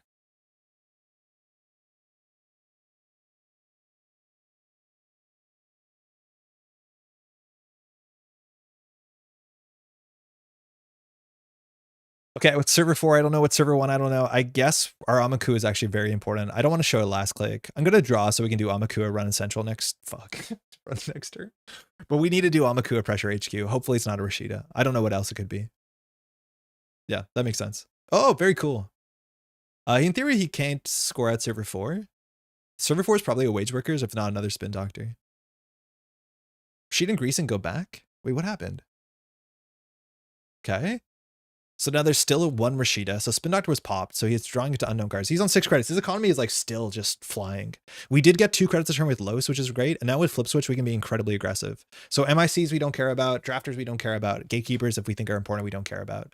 He also didn't shuffle agendas back with Spin Doctor, so he probably has 2 to 3 agendas in hand at this point, considering it's ASA group. So we can go from there. Looks like stream sniping. I don't think I've beat Jeff on his stream in a long time. I only think we played like a handful of games. But my win rate against Jeff on stream is like pretty bad.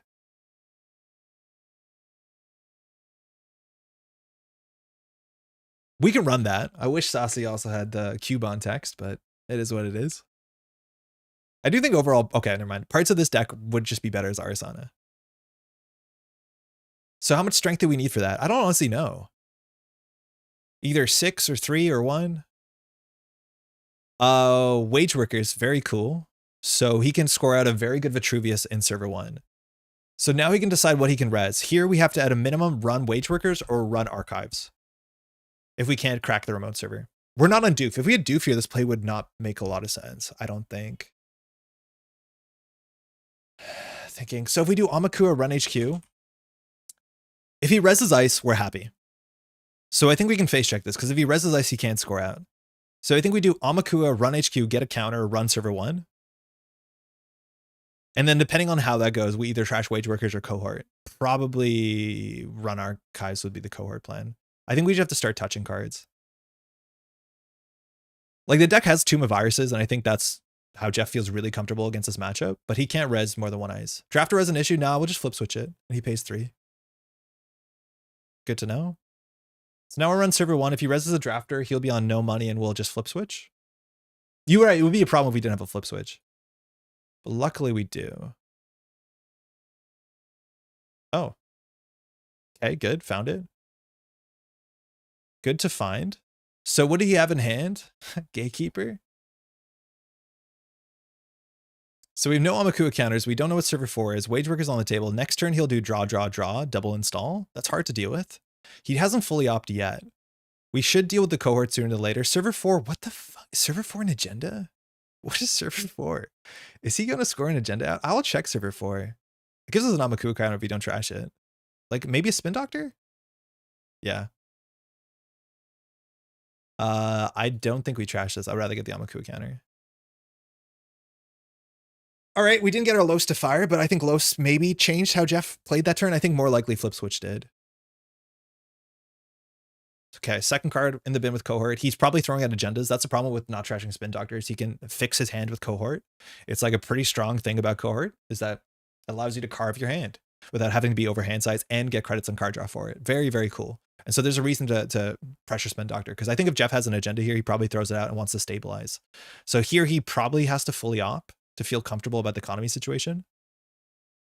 We need to E-shut down. I wonder if we're meant to trash Spin, give the Mav and Archives, and we don't want it to be there. The problem...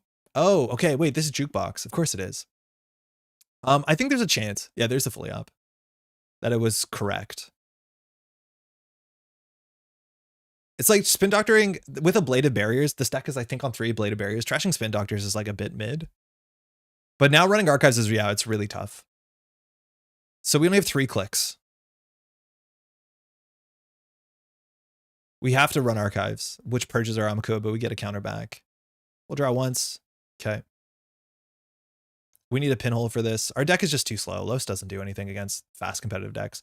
Pulse, Mammoth, Ablative. He's throwing out ice. Okay. And then we'll just put down Daily Cast because it's clickless economy, and we're going to need anything with the word clickless on it. So his hand has to have agendas here. He's shuffled back no face down cards.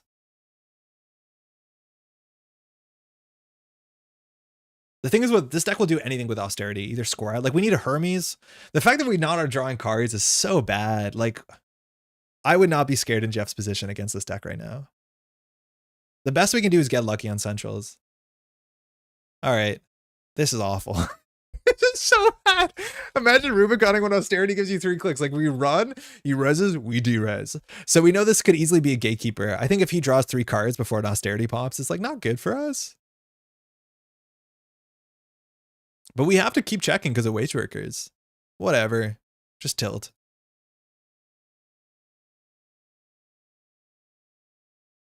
Drafter. Okay. We can't let that fire. I guess we have to flip switch it.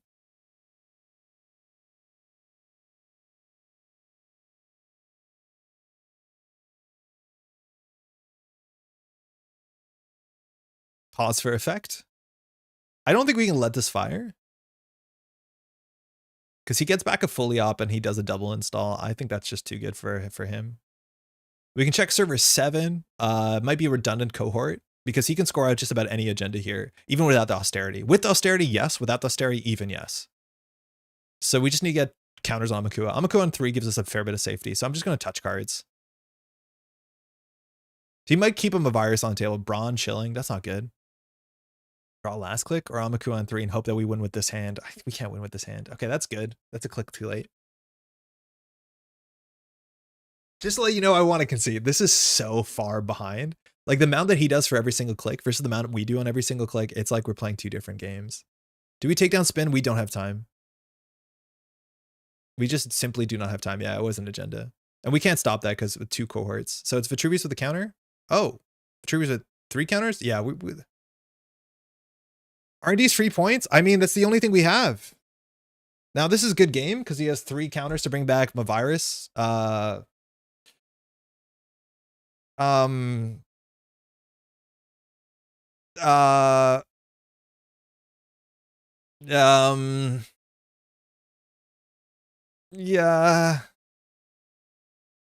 No, I didn't want that. I didn't want that.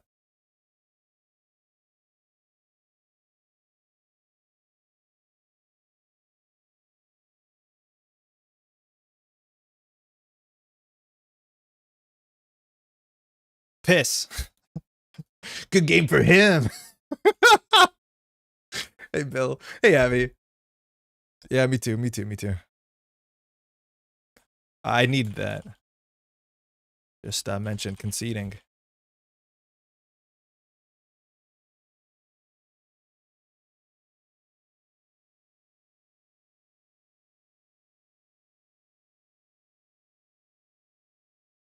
Sick. Imagine that's such like a Jeff line to lose too. Oh boy. 3, 4, 5. This deck is also running like what is it, 12 points of 3-pointers. So the last click run on R&D is not particularly good because it's mostly Iquaz. There's only 1 send a message. Get a low trigger on res server. Yeah, it's also sick. Like send a message gain 2. Austerity for tempo here. He could score out a 3-2. In fact, the problem is like now on any turn, he can never advance any agenda because he can just do seamless, Vitruvius the seamless, Vitruvius the seamless, Vitruvius the seamless, Vitruvius the seamless, and the game's over. So here we just have to run a lot. Run HQ, run R&D, run R&D. Like we have to get lucky. Don't score a luminal.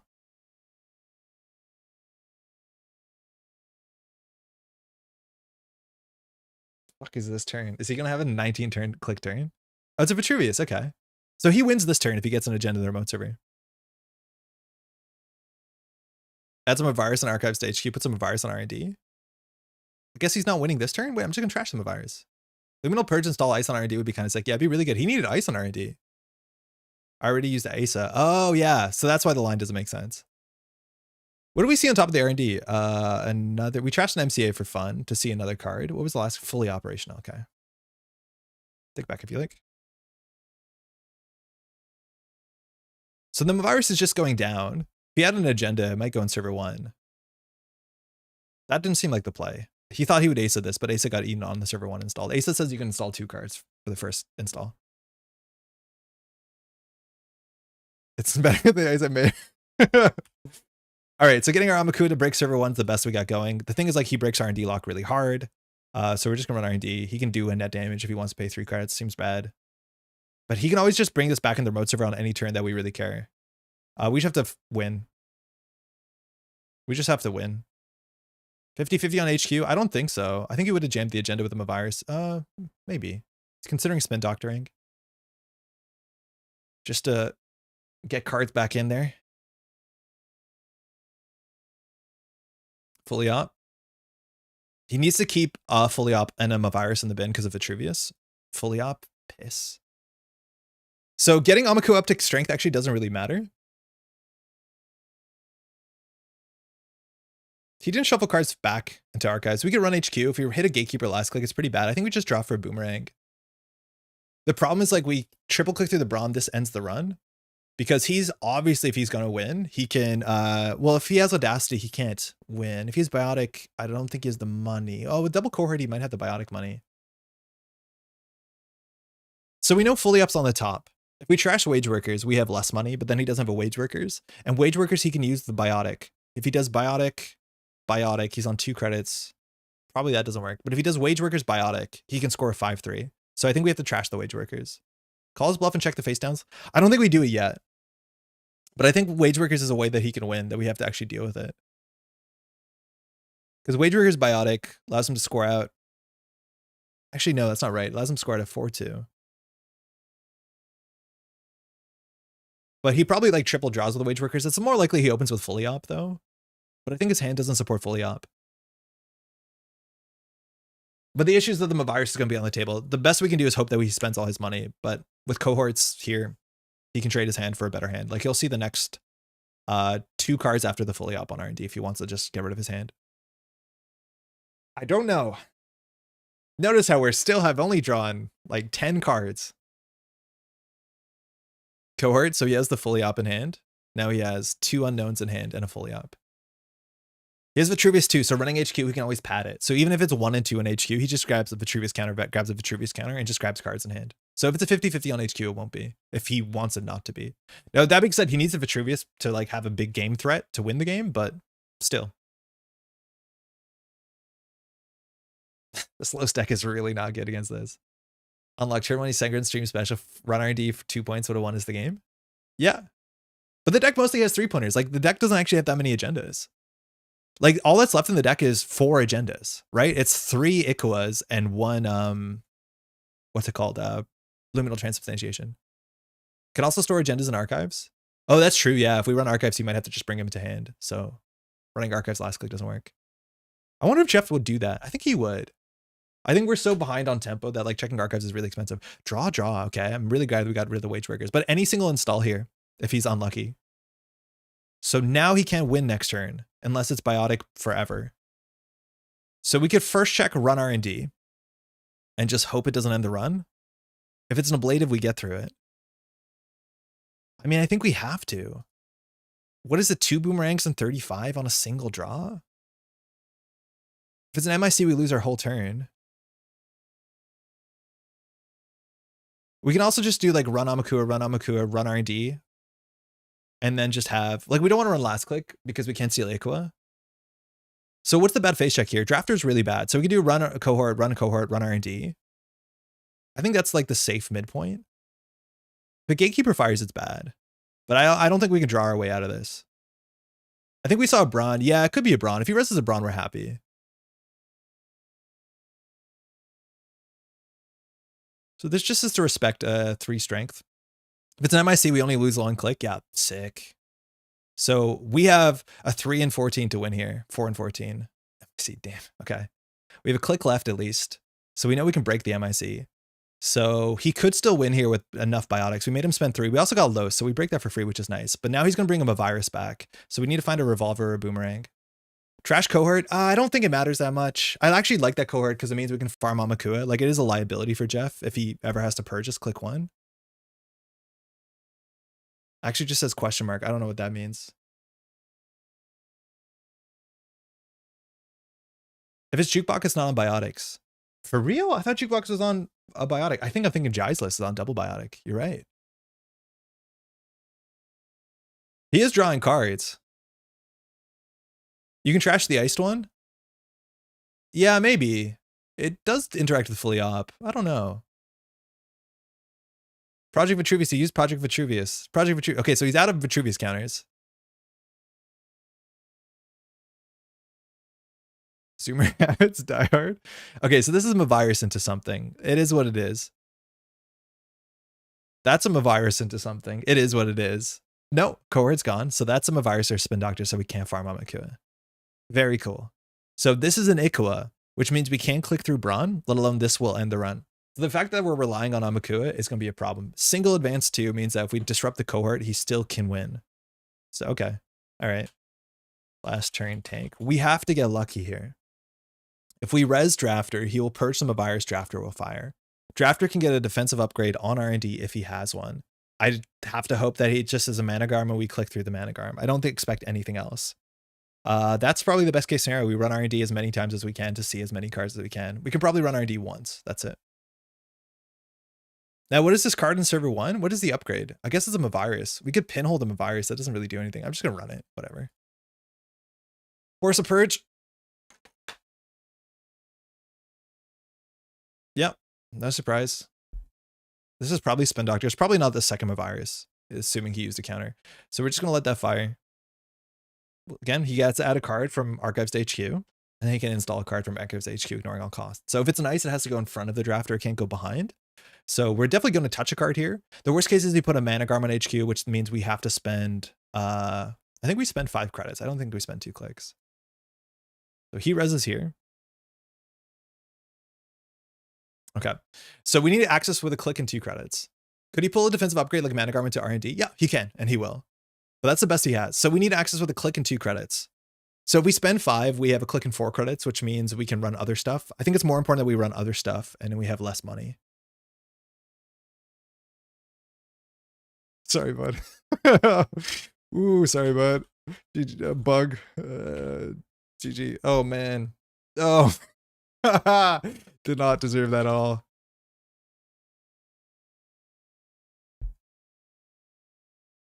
Not even close. Yeah, that's a rough one. That's a rough one. Hey, we access 16 cards, unique cards access. That's the number we advertise. But so it goes. What's the HQ situation?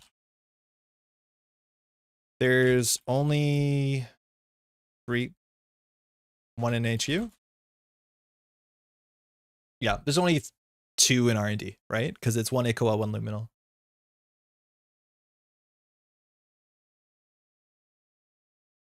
Oh, sick, slick. Yeah, and so server 7 is a spin doctor to stop us farming Amakua. So there's 1 in archives and then only 2 in R&D. So it was a 2 at 11. So yeah, sometimes we win that. Bug. I was meant to write Bud and then I went into GG. Thanks for the game. This Los deck feels really rough against anything on tempo.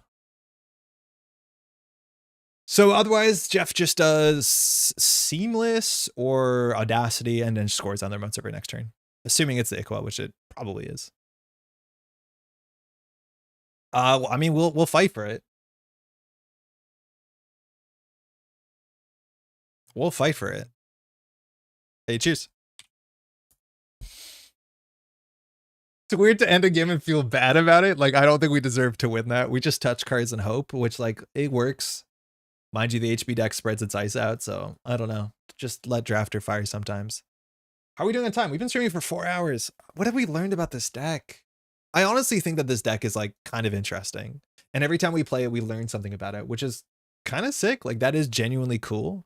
The problem is a lot of the things that we're doing might be too slow for big parts of standard, right? If you're playing standard. Rubicon Switch is really, really mean. I think the only way to make this deck a bit faster and make sense is to play it in a faster identity. And no joke, Arasana. I didn't want to play Arasana 2 weeks in a row, but I think Arasana Saucy just kind of fine. And Rubicon Arasana is probably a deck. You gotta start leaving replays on so I can check and see how many accesses you actually got. 17, Jeff. We nailed it. 17 accesses. Sorry that you didn't save replay. It's technically in the VOD, I guess. Good game. But yeah, that was... How many cards did we see on R&D? Like, we did run. We saw 4 on one turn, 2 on the next. I think we ran R&D like 7 times. A bunch of those accesses were Archives accesses, which I do think hiding cards in Archives with like Vitruvius makes some amount of sense, but I don't think you needed to do that then. Los fired, I think 10 credits. That might matter. But yeah, whatever. We drew like 10 cards and then stopped drawing and be like, I guess we'll win with Amakua, which yeah, rightfully so. We needed the R&D ice to be anything that ended a run. That'd be a problem. You can always hit the save replay command. Yeah, but if I lost, I think. If I left, I'm not sure if you can. I think you want off like 10 unknown accesses. Yes, we ran HQ a couple times and then we ran R&D. So we ran a bit hot for sure. But also you could tell that, like we could tell, Jeff, that you didn't have agendas on hand or on the table. Like the way that the game was going, stealing 5 on the Vitruvius turn. Like if we didn't do that, we lose 100% of the time. Like, oh my God, stealing 5 points after you get a 3 counter Vitruvius. Like what else can you do? Anyways, this is what the list looks like. I don't have much to say. I do think there's probably metas and matchups where this is interesting and it's fun. I think it's a tricky deck to play. So far, the Amakua seems correct just because it gives us a way to, like, with minimum amount of installs to put a maximum amount of pressure. You played your outs in 1. Hey, cheers. If I didn't trash the wage workers, do you combo? Like, can you combo out? I don't think you have biotics. I forgot for a second that you might have biotics. I think I confused Jai's deck with Jukebox. But I thought if we didn't trash the wage workers, you would either triple draw and then double install, which is bad for us, or you would have like biotic score out of 5-3 with like Audacity or something. But I think I'm confusing 2 different decks. If I had the Audacity, I think there was a line. Okay, cool. Yeah. So we did have to trash that, that's for sure. The cohorts, we just had to let go, unfortunately. I don't think we could have dealt with them. Cool. With that, I think that's going to be a stream. I got more stuff to do tonight as well. We're going to be joined by Pat to do some recording to get some System Gateway deck built up. I want to say thank you to all these names here and more. Again, the Métropole Grid, we're supported on Patreon. We've been putting out a lot of content recently, focusing on System Gateway and getting into the game. I've been hearing some great feedback. Glad that's appreciated. Honestly, it is. And again, I don't know if we could be able to put the time into stream on Tuesday afternoons, editing all that stuff without all these names here and more. I want to give a shout out to James Banner, who recently joined on the Daily Cast patrons. Mind you, not all the names of all the patrons are here. Daily Cast patrons, there's a whole bunch of them and they're incredibly appreciated. These are only the Sure Gamble and Degree Mill patrons. And thanks so much for supporting the channel. If you're interested in supporting content like this, you can find a link to the description on Patreon, and any amount of contribution is incredibly appreciated. Otherwise, if you just want to like the stream, subscribe to the channel. All that sort of stuff really does help. I think the subscriber count on this channel is like 60-40 of people who watch who don't subscribe. If you want to take a second to hit that button, it doesn't really change much, but it does actually just help the channel in a big way. All the new folks we recruit at PAX will appreciate it. Yeah, hey, this weekend it is PAX Unplugged in, I want to say Philly. It might be Pittsburgh. I'm pretty sure it's Philly. I won't be able to go this year. It's definitely on my bucket list of things to do, but there's going to be some nice people coming out there to show off the game, play board games, and also there's Netrunner tournaments out there, which is going to be pretty sick. Anyways, that'll be a nice resource, I hope, in the near future and forever. System Gateway Screen. Thanks for stream, Keezer. Thanks for dropping in. When do you open more high tier training? Oh, for Degree Mill? I don't have more slots right now. I don't want to open slots in December because December's already really tricky. But as of next year, we're going to reevaluate that. Actually, speaking of that, we should probably reevaluate some channel stuff on the main topic in general. I feel like I need to decide to either stream more or figure out what to do, right? Like we're at the point where this channel is something that is maybe worth pursuing on a bigger full-time thing, or I have to like, you know, I have to make it make more sense as of next year. Usually at the end of the year, this is something that I reckon with. So I'm not sure whether that means we're going to stream 3 times a week, if that makes sense. Whether we have to do cut downs, like it might make sense to take videos from streams and cut them down as individual like replays and put those up on the channel. Just like cut them out and put them on the channel, because it is more content on the channel, which is overall good for the channel, but it is less effort for me because most of the bespoke videos take a fair bit of time to put together, editing, publishing, all that sort of stuff. That helps. I feel weird about it because a lot of the folks watch the streams. The streams have good viewerships. So if it's just like I'm going to take a video from a stream and upload it because it is a good game to watch, like maybe that makes less interest to watch the streams. Like I honestly don't know how that works, but I feel like we have to figure out as of hopefully next year, just have an idea of what we want to do to the channel next year. You can live in my guest room rent free. Thanks, David. Stream more content. Yay. So I got to figure out what that looks like, obviously, to make this channel make sense. So I'll think about it obviously over the holidays. Time to pivot to clickbait tier list content. No joke, yeah. When it comes to things like shorts and clickbait and that sort of stuff, like I don't want to do that. But when it comes to like being successful on YouTube, like listicle content and stuff like that does really well. But I'll be honest, between you and me, you can quote tweet this later at some point. Like I want to avoid doing that because I don't think it's the content I would like. I pop in and out of streams and don't see everything. I reckon, Cat, that's like a lot of folks. Put arrows on your thumbnails. They got roasted on Reddit. I don't know about that, Eric. I hear they're great. It turns out they work. We've done the data. So anyways, I'm not sure, but we definitely have to be thinking about what to be doing. So we might try new types of content. I do think cutting down things like the videos that we did, like the learn to play stuff or the deck building stuff, excuse me, is pretty long.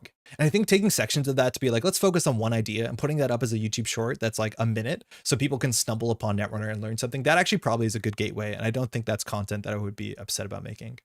I can make all the low effort tier list videos. Good split. Hey, actually, if you're looking for making some content, we have like this content farm. Anyways, we'll sort that out. But I've been really enjoying streaming. I think that's for sure. And I think in terms of like YouTube revenue, streams actually, like that's the struggle, is like YouTube revenue, which is not a lot of money. The amount of effort you put into video content versus the amount of effort you put into a stream. If you want YouTube revenue, it's like streams make so much more sense, which like sucks. Cause I think that while streams are great, I think the like evergreen content, like the deck building stuff is like super, super important for the health of the game. You can probably farm bears for content. That's true. I honestly want to like sit down with bears and like focus on some of the deck lists that bears do, because obviously really good at them. Your deck building videos are long. I just listen to them on background because I don't abide by any good deck building principles. Yeah, that's fine too, right? Like sometimes it's important to know what you could be doing, because then it makes your indecision technically a choice, and people love having agency. Anywho, surprises me since I don't get served ads during the stream. Do you have oh, you don't get, this is a thing. I don't put ads on the stream, but I put ads on the VOD. I've watched the VOD before when after, like just to review it to do timestamps, and I think they roll an ad every like 20 minutes or something. It's kind of annoying. I do technically pay for YouTube Premium, not on the Metropole Grid, but on my normal viewing account, the Maverick account, so I don't see ads. So I actually don't know what what it looks like to watch a stream. Very clearly, I do not put ads on the stream, which I could, and it would make a bit more revenue, but I think it's just kind of annoying when like I'm about to do something on the stream and then it plays an ad in the middle. Like it could be at the most inappropriate time. I don't know if I choose when the ads roll, but there's currently no ads on the YouTube live streams, but there are ads on the VODs. I just hit that button after, and I don't make any decisions. YouTube decides what to put on and at what points and how much, so I don't have to make any decisions. But yeah, you don't get served ads during the live VOD part, which I think it's easier. But cool. Anywho, with that, tonight we're gonna have to do some recording with Pat, so I should probably rest my voice a bit and get some food. Thanks for hanging out. We'll be back on Thursday. Maybe Pat will be here on Thursday. I'm not actually sure. I'll find out tonight, I reckon. Thanks for hanging out. Ciao. That makes sense that the VOD pauses during stream. Yes. Yeah, exactly. That's fine, I think. Ciao, y'all.